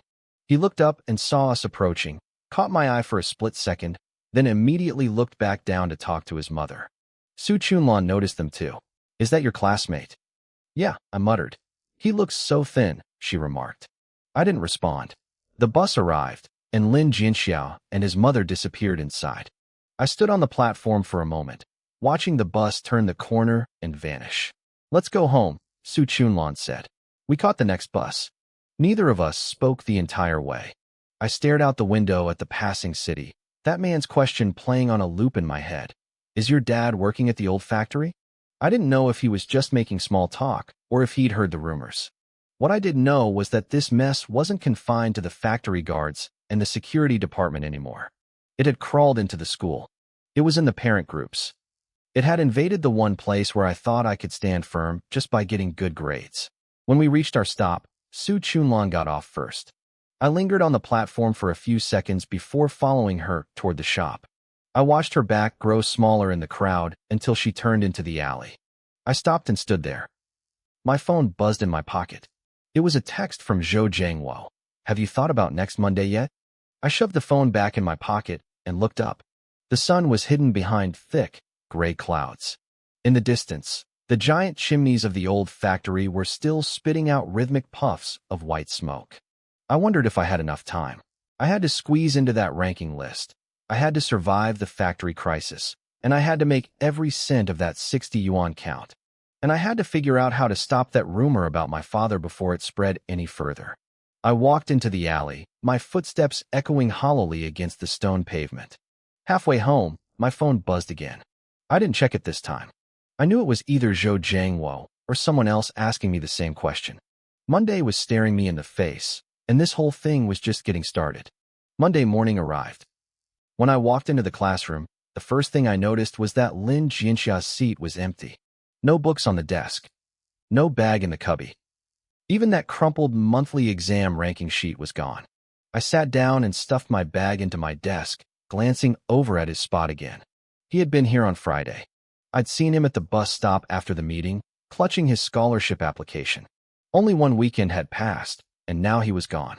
I wondered if he was sick or if something had happened at home. I wanted to ask, but I didn't know who to turn to. We hadn't even exchanged phone numbers, just a nod in the hallway. I stayed in my seat and opened my textbook. Just before the first bell, the door pushed open. A middle-aged woman walked in. She looked to be in her 40s, wearing a faded floral shirt and carrying a cloth bag over her arm. She didn't look at any of us. She walked straight to the podium. "Teacher," she said to Zhao Qiming. "I'm Lin Jianxia's mother." Zhao Qiming looked up from his lesson plan, a flash of surprise crossing his face. He clearly hadn't expected a parent to barge into the classroom like this. "I can't just sign that. Tuition follows school regulations. I'm not the financial officer." "I know," she said, her voice starting to tremble. "But regulations are regulations, and you know our situation. We haven't even paid off last month's hospital stay. If they keep pushing for tuition, Teacher, my Jianxia wants to keep studying. Can you please help us?" Zhao Qiming didn't answer immediately. He looked toward the door. I followed his gaze and saw Lin Jianxia standing in the hallway, his back to the window. His face was lost in the shadows. "I understand the situation," Zhao Qiming finally said, his voice even lower now. "But it's not my decision. If you want a tuition deferment, you have to follow the formal procedure. Submit a proof of hardship." "I submitted it last time," she pleaded. "The dean's office said it wasn't enough. They want more materials." I can't get anything else. Then there's nothing I can do, Zhao Qiming said. His tone wasn't malicious, just flat. But the words felt heavy, making the silence in the room even thicker. Lin Jianxia's mother stood there, frozen. She opened her mouth as if to say more, but eventually, she just started stuffing the papers back into her bag. Her movements were slow, like she was trying to buy herself a few more seconds of hope. Teacher, she looked up one last time. His father's hospital bills are still unpaid. The withdrawal form is still at the dean's office. Can he just attend classes for this semester? The money. I can't authorize that. Zhao Qiming cut her off. If you really want to resolve this, here's my advice. Have Lin Jinxia come talk to me himself. I'll ask the dean's office again on his behalf. The mother blinked, then nodded slowly. She picked up her bag and walked toward the door. As she passed my row, she didn't look at anyone. She just stared straight ahead, walking fast. The moment the door clicked shut behind her, Zhao Qiming cleared his throat, trying to shatter the tension. Turn to page 32, he commanded. Let's continue. The sound of pages turning filled the room, but my mind was still out in the hallway. I glanced toward the window. Lin Jinxiao was still standing in the hallway. His back was straight, but his shoulders were slumped, just a little. He must have seen his mother leave the classroom, but he didn't go to her. He just stood there, waiting until she disappeared around the corner. Only then did he turn toward the stairs. I saw his lips move as if he were saying something, but no sound reached me. When the first period ended, I found him in the hallway. He was walking back from the stairs, head down, moving slowly. As he passed me, he didn't stop, but his pace faltered for a second. My mom was here, he said. His voice was faint, his eyes fixed on the floor. You probably saw. Yeah, I replied. He didn't say anything else and kept walking toward the classroom. I followed 2 steps behind. I didn't know what to say, and I knew he didn't need words right now anyway. At the classroom door, he stopped. He didn't go in. He just stood there with his back to me. My mom said. His voice dropped even lower. She told me to find a chance to tell my dad I'm dropping out. I stayed silent.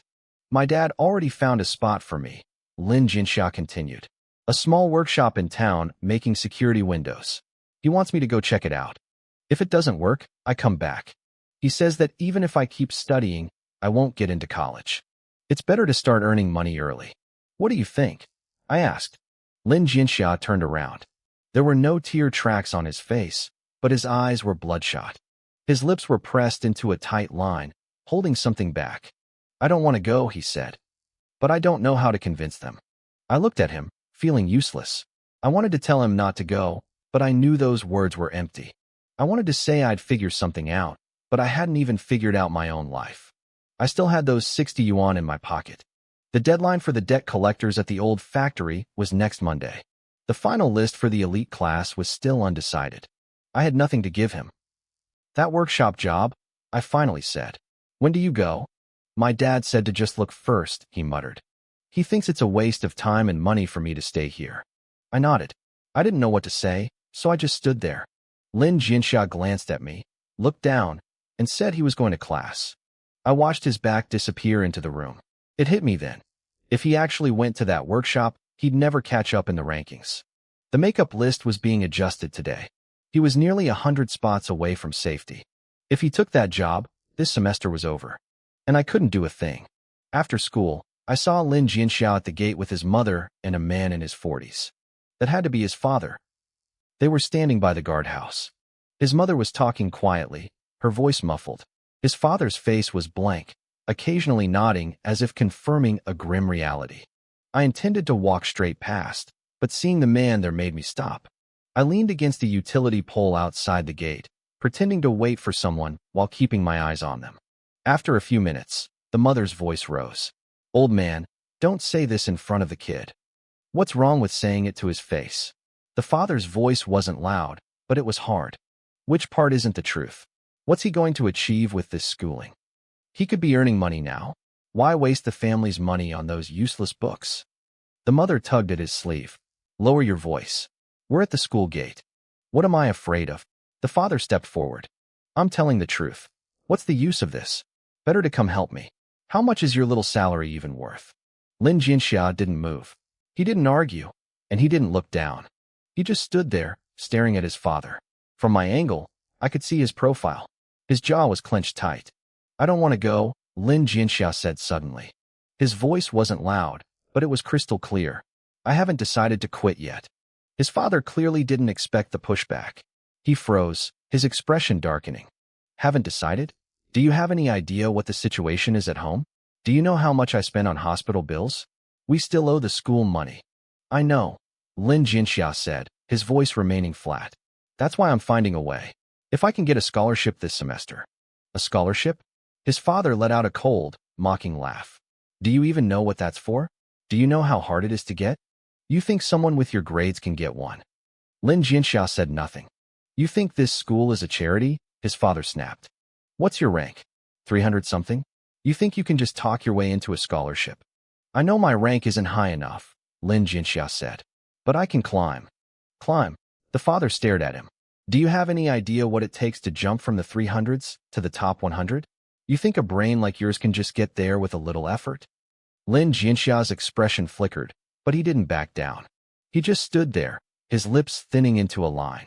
If you really want to help this family, go find a job, his father said. Staying here is a waste of time and money. Start working now so you can help me out later. Lin Jinxia started, but he was cut off. I what? If you could actually get into a university, I'd sell everything I own to pay for it. But can you? Lin Jinxia went silent. His shoulders were so tense it looked like he might snap. I saw his hands clench into fists at his sides, his knuckles turning white. It took a long time before he spoke again. I can. Those two words were quiet, but they were hard as stone. It wasn't a promise. It was a fight for his own dignity. His father stared at him for a long moment, his face a mess of conflicting emotions. He opened his mouth as if to say something, but ended up just sighing. Fine, you said it. Then you better show me results. It wasn't an agreement. It wasn't him giving up. He was just pushing the pressure down the road, making Lin Jinxia prove it.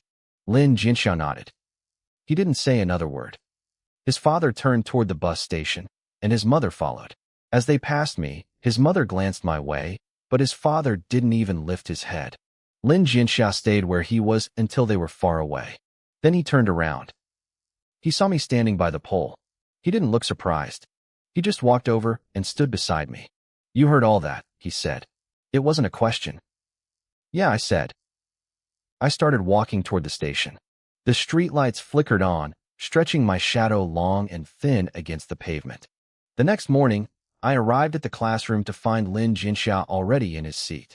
He was 10 minutes earlier than usual, flipping through a math reference book with a stack of dog-eared test papers beside him. As I walked past, he looked up at me briefly before dropping his gaze back to the page. I didn't stop. I didn't know what to say.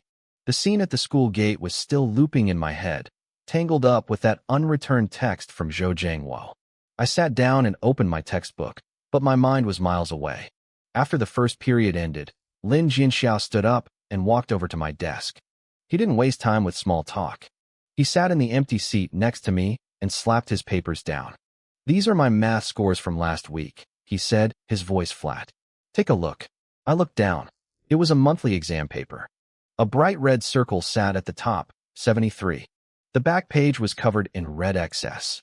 One of the big multi-part questions was completely blank. I have no idea how to do the last two problems, Lin Jinxia said. I missed 8 multiple-choice questions. 6 were calculation errors. 2 were wrong formulas. And for the geometry section, I didn't even know where to draw the auxiliary lines. I flipped through the pages. I could tell he had tried. The paper was clean, and he'd written out corrections in blue ink for the problems he understood. But the parts marked in red were still wrong. My dad is right, Lin Jinxia said. Jumping from rank 327 to the top 200 is too hard on my own. I didn't say anything. I pushed the paper back toward him, but only halfway. I'm not here to beg you, he continued. I'm here to tell you what I can offer. I looked up at him. The little restaurant near my house. The owner knows me, he said. They need a dishwasher.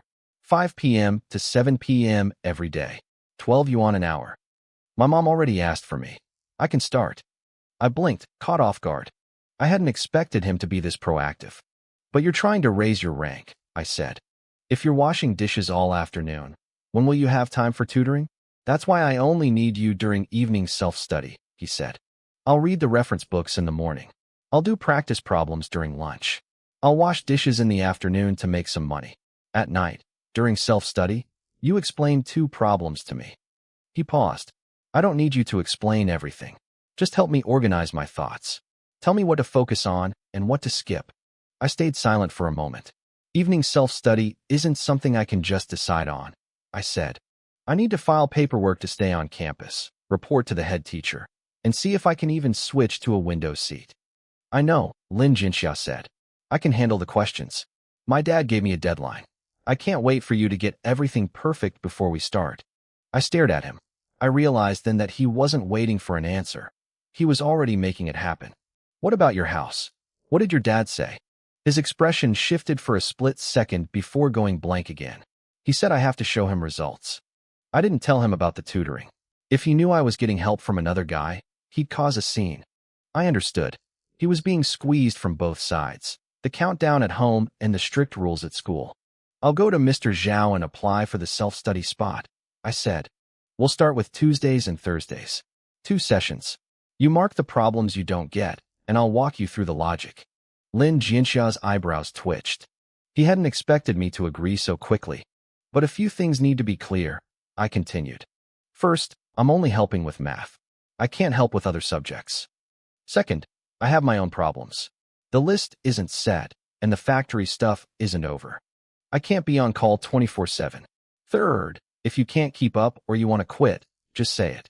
Don't force yourself. Lin Jinxiao watched me, silent. And, I added, we keep this quiet. I don't know about your dad, but here at school, we can't let the teachers or other students catch on. Lin Jinxiao nodded. I understand. It's a deal. He stood up and gathered his papers. As he reached his own seat, he turned back. One more thing. Don't be in a rush to spend that 60 yuan. There might be a second job next week. I froze. I hadn't told him about looking for more work. The person who asked you for a trial lesson last time? Lin Jinxiao said. I overheard him talking to another parent outside the office. He said the results were good. He wants to introduce his relative's kid to you. I didn't know what to say. The news hit me too fast for me to process. Lin Jinxia didn't wait for a response. He just sat down. The bell for the first period rang. Mr. Zhao walked in holding a stack of papers. I recognized them immediately. It was the backup list. The final list will be posted this afternoon, Mr. Zhao said, placing the papers on the lectern. The official rankings won't be confirmed until next week, but the backup order is being released now. The classroom went dead silent. My heart skipped a beat. I glanced over at Lin Jinxia. He was staring down at his textbook, his expression completely unreadable. When the bell rang for the end of class, Mr. Zhao walked out with the stack of papers. The classroom exploded instantly.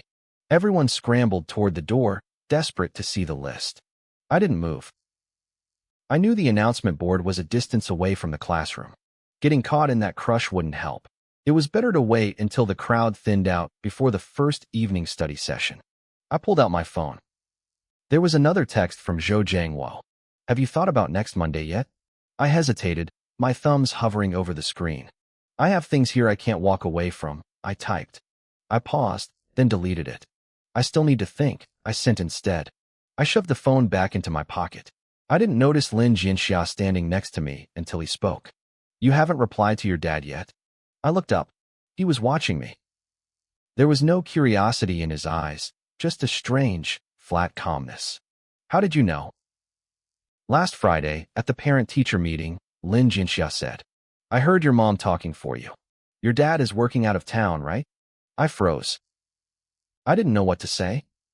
Su Chunlan's lie was still hanging over my head, and I hadn't figured out how to clean up the mess yet. I opened my mouth to explain, but he cut me off. You don't need to explain to me, Lin Jinxia said. I'm just telling you, it's the same at my house. My dad doesn't know what I'm thinking, and my mom doesn't know what I'm capable of. We're both keeping secrets from our families to do what we need to do. He turned toward the door. I'm going to check the list. You should go see it soon, too. I sat there, watching his back disappear. I looked at my phone again. No reply from Zhou Jiangwo.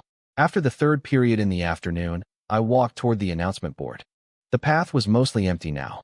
Only a few students remained huddled around the glass case. I squeezed in and scanned the new sheet. Backup list. My eyes flew down the page. There it was, on the second line. My name. Backup number 2. It wasn't the worst result, but it wasn't a guarantee either. I looked for Lin Jinxia's name, but it wasn't there. He wasn't on the backup list because his ranking was still being finalized for next week. He was currently at 327th, still a long way off from the scholarship cutoff. As I turned to leave, something caught my eye at the bottom of the page. The words were written clearly in black ink on red paper. Starting this week, backup students who need to use the evening study rooms must submit a written application to their class teacher, stating the reason and the time slot. I stared at those words. A written application. A stated reason. Suddenly, I understood what Lin Jinxiao meant this morning when he said he would ask. The commute arrangements, the seat changes, reporting to the teacher. Every step was visible. Every step could be scrutinized or used against us. I took a deep breath and pulled out my phone. I saw the list. I texted Lin Jinxia. A few seconds later, he replied. Backup number 2. I saw the thing about the written application, too. Then a second message popped up. I went to see Mr. Zhao this afternoon. I told him my foundation is weak and I want extra lessons. He told me to write the application. I stared at the screen. He had already moved. While I was still weighing the options, he had already knocked on Zhao Qiming's door. I felt a pang of regret. When he said he'd handle the application this morning, I hadn't argued. I just nodded like I was accepting his lead. I didn't expect him to go so quickly. What did he say? I asked. It's not approved yet, Lin Jinxia replied. He told me to write the application first and wait for the official list. But he said one thing. What? He said wanting extra help is good, but I need to think it over. He said evening lessons will affect my normal life and my focus on normal classes. I didn't reply.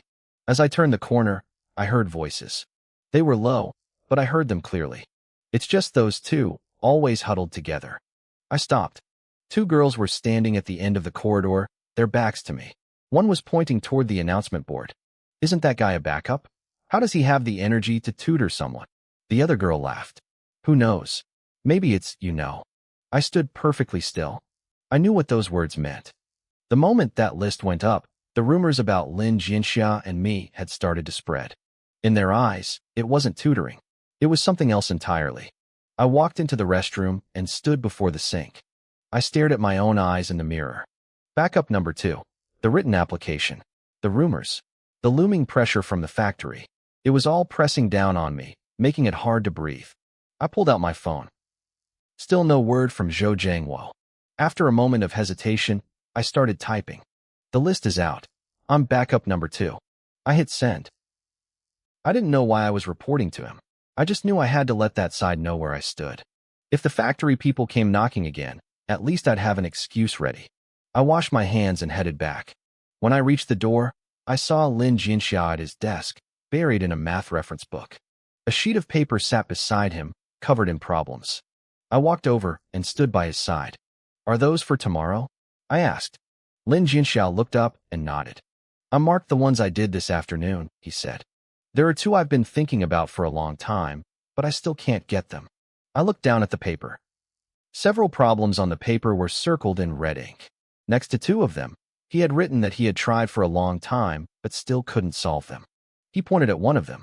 Tell me your line of thinking for this one first, I said. Lin Jinxia began to explain. His voice wasn't loud, but it carried clearly across the quiet classroom. Halfway through, I interrupted him. That's not where you draw the auxiliary line, I said. Look at this step. You calculated the angle wrong. I picked up a pen from the desk and drew an auxiliary line on the paper. Look, add one right here. Now try it again. Lin Jinxia stared at the line for a moment. Then he lowered his head and began recalculating on his scratch paper. I stood beside him, waiting. Outside the classroom, the footsteps in the corridor gradually faded away. The light streamed in through the window, stretching our shadows out long against the floor. I suddenly realized something. This might become our normal routine for the foreseeable future. Every Tuesday and Thursday, during evening self-study, the 2 of us would huddle together, grinding through problem after problem. It wasn't a promise. It wasn't romance. It was just a cold, calculated settling of debts, one stroke of the pen at a time. I looked down and continued watching him work. The next morning, Before early study even began, Lin Jinxiao was already in his seat. He had been sitting there for 10 minutes. Being an alternate student meant my position was never secure. Pairing that with being close to a girl meant people thought my mind wasn't on my studies. Then add in the fact that my family was in trouble and I needed money. When you connected the dots, the conclusion for everyone else was simple. The alternate student was using tutoring as a cover for something else. Lin Jinxia told me about the rumors before evening self-study. We stood under the plane tree behind the cafeteria. He repeated exactly what he had heard, trying to keep his voice steady. But when he reached the part about my tutoring motives, his voice faltered for a second. I didn't speak right away. The leaves rustled above us, and the distant streetlights flickered on, casting a sharp shadow across my face. About that second tutoring job, I said suddenly. Lin Jinxiao blinked. He didn't expect me to bring it up now. Another parent reached out yesterday. I continued, my voice low. They want me to tutor their kid. Tuesday and Friday nights. 2 sessions a week. I hadn't replied to them yet because I wasn't sure how to balance it. Lin Jinxiao understood immediately. If I took a second job, it meant carving more time out of an already suffocating schedule. It meant less time for my own studies. But it also meant more money. Maybe 20 yuan a session, maybe 30. And after you take it? He asked, watching me. I looked at him. If I take it, I have to figure out how to explain the extra money to my family. The old factory still hasn't gotten back to me, and the pressure from my dad's side is still there. I need a cover story for the income. Lin Jinxiao stayed silent. He knew it wasn't just about the money. If I took a second student, my tutoring would shift from helping a classmate to a business. That change in status would give the gossips a new weapon. They would ask if the alternate student was selling lessons for profit. They would ask if the girl and I were tied together by money. They would take all the labels, the family trouble, the alternate status, the tutoring income, and lock them into a loop of logic that would be impossible to break. Don't take it yet, Lin Jinxiao said. I stared at him, saying nothing. I mean, he paused. Get the official application for the study groups sorted out first. If you take the second job now, while people are already talking, we won't be able to defend it. I went quiet for a few seconds. Do you really think there's anything left to defend? He had no answer for that. He knew the truth. It was already impossible to stop the bleeding. The application had been halted, the news was spreading, and the words alternate and tutoring were already tied together in people's mouths. Whether I took the second job or not, people were going to talk. The only difference was whether they whispered about me helping a girl or me being a mercenary. But he didn't want me to give up the opportunity because of the rumors. I needed the money. My 60 yuan wouldn't last long. The factory hadn't replied to my texts, and this second job was the most realistic lifeline I had. Just wait, he said finally. Wait until the official list is finalized. I didn't nod, but I didn't disagree either. I just stood there as the streetlights stretched my shadow long against the pavement. During evening self-study, Lin Jinxia didn't sit with me. He moved to a seat by the window, 3 rows away. It was the same distance we kept during regular classes. We hadn't discussed it, but we both knew the deal. Since the study application had been pulled, we had no excuse to sit together anymore. The reason was gone. After the first period, Lin Jinxiao went to the corridor for some air. He leaned against the railing, looking at the dark playground below, illuminated only by a faint, blurry moonlight. He heard footsteps behind him. They stopped 2 paces away. The old factory, I said softly, without moving closer. Still no reply. I sent another message yesterday, he replied, still looking out at the dark. He's still not answering, I said. That lead had been dead since before the monthly exam. Between the alternate list, the tutoring drama, and the rumors, my father, Lin Jiangwo, remained a ghost. No replies to texts. No one picking up the phone. I'm meeting them on Monday, I said. My dad sighed. If there's still no word from the factory, I'll have to go there myself. Lin Jinxiao finally turned around. How long will that take? I don't know, I said, my voice flat. I might have to miss half a day of school. Missing school meant missing lessons. It meant being absent during the most critical time for the list announcement. Zhao Qiming was already watching my every move. If I disappeared now, what would people think? Can you not go? He asked. I looked at him. No. He swallowed the rest of his words. He knew what no meant. It carried the weight of the factory, the debts, my father's silence, and my shaky spot in this class. Before the second period started, Mr. Wang, Zhao Qiming, walked by. He didn't enter the room, just scanned the students from the doorway. His gaze lingered on me for a second, shifted to Lin Jinxia, and then he left. Lin Jinxia kept his head down, pretending to flip through a book. His heart was racing. Was it just a routine check, or was Zhao Qiming confirming that I wasn't sitting where I wasn't supposed to be? When the bell finally rang, Lin Jinxiao packed his bag and found a note inside. Someone had slipped it in.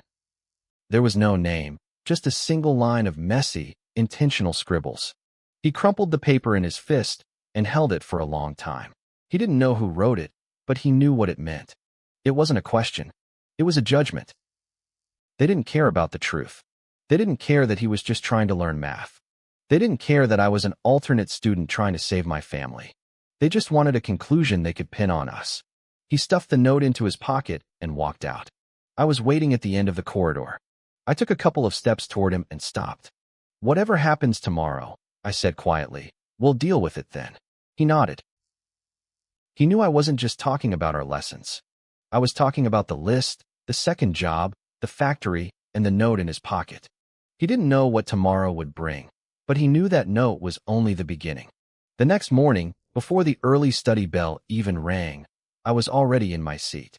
The subject choice forms for the upcoming division were already posted on the bulletin board by the podium. It was a formal printed sheet. The list for the liberal arts and science elite tracks was out. My future was right there on that piece of paper. Next to the list, a line of small text was circled in red ink. It said all forms had to be submitted to the class teacher by next Monday. If you didn't hand it in, they'd just assign you wherever they wanted. I scanned the paper for my name. Next to my entry in the alternate column, there was a question mark. It wasn't a cross, and it wasn't a check. Just a question mark. Zhao Qiming walked in through the back door. He didn't look my way. He walked straight to the podium, his voice low but firm. I stood at the corner of the corridor for about 5 minutes. 2 girls from the neighboring class walked by. One whispered, "That's him," and the other didn't answer, but she smirked. I didn't turn around. I knew people were talking, and I knew I couldn't stop them. Zhao Qiming finally sent the parent away. He turned and saw me still standing there. "Come in." I followed him and closed the door. 2 other teachers were grading papers in the corner, but they didn't look up. "Did you fill out the form?" he asked. "Yes." "What about the parent's signature?" "Not yet." Zhao Qiming leaned against the edge of his desk, his fingers tapping the wood. "You realize that until the official list is out, your status is still alternate, right?" I stayed silent. "Alternate means both sides are watching you," he said, his voice flat. "Grades are visible, but there are other things people see too." He didn't spell it out, but the message was clear. Someone had complained about the evening study sessions. "It's not that you can't do it," he said, swiveling his chair. "It's that the timing is wrong. The list isn't set. The forms are just coming in. You cause a stir now. You're just looking for trouble." "I can handle it," I started. "You can start by clearing up your own mess," he interrupted. "Recommendations and elite tracks aren't just about scores.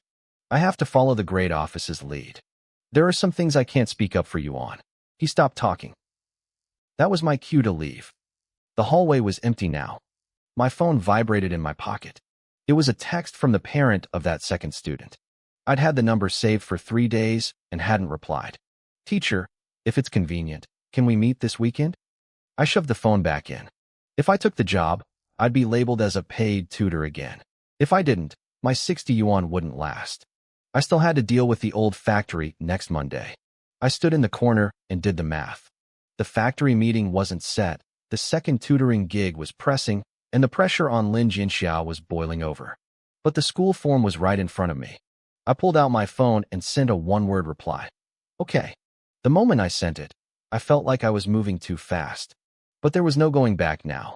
At lunch, I grabbed my tray and found a corner in the cafeteria. Lin Jinxiao walked past me. Everything was hitting at once. I locked my phone. During the afternoon math class, Lin Jinxiao seemed more tense than yesterday. His pen dug into the paper with a heavy, frantic energy. After the second period, the grade dean walked down the hall with a stack of papers. He tore down the old notice on the bulletin board and slapped a new one up. I went over to check. It was the criteria for the study mentor recommendation list. 3 spots for the science track. The requirements were listed below. Top 50 in math for the last 3 monthly exams. Stable overall ranking in the top 300. Experience or awards in academic competitions. I ran my own stats in my head. Top 50 in math. I only had 1 full data point, and I'd barely passed. Top 300? I was still an alternate. Competitions? None. This list had nothing to do with me. But a small note in parentheses caught my eye. Final selection based on comprehensive evaluation. The grade office reserves the right of final interpretation. Those words in the brackets were more important than everything outside of them. Zhao Qiming came out of the office and saw me standing there. Finished reading? Yes. Any thoughts? I shook my head. None. He didn't say anything else and walked toward the teaching building. I looked at the board one last time. Comprehensive evaluation was just a blank space. It meant that until the list was finalized, anyone could try to squeeze in. And getting in wasn't just about the score. I pulled the form from my pocket. The parent's signature was still blank. I had to find a way to turn this in today without alerting Su Chunlan. When school let out, Lin Jinxiao left early. He packed his bag in a blur and was gone. I followed him out, but the hallway was empty. I didn't go the way he went. Instead, I circled around to the back gate where there was a small stationery shop. The owner was a woman in her 40s who didn't pay much attention to the kids. I walked in and bought a red pen. Hey, I said to her. Can I borrow a pen for a second? The shop owner glanced at me and handed over the red pen. I took a deep breath.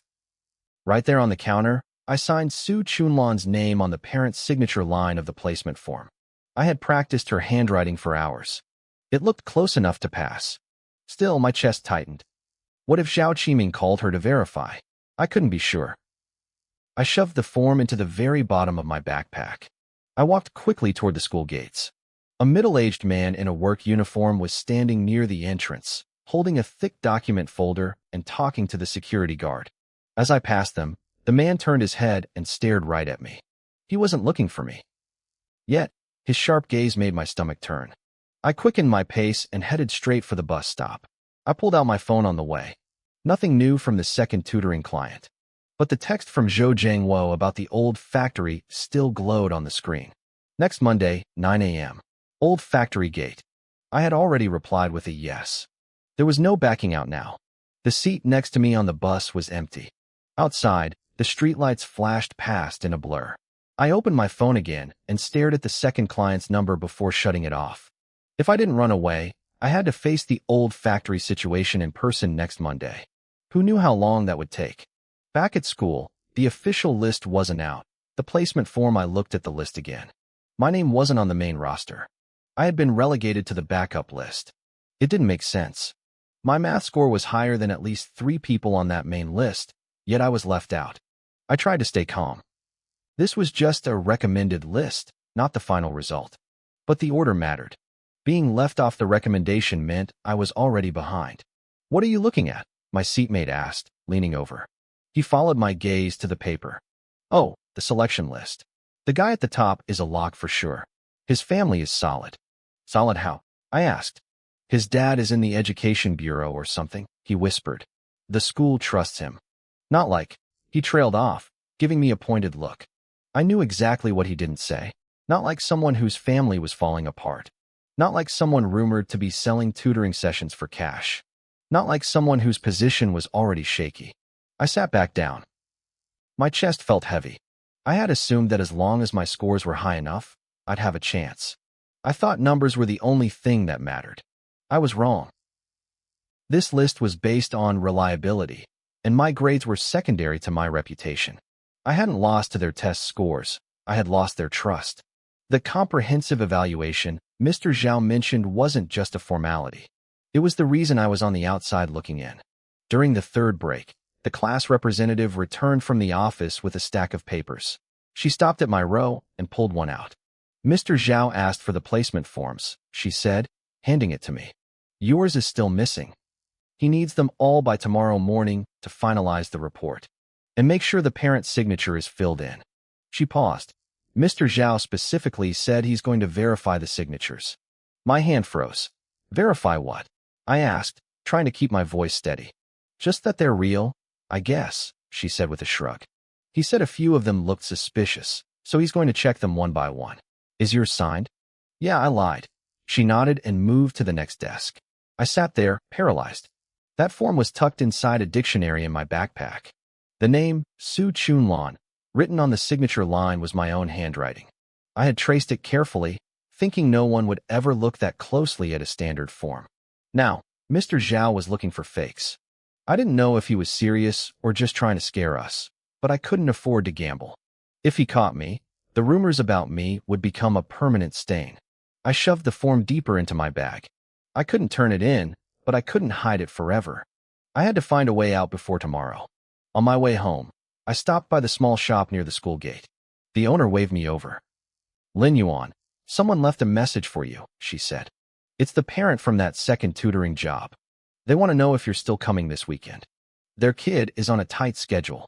If you're too busy, they're going to find someone else. The message was polite, but the threat was clear.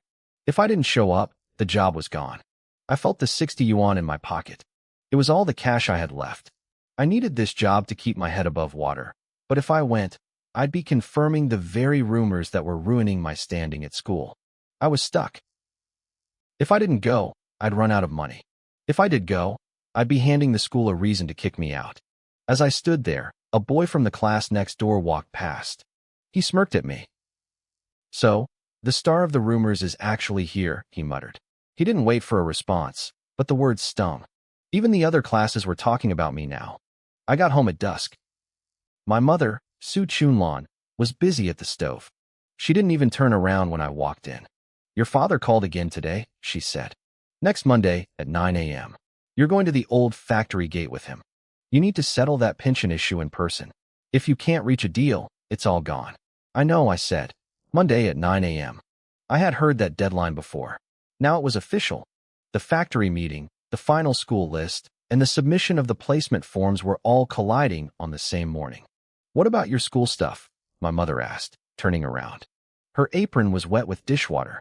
Didn't you say there was some list coming out? It's not settled yet, I said. Well, don't get your hopes up, she said. Her voice wasn't mean, it was just exhausted. The factory is what really matters. If we lose that pension, nothing else adds up.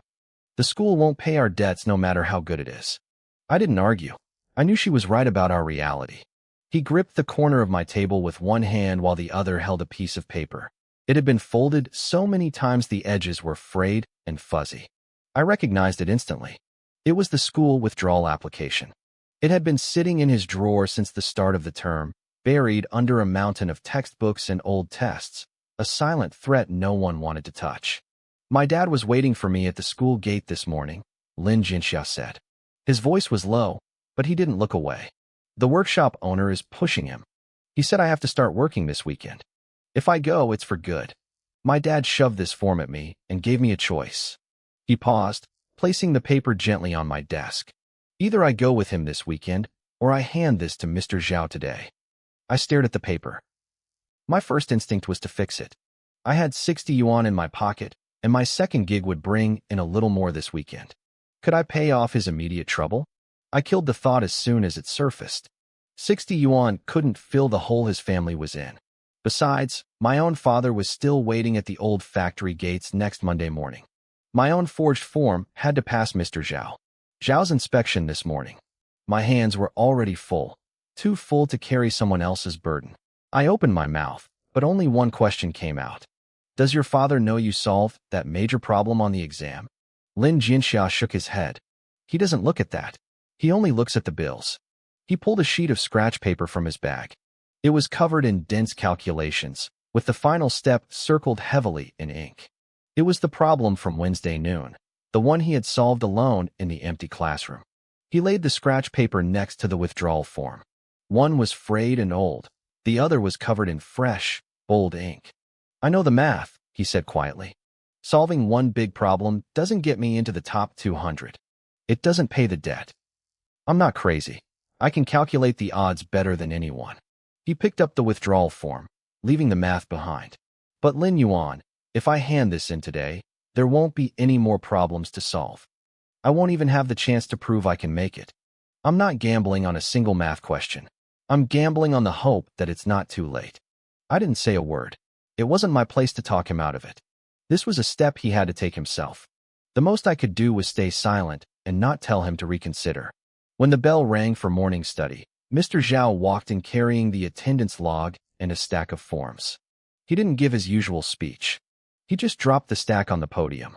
Placement forms. Group leaders, collect them. If you haven't turned yours in, do it now. I'm checking every parent's signature. If anything looks off, I'm calling home to verify today. A rustle of paper filled the room. My hand stayed clamped over the side pocket of my bag. I didn't move. Suddenly, Lin Jinxia stood up. He wasn't holding a placement form. He had turned that in long ago. He walked to the front of the room, clutching that frayed, folded withdrawal application. The whole class watched him. Some thought he was just turning in late paperwork.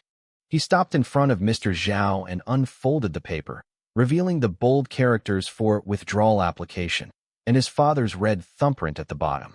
Then, he gripped the edges and ripped it down the middle. He tore it again, his knuckles turning white from the effort. Asterisk rip. Rip. Asterisk. He tore it into 4 pieces, then 8. The classroom went dead silent for a heartbeat before erupting into frantic whispers. No one clapped. No one cheered. I heard the words, "family trouble," whispered again from the row by the window. Mr. Zhao's face darkened. He didn't reach for the scraps of paper, and he didn't offer any comfort. He looked at Lin Jinxia, then his eyes shifted toward me in the back row. It was a short, sharp look. "Lin Jinxia," Mr. Zhao said, his voice cold.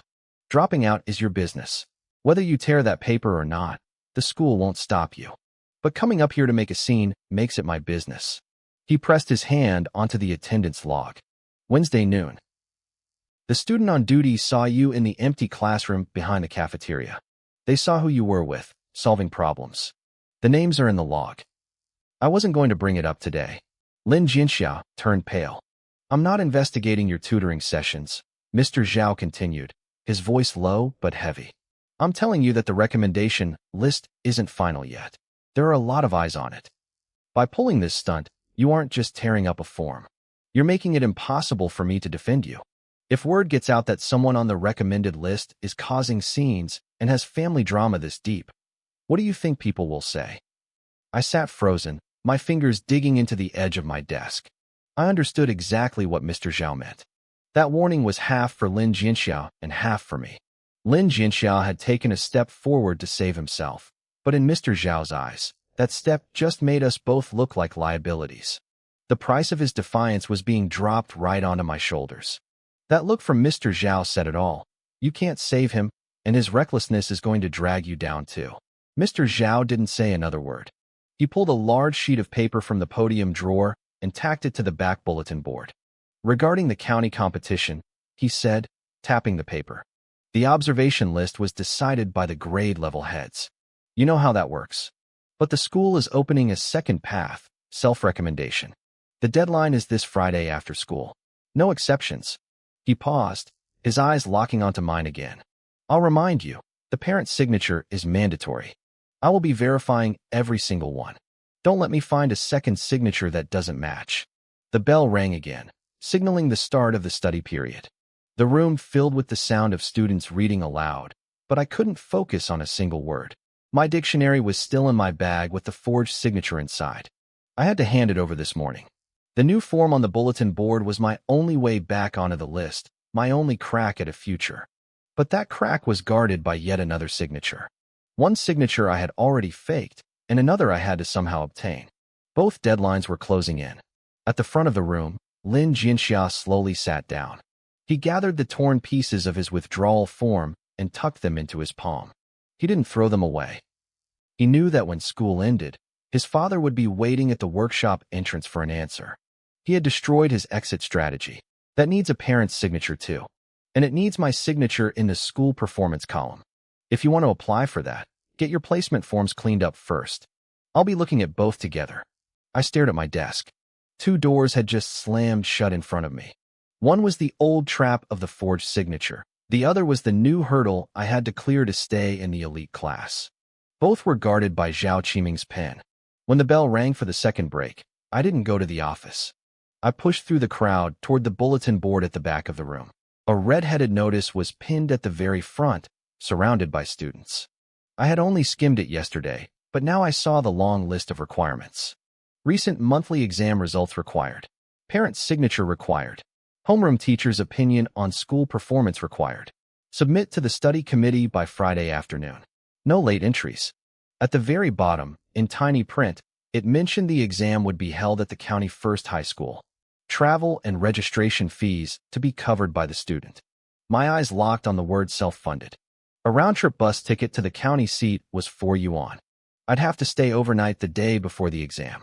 Add in the cost of copying transcripts and the registration fee itself. Every step through this gap cost money. I only had 60 yuan to my name. The study committee head was sitting on a stool under the board, logging names. What about you? Are you applying? Lin Jinxia shook his head slowly. My family won't sign it. He looked down. After school today, I have to give my dad a straight answer. He's not asking about my future. He's asking if I'm going to work at the shop this weekend. In his eyes, all that matters is whether I can count as a pair of hands. I don't think I can help you much over the next few days. He turned and walked away. As the crowd around the board argued about the travel costs, I stood there alone. For a while now, I'd had someone else sharing the risk. Now he was being pulled back by his family. These 2 signatures, this one tiny chance, I had to handle it all by myself. On the way back to my seat, my deskmate caught up to me and whispered in my ear. Someone called your house this morning. It was that family looking for a tutor. They need an answer by the weekend, or they're finding someone else. I nodded, feeling the clock in my head tick faster. The tutoring job needed an answer by the weekend. The self-recommendation deadline was Friday, and my father's meeting at the old factory was Monday morning. I only had 60 yuan. Bus fare, lodging, fees, it would eat that money alive. If I took the tutoring job, I'd have more cash, but I'd lose the entire weekend. If I was tutoring, I couldn't be there for my father's meeting. I sat down and pulled out the placement form. Then, I pulled out the notes I'd taken on the registration requirements. I laid them side by side in my desk. One needed a parent's signature. The other needed a parent's signature. I couldn't risk forging it a second time. Zhao Qiming was going to check every stroke of the pen tomorrow morning. If I faked it again, I wasn't just risking a grade. I was risking everything. If I tried to forge Su Chunlan's signature again, I would be burying a landmine right under my own feet. If Zhao Qiming compared the 2 forms, the handwriting wouldn't match, and I'd be exposed instantly. My only real option was to go home and get her to sign them for real. But that path wasn't easy either. As soon as she picked up the placement form, she would see the parent signature line. She'd see those 3 characters I had already written, names she knew I had never practiced writing before. I'd either have to confess to the forgery right then, or find a way to distract her before she noticed. Even if I cleared that hurdle, I still had to ask her to sign the competition registration. That form required an upfront fee for travel and lodging, with no guarantee of a return. Right now, my family's entire world was focused on Monday morning. That meeting at the old factory was everything. The school bell rang. Mr. Wang stood at the podium, his voice heavy with a final warning. Signatures must be complete before the first bell tomorrow morning. I will be checking them personally. If you want to change tracks or submit a self-recommendation, don't come to me without those papers signed. I folded the 2 sheets of paper carefully and tucked them into the inner pocket of my school uniform. I was the last one to leave the classroom. At the end of the hallway, I saw Lin Jinxia. His father had him cornered under a tree by the school gate. His dad was whispering urgently, gesturing toward the direction of the family workshop.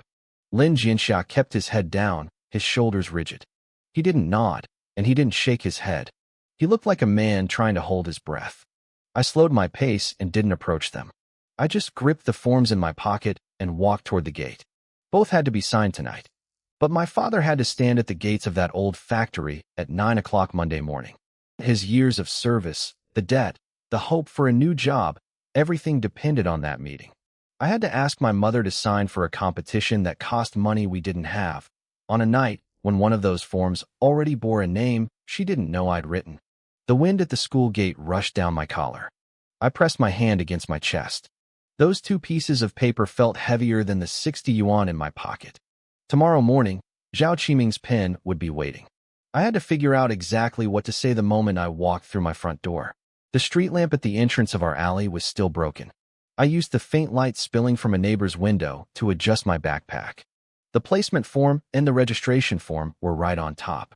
I had even used a pencil to jot down the requirements on the back. Monthly exam transcript, parent signature, teacher's evaluation. I needed all of it by Friday. I spent the whole walk home rehearsing how to ask for the signature without making it sound like I was asking for money we didn't have. But when I reached the house, the door was already open. Every light was on. I heard Su Chunlan's voice drifting out. It wasn't her usual shout for dinner. It was a strained, fluttering whisper that made my heart drop. I didn't even take off my bag. I just ran inside. My father was slumped on the edge of the bed. His body was tilted to one side, one hand pressing violently into his upper right abdomen. His knuckles were white. His other hand gripped the bedsheets. His face wasn't its usual weathered red. It was a ghostly, translucent white. His lips were colorless. On the nightstand, there was a porcelain basin filled with something dark and reddish-black. "You're finally back." Su Chunlan was kneeling beside him, trying to pry his hand away from his stomach. She didn't even look at me. Her voice was shaking, completely out of tune. "Quick, go to Old Chin's house next door and borrow his tricycle. Your father, he's not going to make it." I rushed over and crouched down. "What happened? When did this start?" My father managed to squeeze half a sentence out of his throat. "It's fine. Old problem. Just need to lie down." Before he could finish, he dry-heaved into the basin. The hand clutching his stomach shook even harder. Su Chunlan turned her head, her eyes bloodshot. "What old problem?" "He went to the old factory by himself this morning without saying a word. The meeting isn't until Monday, but he was afraid he wouldn't be strong enough to get the job, so he went early to help move materials. He hauled heavy loads all afternoon." Her voice dropped to a harsh whisper. "Does he not know what his stomach is like?" "He pushed himself until he started bleeding." My head buzzed. The old factory. Monday morning at 9. The job he couldn't afford to lose. My father hadn't been lazy. He was trying to sacrifice himself early just to secure a spot on that production line. "Go get the bike," my mother urged. I bolted out, pounded on the neighbor's door, and Old Chun rolled out the tricycle before I could even finish my sentence. The night wind turned the sweat on my back into ice. As we moved my father into the back of the tricycle, he was still mumbling. "Don't go to the county hospital. Just the local clinic. We can't afford it. I still have to go on Monday." The lights at the clinic were even dimmer than the ones at home. The doctor on duty pressed on my father's stomach, flipped his eyelids, and frowned. "He's vomiting blood. It looks like internal bleeding, possibly a perforation.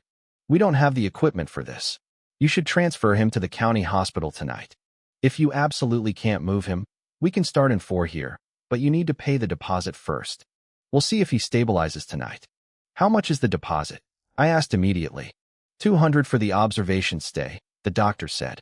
"If you transfer to the county, it'll be more." He paused, looking at us. "If it really is a perforation, he'll need surgery. That's at least 1,000 yuan to start. Plus, someone needs to stay with him. You need to weigh your options. Don't let a few dollars cost a life." Behind the curtain, my father heard 1,000 yuan and struggled to sit up. My mother held him down. He was gasping for air, but his words were stubborn. "No surgery. I'll be fine in 2 days. I have to be at that job on Monday. If I lose my seniority now, I'll never get it back." He broke off into another fit of dry heaving. 1,000 yuan. Missing work. Monday morning. All these things tangled together in my mind. The more my father tried to save Monday's job, the less he could afford to delay treatment tonight. But the more we spent on emergency care tonight, the less likely it was that Monday's job would even matter. It was a dead end. I instinctively reached into my pocket. The 60 yuan was still there, folded twice. It was the only liquid cash I had. I had planned to use it for my registration fees. I pulled it out and spread it on the payment counter. Under the harsh fluorescent lights, those 60 yuan looked as thin and useless as scrap paper. Su Chunlan searched her pockets too, pulling out a handful of small bills and coins. We were still nowhere near 200. Her hand froze in midair. After a long silence, she whispered, "Your father's job. Everything is riding on Monday. If we can't pay this deposit, they won't even let him stay for observation." The pager in my pocket vibrated. I turned away to check it. It was a message from Lin Jianxia. It was short. Asterisk, I really can't help you these next few days. My dad wants me at the workshop this weekend. I have to go. Sorry. Asterisk. I stared at the text for a few seconds. I had wanted to ask him if his family could spare a little money, but I swallowed the thought. He was being crushed by his own life. Tearing up a withdrawal form didn't mean he was free. I shoved the pager back into my pocket. As soon as I did, it rang. An incoming call from a strange number. I knew exactly who it was, the second tutoring family. The signal in the hallway was terrible. The voice on the other end was choppy, but the message was clear. We need a definitive answer before the weekend. The child is waiting. If you don't reply, we're finding someone else. I turned my back to the room and lowered my voice. I understand, I said. I'll be there. I hung up the phone before the person on the other end could say another word. I leaned against the cold hospital wall, my mind racing toward tomorrow morning. I needed my mom, Su Chunlan, to sign that class placement form. But looking at the situation, she wasn't leaving this hospital tonight. She was too busy hovering over my dad to worry about my school papers. I had planned to ask her tonight, even thought about how I might forge her signature, but the plan was falling apart. The school deadline hadn't moved, but my life at home was collapsing. I felt a chill. That forged form was still tucked in my bag, a heavy weight against my spine. My teacher's hand would be reaching out for it tomorrow morning regardless of whether my dad was in a hospital bed. I looked up. My dad was being wheeled into the observation room. The clerk at the payment window called my mom over. He pushed a slip of paper and a pen toward her. If you can't get the deposit together right now, it's okay, the clerk said, adjusting his glasses. A man in a jacket outside said he knows your family. He's willing to cover the 200 yuan for you. There was a catch. The head of the household or a family member had to sign a separate note. I walked over to look. It wasn't an official hospital document. It was a piece of paper torn from a notebook, covered in dense handwriting. I glanced at the door. The man standing there wore a familiar jacket. I recognized him. He was the one who had offered my dad the extra shifts at the old factory. He was part of the group that had been hounding us for debts. I realized exactly why he was here. My dad had collapsed while trying to move materials at the factory just to secure his job for Monday. This man needed my dad to show up. If my dad stayed down, the debt stayed unpaid. He was paying the 200 yuan now to trap us later. The paper listed the repayment date, the interest, and the collateral. It tied the 200 yuan to our old debts and the Monday shift. My mom's hand hovered over the pen. She didn't drop it, but she didn't pull away either. She looked at me with a look I'd never seen before. She was asking me what to do. I realized then that the most important signature tonight wasn't for my school forms. It was for this debt. The man in the jacket pushed the paper closer to my mom. Pay the 200, and he stays tonight, he said. The smell of his cigarette smoke drifted over the counter. Just a thumbprint or a signature. Anything works. I stood half a step behind my mom, my backpack still heavy on my shoulders. Inside were those two school forms, the class placement one and the competition entry. Both needed signatures. Both were supposed to go into Zhao Qiming's collection box tomorrow. But right now, those didn't matter. My mom read the note slowly. I looked over her shoulder. It wasn't a simple IOU. It was a payment confirmation. It listed the 200 yuan, but right next to it, it brought up all our old debts. The numbers were high, numbers I'd heard my father groan about a dozen times. The interest rate was way higher than any local bank. But the last line made my blood run cold. It said if we couldn't pay in cash, the debt would be deducted from factory work hours. It even specified the rate for each shift. This shift, my mom whispered. She meant the one my dad was supposed to work on Monday. The man in the jacket nodded. The factory is shorthanded. If a spot opens up, it stays open. Cash is fine, but labor works too. When he said labor, he didn't look at my dad's room. He looked at me. It was a brief look, but I understood it perfectly. He was looking at me as a replacement. I took a step back, instinctively trying to hide my backpack. Inside the room, my dad looked gray. The floor was dripping. The doctor had been clear, 200 for the deposit now, or he might have to be moved to the county hospital for surgery if he got worse. This wasn't a threat. It was reality. My pockets were empty. The 60 yuan I had saved for my competition fees had already been swallowed up by the registration and the first 4 bag. I had nothing left. Just sign it, the man said, pushing the paper again. If you don't, who's paying? I'm doing you a favor here. My mom didn't answer. She looked at me again. She wasn't asking what to do anymore. She was calculating what we had left to lose. This has to be paid by the end of the month? She asked. The man smiled. Don't worry. If you can't clear the principal, I won't rush you. Take your time. Those words, take your time, sent a shiver through me. He didn't want the money. He wanted the labor. And if we can't pay by the end of the month? My mom asked. The man flicked his cigarette. Then we just use the shifts to cover it. Your family isn't exactly short on able-bodied people. If his dad can't move, the factory is expanding in the spring anyway. The man's words landed like a heavy stone. Your kid finishes this semester, and it'll be just the right time, he said. Reading and writing are good, but you have to eat first, right? At that moment, I realized exactly what was happening. The paper pushed toward my mother wasn't just a loan for 200 yuan.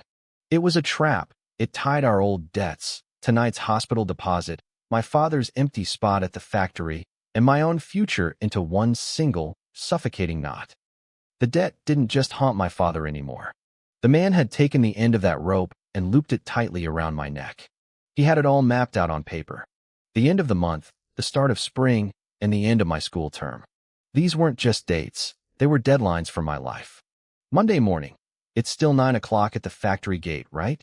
I heard myself speak. My voice was hoarse as I said, That's my dad's business.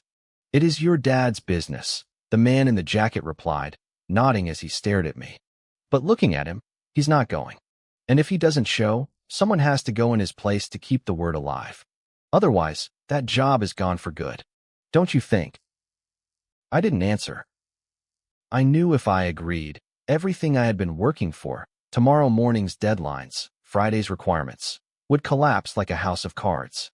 Tomorrow morning, I needed to hand in my class placement forms. I needed Zhao Qiming to sign off on my paperwork. If a single column was blank, they'd kick me out of the elite track immediately. By Friday, I needed my parents' signatures, my monthly exam transcript, and my conduct report. I even had to cover the processing fees for the commute permits myself. Yesterday, those were the most important things in my world. Tonight, standing at the hospital's payment window, they felt like they were behind a thick sheet of glass, close enough to see, but impossible to touch. Yet the world wouldn't stop for me. When the sun rose, I'd still have to face every single one of them. Then there was the other problem, Lin Jinxia. Ever since he tore up his forms, the trouble at his home hadn't vanished. The deadline for the workshop response this weekend was closing in. I knew better than anyone that I couldn't help him right now. I had nowhere to turn and no one to tell. My mom picked up the pen. It had been passed through the bars of the payment window, the cap greasy with other people's fingerprints. Her hand didn't shake, but she moved slowly. So slowly I thought she might put it down. She looked at the very last line of the form, the one about labor deduction. I'll put my thumbprint for the 200 deposit, she said suddenly, looking up at the man. She pointed to the top section. But this bottom part, I'm not signing that tonight. It's all one deal, the man countered. 200 is 200, my mom said, her voice low but firm. Tonight, I'm keeping my husband in this hospital. That's one thing. How we pay it back later, that's another. I need to talk it over with him, and he's unconscious. I'm not signing it. The man stared at her for a long time. He didn't agree immediately. The clerk inside the window grumbled about the line forming behind us. Finally, the man pulled the paper back half an inch. He ran his fingernail over the bottom line, leaving a sharp, deep crease in the paper. Fine, he said. Sign for the 200. We'll leave the rest on the shelf for now. He emphasized those words. You can't run away anyway. Someone still has to show up at that gate on Monday. My mom pressed her thumb into the blackened ink pad and left a red mark next to the deposit section. The print was small, the edges a bit blurry. Standing behind her, I watched that red mark land. He muttered something in his sleep. I leaned in to listen. Monday, someone has to cover the shift. After he got those words out, he seemed to relax and sank back into a deep sleep. At the foot of the bed, my mom sat on a small stool, her eyes wide open. She was clutching the carbon copy of the loan agreement. The edges were soft from her grip. The red thumbprint for the 200 yuan was dry now, turning a dark, bruised color. Below it, the line about labor deduction sat there, marked by a fingernail but unsigned. I reached into my pocket. The 60 yuan was long gone. Registration, deposit, medicine, it had been wiped clean. I'd even had to ask my mom for 2 yuan just for the bus fare back. I stared at the dripping for a long time and realized something. The only thing I had left to trade was what was inside my head. My father was risking his life to put food on the table, and the price was my future. Monday at the gate. The spring expansion. Finishing the semester. It was all coming for me. I couldn't wait any longer. The night nurse came in to change the bottle. The not submitted mark next to my name for the class placement form was finally gone. He didn't put his pen away. He casually mentioned that the self-recommendation deadline was Friday after school. Transcript copies, conduct signatures. If anything was missing, I couldn't apply. He told me to have my family weigh the costs of the travel fees. Then he added one more thing. For a student on probation trying to stay in the elite class, the worst thing I could do was create unnecessary complications. The final list wasn't set yet. I nodded. Weigh the costs. My pockets were empty. What was there to weigh? I knew exactly who that unnecessary complications comment was aimed at. It felt like a heavy weight pressing down on the new path I was trying to build. It was heavier than the exam itself. A boy who often hung around the snack street leaned over and whispered to me. He said the contact over there wanted to know if I was taking the weekend job. If not, they'd give it to someone else. They wanted a dozen sets of review outlines copied by the end of the month. The pay had sounded good at first, but when I crunched the numbers, it was thin. After paying for paper and travel, there wouldn't be much left. But he could only do it during the gaps in evening study when no one was looking. He couldn't be seen. I agreed immediately. He would just do the writing. I would be the face of the operation. I'd collect the money and deal with the clients. Lin Jianxiao looked up, his expression serious. He reminded me that I was a probationary student. If word got out that I was charging classmates for help, Zhao Qiming would never sign my conduct form. I understood. The first obstacle on this path wasn't money. It was perception. The man who held my future in his hands was the same man who hated complications. I told him I knew. I had to be fast and quiet. The outlines were just private work. As for the tutoring, I'd start small with 1 or 2 people who really needed it. We started planning. Which problems to pick, how many copies to make, who to approach first. Lin Jianxiao pulled out a stubby pencil and scribbled some notes in the corner of his book. Just as the bell was about to ring, someone rounded the corner. It was a boy from the second row, the one who sat by the window. He was clutching a test paper so hard it was wrinkled. His voice wasn't loud, but in the empty hallway, it echoed. He said he heard I'd explained the final bonus question to someone else last time. He asked if I could explain a problem for him too. I won't let you listen for free, he added. He didn't lower his voice for that last part. A few heads poked out from the classroom. Lin Jianxia's hand froze on his book. I looked at the paper held out in front of me. I hadn't even finished the plan yet, and the first client was already here.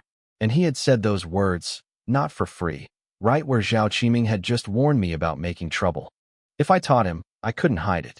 A top 10 student asking a probationary student for help? Word would spread within half a day.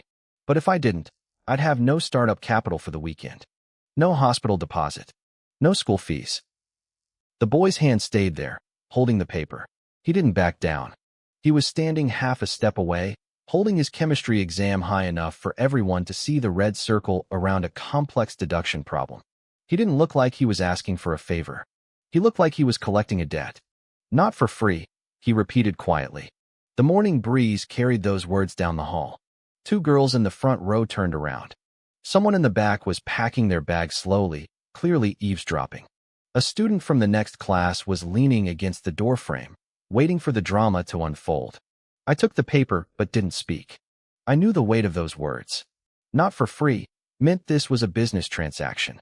If I nodded now, the whole grade would know by tomorrow that the probation kid in class 3 was charging for tutoring.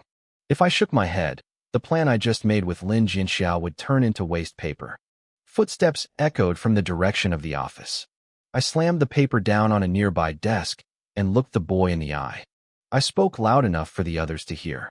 Copy the given conditions of the problem first, I said. I need to see if you even have the basics down. I wasn't agreeing yet. I was testing the waters. The boy blinked, surprised. He probably expected me to start talking immediately. I said copy them. I repeated, pushing the paper back toward him. Once you've done that, I'll know where to start. If you can't even get the given conditions right, I could explain it 3 times and you still wouldn't get it. I was doing 2 things, filtering the serious students from the curious ones and buying myself time. I needed to figure out how to handle this first move. He stared at me for 2 seconds, then lowered his head and started writing on a piece of scratch paper. I used the gap to scan the room. Everyone was pretending to be busy, but their ears were pinned back. The footsteps were getting closer. I leaned in, dropping my voice so only the people right next to us could hear. I'll explain this to you privately, I whispered. Not in the classroom. Meet me by the pull-up bars at the back of the sports field before evening study. I'm only explaining it once. If you don't show up, that's your problem. He stopped writing and looked up. Privately, he whispered back. The debt collector look on his face softened slightly. Not in the classroom, I said firmly. If you don't like it, ask me now and forget about it. A figure finally turned the corner. He glanced our way, but I kept my cool. The first deal was on the table. I watched the teacher from the next classroom walk past the corridor. He didn't say a word, just kept moving. I felt the tension in my chest loosen slightly. As long as it wasn't Zhao Qiming, I was safe for now. The boy in front of me slammed his scratch paper down over his quiz. Fine, he muttered. I'll be at the back of the sports field before evening study. He turned around and headed back to his seat. The students around us, who had been eavesdropping with every fiber of their being, suddenly got busy. They started packing bags or chatting, pretending they hadn't heard a thing. Lin Jinxiao was still sitting in his spot, his hand resting on a thick book. He looked like he was waiting for me to say something. I walked over and stood beside him, leaning down until my voice was a ghost of a whisper. Back of the sports field. Pull-up bars. Before evening study. One-on-one, I told him. You don't need to go. It'll be too obvious if we both show up. Lin Jinxia didn't look up. He just fished a pen out of his case and scribbled a few words on a tiny scrap of paper. He folded it into a tight square and pushed it to the corner of the desk. I picked it up and unfolded it. 2 words. Where's everyone? I knew exactly what he meant. I didn't have enough help. Between the one-on-one tutoring and the follow-up work, I couldn't handle a crowd alone. I crumpled the paper in my palm and didn't answer. When the final bell rang, I didn't head to the cafeteria. Instead, I sat on the steps behind the teaching building. I pulled out that chemistry quiz and stared at the questions circled in red. I read it 3 times. It was an organic chemistry inference problem. It wasn't inherently difficult, but it relied on a few specific reaction paths.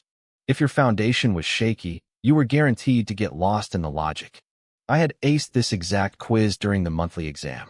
I knew exactly where the traps were. But taking a test is different from teaching. When I take a test, I only need to know the answer. When I teach, I have to break every step down into a rhythm someone else can follow.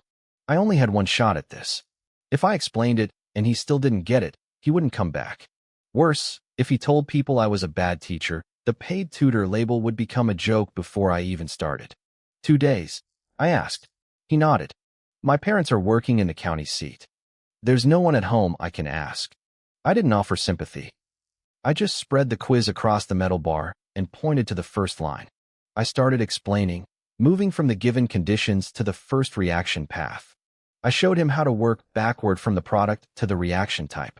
I gave him the standard solution, then showed him a shortcut. I spoke slowly. After every step, I stopped and asked, "Do you get this?" Only when he nodded did I move on. I hit 2 points where he looked confused, gaps in his knowledge I hadn't expected. I had to pivot on the fly, changing my explanation until he saw it. When I finished the last step, the boy stared at the answer on the bar for a long time. "I get it now," he said, looking up. I folded the paper and stayed silent. "How much?" he asked. I had been waiting for this question the entire walk over. But now that it was here, my heart felt strangely heavy. "Wait a second," I said. "How many people know you're here?" He blinked, startled. "Just me." "Who are you going to tell when you go back?" "Nobody." He tucked his red pen away. "I know how to do it now. That's all that matters. Why would I say anything?" I watched him. It was a better answer than I expected, but the risk wasn't gone. "This problem is worth 50 yuan, I said. He didn't haggle. He reached into his bag and pulled out a thin envelope. He He pressed it into my hand. If I get stuck again, can I find you? I didn't answer. I felt the envelope. It was thin, too thin for 50 yuan. I didn't open it. I just shoved it into my pocket. Go back. Evening study is about to start. The boy threw on his backpack and walked a few steps before turning back. I transferred here from class 2, he said. I nodded but didn't say anything. Once he was gone, I stood by the bars alone. I pulled the envelope out and opened it. 35 yuan. I counted it 3 times. It wasn't 50. It was 35. That was all he had. I stood there, gripping the cash, thinking. First, did I accept this price? If I did, my first business move was a loss. My costs were higher than my profit. If I didn't, he wouldn't come back, and the rumor that I was an overpriced jerk would spread faster than the tutoring itself. Second, what could 35 yuan even do? It wouldn't cover my competition fees, the hospital bills, or my father's debt. But it was the first brick. It was the moment a plan became an action. Third, the boy had given me his background. Transferred from class 2, parents working away, no help. I filed that information away. The pre-study bell rang in the distance. I stuffed the money back in my pocket and headed for the building. Halfway there, my phone buzzed. A text from Su Chunlan. 3 words. He threw up again. I stopped in the middle of the path and stared at the screen for 5 seconds. Then I deleted it and kept walking. I couldn't leave tonight. I had to return the book to Lin Jinxia, debrief him on what happened, and then hit the hospital first thing in the morning. Lin Jinxia was already in his seat. I walked over and dropped the book and the crumpled note on his desk. He glanced at the note, his brow furrowing slightly. I didn't explain the note. I sat in the empty seat next to him and lowered my voice. 35, I whispered. That's all he had on him. I took it. Lin Jinxia didn't make a sound. More people might come, I continued. But we don't have enough hands. I can't teach them all. The official bell for evening study rang. Zhao Qiming walked through the front door, clutching a stack of papers. He slammed them onto the podium. Scholarship list will be announced next week, he barked. Class placements and competition eligibility screenings are happening simultaneously. Everyone needs to turn in their forms by the end of the day. He scanned the room, his eyes lingering on us for a second before he set the papers down. I reached into my pocket and felt the 35 yuan again. Scholarship list next week. Class placements now. I still hadn't turned in my competition recommendation form. It needed a parent's signature. Su Chunlan hadn't signed it. She wasn't in the right mind to sign anything. She was sitting in a hospital ward, waiting to see if Zhou Jiangwo would vomit again. Zhao Qiming started walking down the aisles, collecting forms one by one, glancing at each before sliding them into his drawer. I sat there, my hand tight around the crumpled bills, watching him get closer. I knew my name hadn't been called yet, but it was only a matter of time. Scholarship results, class placements, and competition eligibility. These 3 paths were all converging at once. Meanwhile, the new path I'd started carving for myself was barely underway, and the cost was time and reputation. I glanced at Lin Jinxia. He was hunched over his desk, his pen moving rapidly across a notebook. He didn't look up, but I knew he was thinking about the same thing. We were both running toward that same finish line, and the pressure was mounting. By the time I circled back from the back playground toward the teaching building, the corridor was already packed. It wasn't the usual post-class rush. People were huddled in front of the bulletin board, shoulder to shoulder. Those in the back were standing on their tiptoes, desperate for a glimpse of the news. I nudged my way through the crowd until I saw the fresh sheet of paper behind the glass frame. Red paper, black ink, stamped by the Academic Affairs Office. The heading read, 2023 Academic Year, Second Semester Comprehensive Scholarship Shortlist. Then I saw it. My name. I stood at the edge of the crowd, not pushing any further. My name looked different from the others. It wasn't printed, it was handwritten in ink within the red grid. The notice stated there was a 3-day public comment period. Any objections were to be taken to the head teacher. Only after those 3 days would the result be final. Someone tapped my shoulder. It was the boy who sat in the second row by the window. Finished looking? He whispered. I nodded once. You really kept your cards close to your chest, kid, he said. He didn't wait for a reply, turning back toward the classroom. I followed him in silence. I couldn't tell if that was a compliment or a test. Either way, now wasn't the time to talk. Inside the classroom, Zhao Qiming was already at the podium, clutching a stack of papers. The chatter died down instantly. Regarding the scholarships, there's a 3-day public period, he barked, scanning the room. Don't cause any trouble for me. His eyes met mine for a split second before we both looked away. Class placement results and competition eligibility will also be finalized early this week, he continued, slamming the papers onto the desk. Anyone who hasn't turned in their registration forms yet, get them to me before the last period this afternoon. I didn't move. I knew my form was missing from that stack, but Zhao Qiming didn't call me out by name. Rules were rules. Until the public period was over, he couldn't officially acknowledge my status. But I had a bigger problem. The parent's signature line on my form was still blank. Zhao Qiming wanted it by the end of the day, but my father was lying in a township health center. Unless he could miraculously crawl out of bed and walk to the school gates before the deadline, I was stuck. 5 minutes before the bell, I decided to try one last time. I pulled the form from my bag and headed for the office. I ran into that same boy from earlier at the stairs. You've really got something going on, don't you? How'd you pull it off? He asked. I gave him a few vague excuses and checked my watch as he walked away. It was already 4:30 p.m. Only 20 minutes left until the final bell. When I reached the office, Zhao Qiming was just locking up. We met face-to-face in the hallway. Teacher, I started. About the form. He glanced at me. Where is it? I handed him the paper. He glanced at the signature line and immediately pushed it back toward me. No signature? Why are you even showing me this? Sir, my father is in the hospital. He can't make it back today. Can I just? The rules are final, Zhao Qiming said, not breaking his stride. If you don't turn it in by today, the spot goes to someone else. Think about it. He walked past me and headed downstairs. I stood in the empty corridor, gripping the form. I didn't chase him. I knew it was useless. When the final bell rang, the classroom turned into a din of whispers. A few classmates crowded my desk, offering congratulations that felt more like interrogations. Asterisk, how did you do it? Who helped you? Asterisk. I brushed them off with 2 words. Good luck. Once the crowd thinned out, Lin Jinxiao slid a note onto my desk. It was a single sentence. They posted something at the old factory today. I looked up, but he had already turned back to his book, acting as if nothing had happened. I crumpled the note in my palm.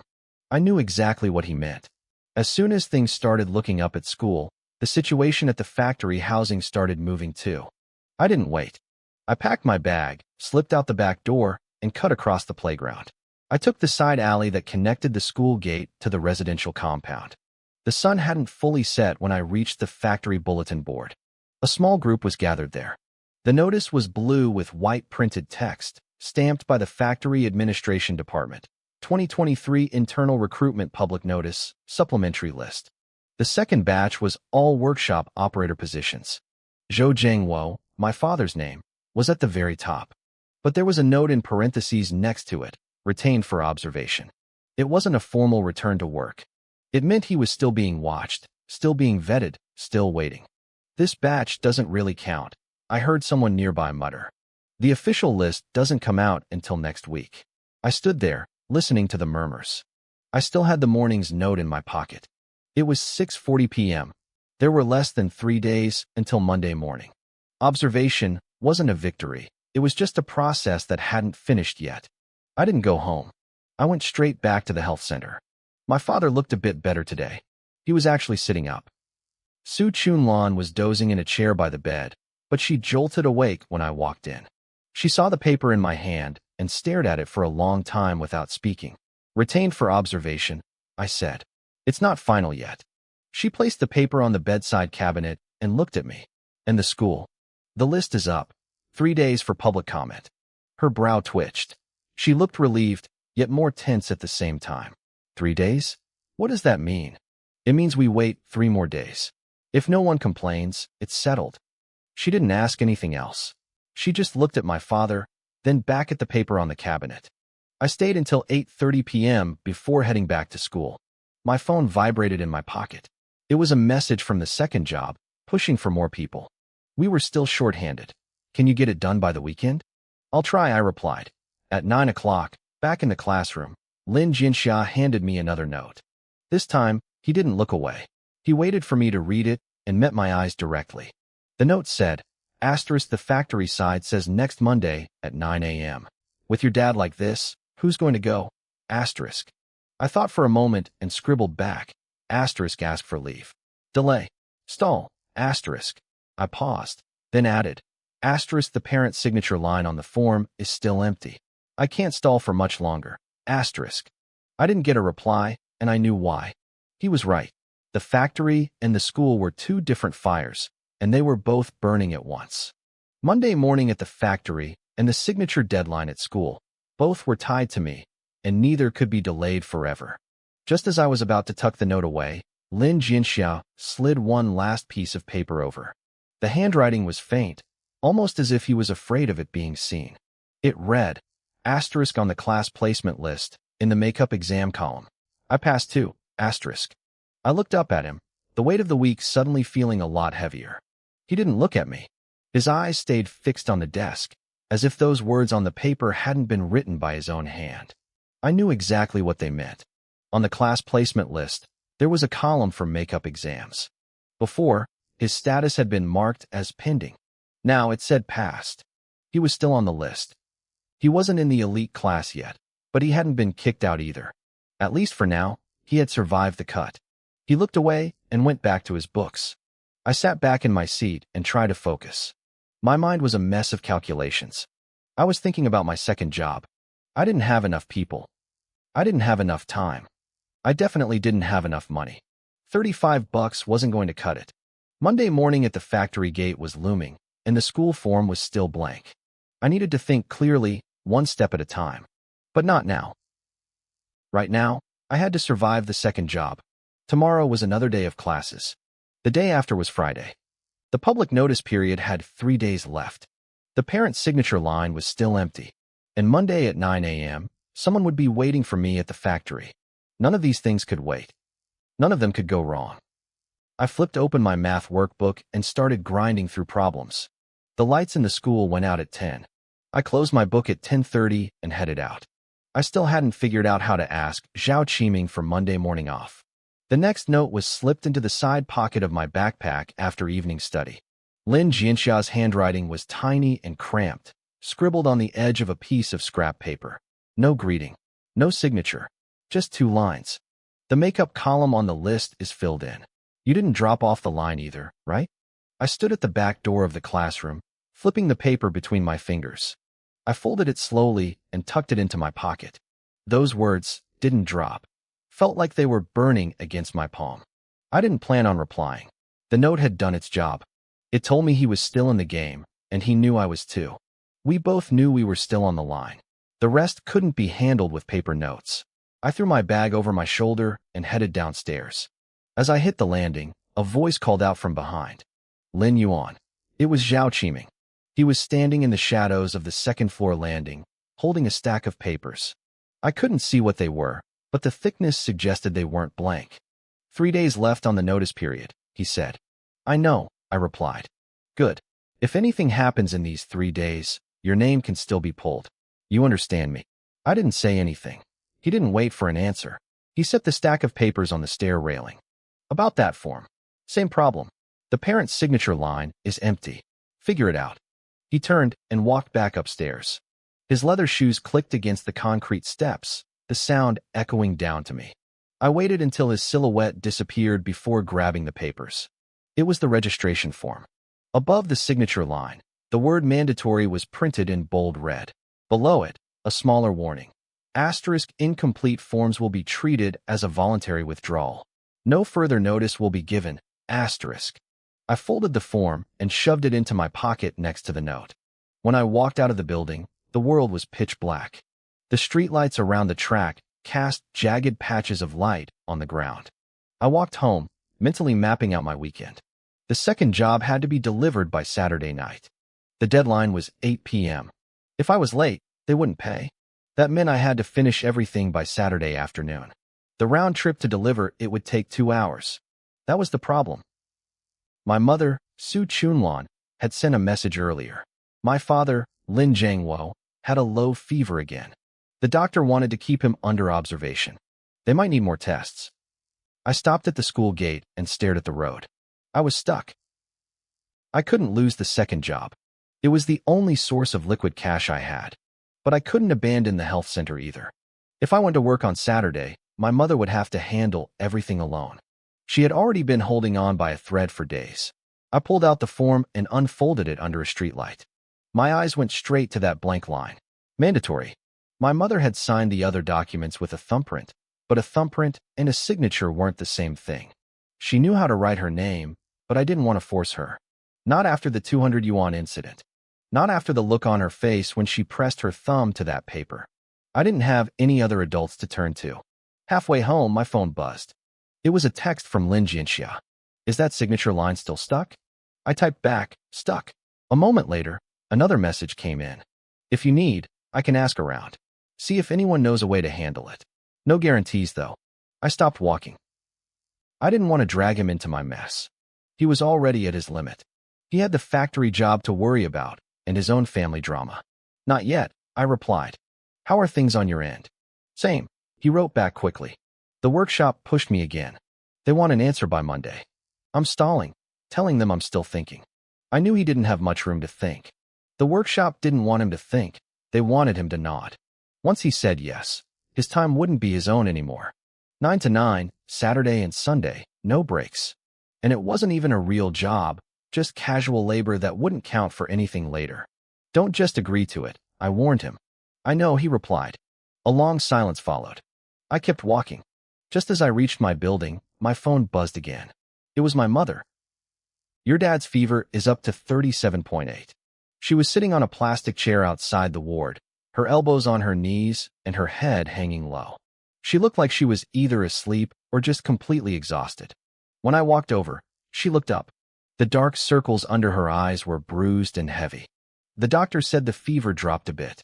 It's at 37.5 now, she whispered. But they added more tests. They said there's some noise in his lungs. They want another x-ray this afternoon. I'll come this afternoon, I said. She looked at me, puzzled. Don't you have the delivery this afternoon? I can do the second order tonight, I replied. Someone needs to be here during the day. Her lips moved as if she wanted to say something, but she stayed silent. She reached into her pocket, pulled out a crumpled piece of paper, and handed it to me. It was the delivery address and contact person for my second job. The instructions were clear: arrive by 8 p.m. Saturday. If I was late, they wouldn't accept it.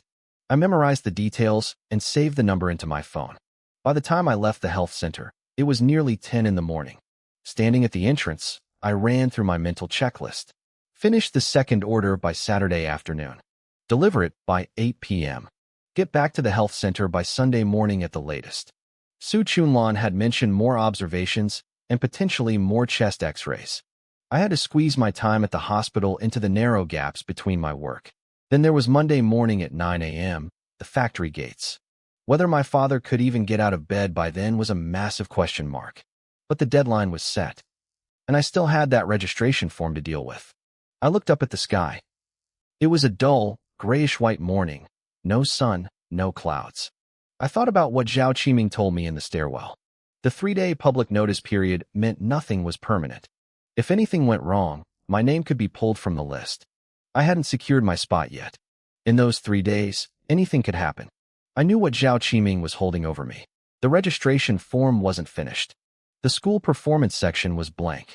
I hadn't even started on the hurdles for the higher-level resources. As I walked toward the alley next to the hospital, my phone rang. It was an unknown number. Is this Zhou Ji? The voice asked. I'm the guy for the second order. How's the prep going? I'm working on it, I said. Change of plans. We have an inspection on Saturday afternoon, so we need to collect early. If you can get it here by noon on Saturday, I'll add 10 yuan to the price. If you're late, it's the original price. But if you're not here by 2 p.m., we're not taking it. He hung up before I could argue. Noon. That was 6 hours earlier than planned. I checked the time, 9:55 a.m. I had less than 26 hours to finish the order, deliver it, and still find time to cover for Su Chunlan at the hospital. I started walking home, my pace quickening. Halfway there, I pulled out my phone and messaged Lin Jinxia. Asterisk, things changed on my end. I might have to move early. If you have time, can you watch the health center for me on Saturday morning? If anything happens, call my mom. Asterisk. I stared at the message. I felt guilty for dragging him into this, but I had no choice. Su Chunlan was at her breaking point, and I couldn't be in two places at once. His reply came 3 minutes later. Just one word, okay. Then another message followed. Can you make it by Saturday noon? Is the stuff ready? Not yet, I replied, but I'll make it. I pocketed the phone and hurried. The morning crowds were thinning out. Breakfast stalls were closing. I wove through the pedestrians, mentally rearranging my Saturday. Wake up at 5 a.m. Finish the assembly. Leave by 10 a.m. Deliver by noon. Get the money. Rush back. Hospital by evening. The extra 10 yuan didn't matter as much as what the change implied. If their schedule was being compressed, it meant something was wrong on their end. In this business, when the top of the chain feels pressure, it crushes everyone below. I just hoped the pressure wouldn't break me. I got home, dropped my bag, and sat at the table to start working. Around noon, the phone rang again. It was the hospital. Your father's fever is back up to 38.1, they told me. The doctor needs a family member's signature for the chest x-ray. We need someone here now. I looked at the pile of unfinished materials on my desk, then at the clock. If I went to the hospital now, I'd lose hours of work. I'd have to pull an all-nighter just to stand a chance of making the noon delivery. I'm coming, I said. I pushed the materials aside, splashed some water on my face, and headed out. On the way down, I messaged Lin Jinxiao again. Asterisk emergency at the hospital this afternoon. I'll let you know if things change for tomorrow. If not, please help me watch things Saturday morning. Asterisk. I walked toward the health center, glancing back at my apartment building. It was a gray 6-story block with cramped windows. Behind one of those curtains, my unfinished work and that registration form were waiting. That form had to be filled. It had to be signed. It had to be submitted. But right now, there was no one to sign it for me. When I reached the health center, Su Chunlan was waiting with a consent form. I took it, scribbled my name in the family signature box, and handed it back. I followed her toward the x-ray room. At the door, she stopped and turned to me. Don't you have things to do this afternoon? Nothing major, I lied. She didn't look like she believed me, but she didn't push. She handed the form to the nurse and looked at me. Go on, I'll stay here. By the time I stepped out of the health center, it was already 3 p.m. I stood on the steps, watching the clock tick away. I pulled my phone out and checked the countdown. 26 hours had shrunk to less than 23. The materials for the second order were still sitting on my desk, untouched. I picked up my pace. Halfway home, I passed a fork in the road. I looked toward the old factory residential area and saw a figure moving in the distance. We were half a street apart, so I couldn't see his face clearly. But the way he stood, the way he moved, I knew that silhouette. It was the man in the jacket. He didn't look toward the health center or toward me. He just walked along the road by the old factory, his pace steady and rhythmic, like he was on a routine patrol. I stood at the intersection and watched his back until he disappeared into an alley. I didn't stop for long. I kept heading home. Once inside, I sat down and started on the second order. By 10 p.m., I was about 70% finished. I organized the remaining parts and made a plan to wake up early, finish the rest, and be out the door by 10 a.m. Su Chunlan sent me a message shortly after 10. She said the x-ray was done, but the results weren't out yet. She told me to stay home and rest since she was there. I sent back a quick, okay. Then, I messaged Lin Jinxia. I asked her to keep an eye on things at the health center tomorrow morning and told her I'd have my mom send her my number. Got it. Lin Jinxia replied a moment later. Are you done with your work? Almost, I wrote back. I'll finish it tomorrow morning. I should make it out by 10. She didn't say anything else. I put the phone down and kept working. It was nearly 1 a.m. by the time I finally packed up the materials. I set an alarm for 5 a.m. and collapsed into bed. When the alarm went off, I snapped awake instantly. I rolled out of bed, got dressed, and did a final check of the materials before sliding them into my backpack. I grabbed 35 yuan for the trip and headed out. The sun wasn't up yet. The streetlights were dark, and a thin layer of damp mist coated the road.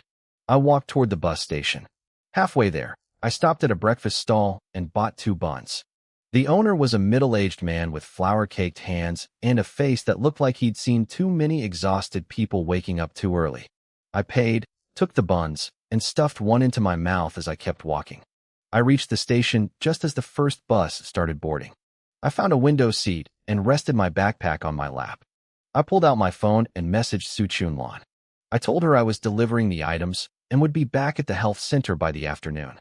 She replied almost immediately. The X-ray results were in. The doctor said there was slight inflammation in the lungs, but it wasn't severe. My dad needed 2 days of injections, but his fever had dropped, and he was in better spirits. I felt a brief flash of relief, but it didn't last. I knew what inflammation meant. It meant Lin Jianxia's father, Lin Jianxia, wouldn't be leaving the hospital anytime soon. And that Monday morning deadline, 9 a.m., was still hanging over us like a blade. I'll be back after the delivery, I replied. I put my phone away and stared out the window. As the bus left the county limits, the scenery opened up. Farmland and low buildings blurred past. I've started the trip. I'll be there by noon. A few minutes later, the reply came, fine. Wait at the usual spot. I put the phone away and checked the materials in my bag one last time. Deliver the goods. Get the money. Get back. That was the only thing I could control right now. Everything else would have to wait until I returned.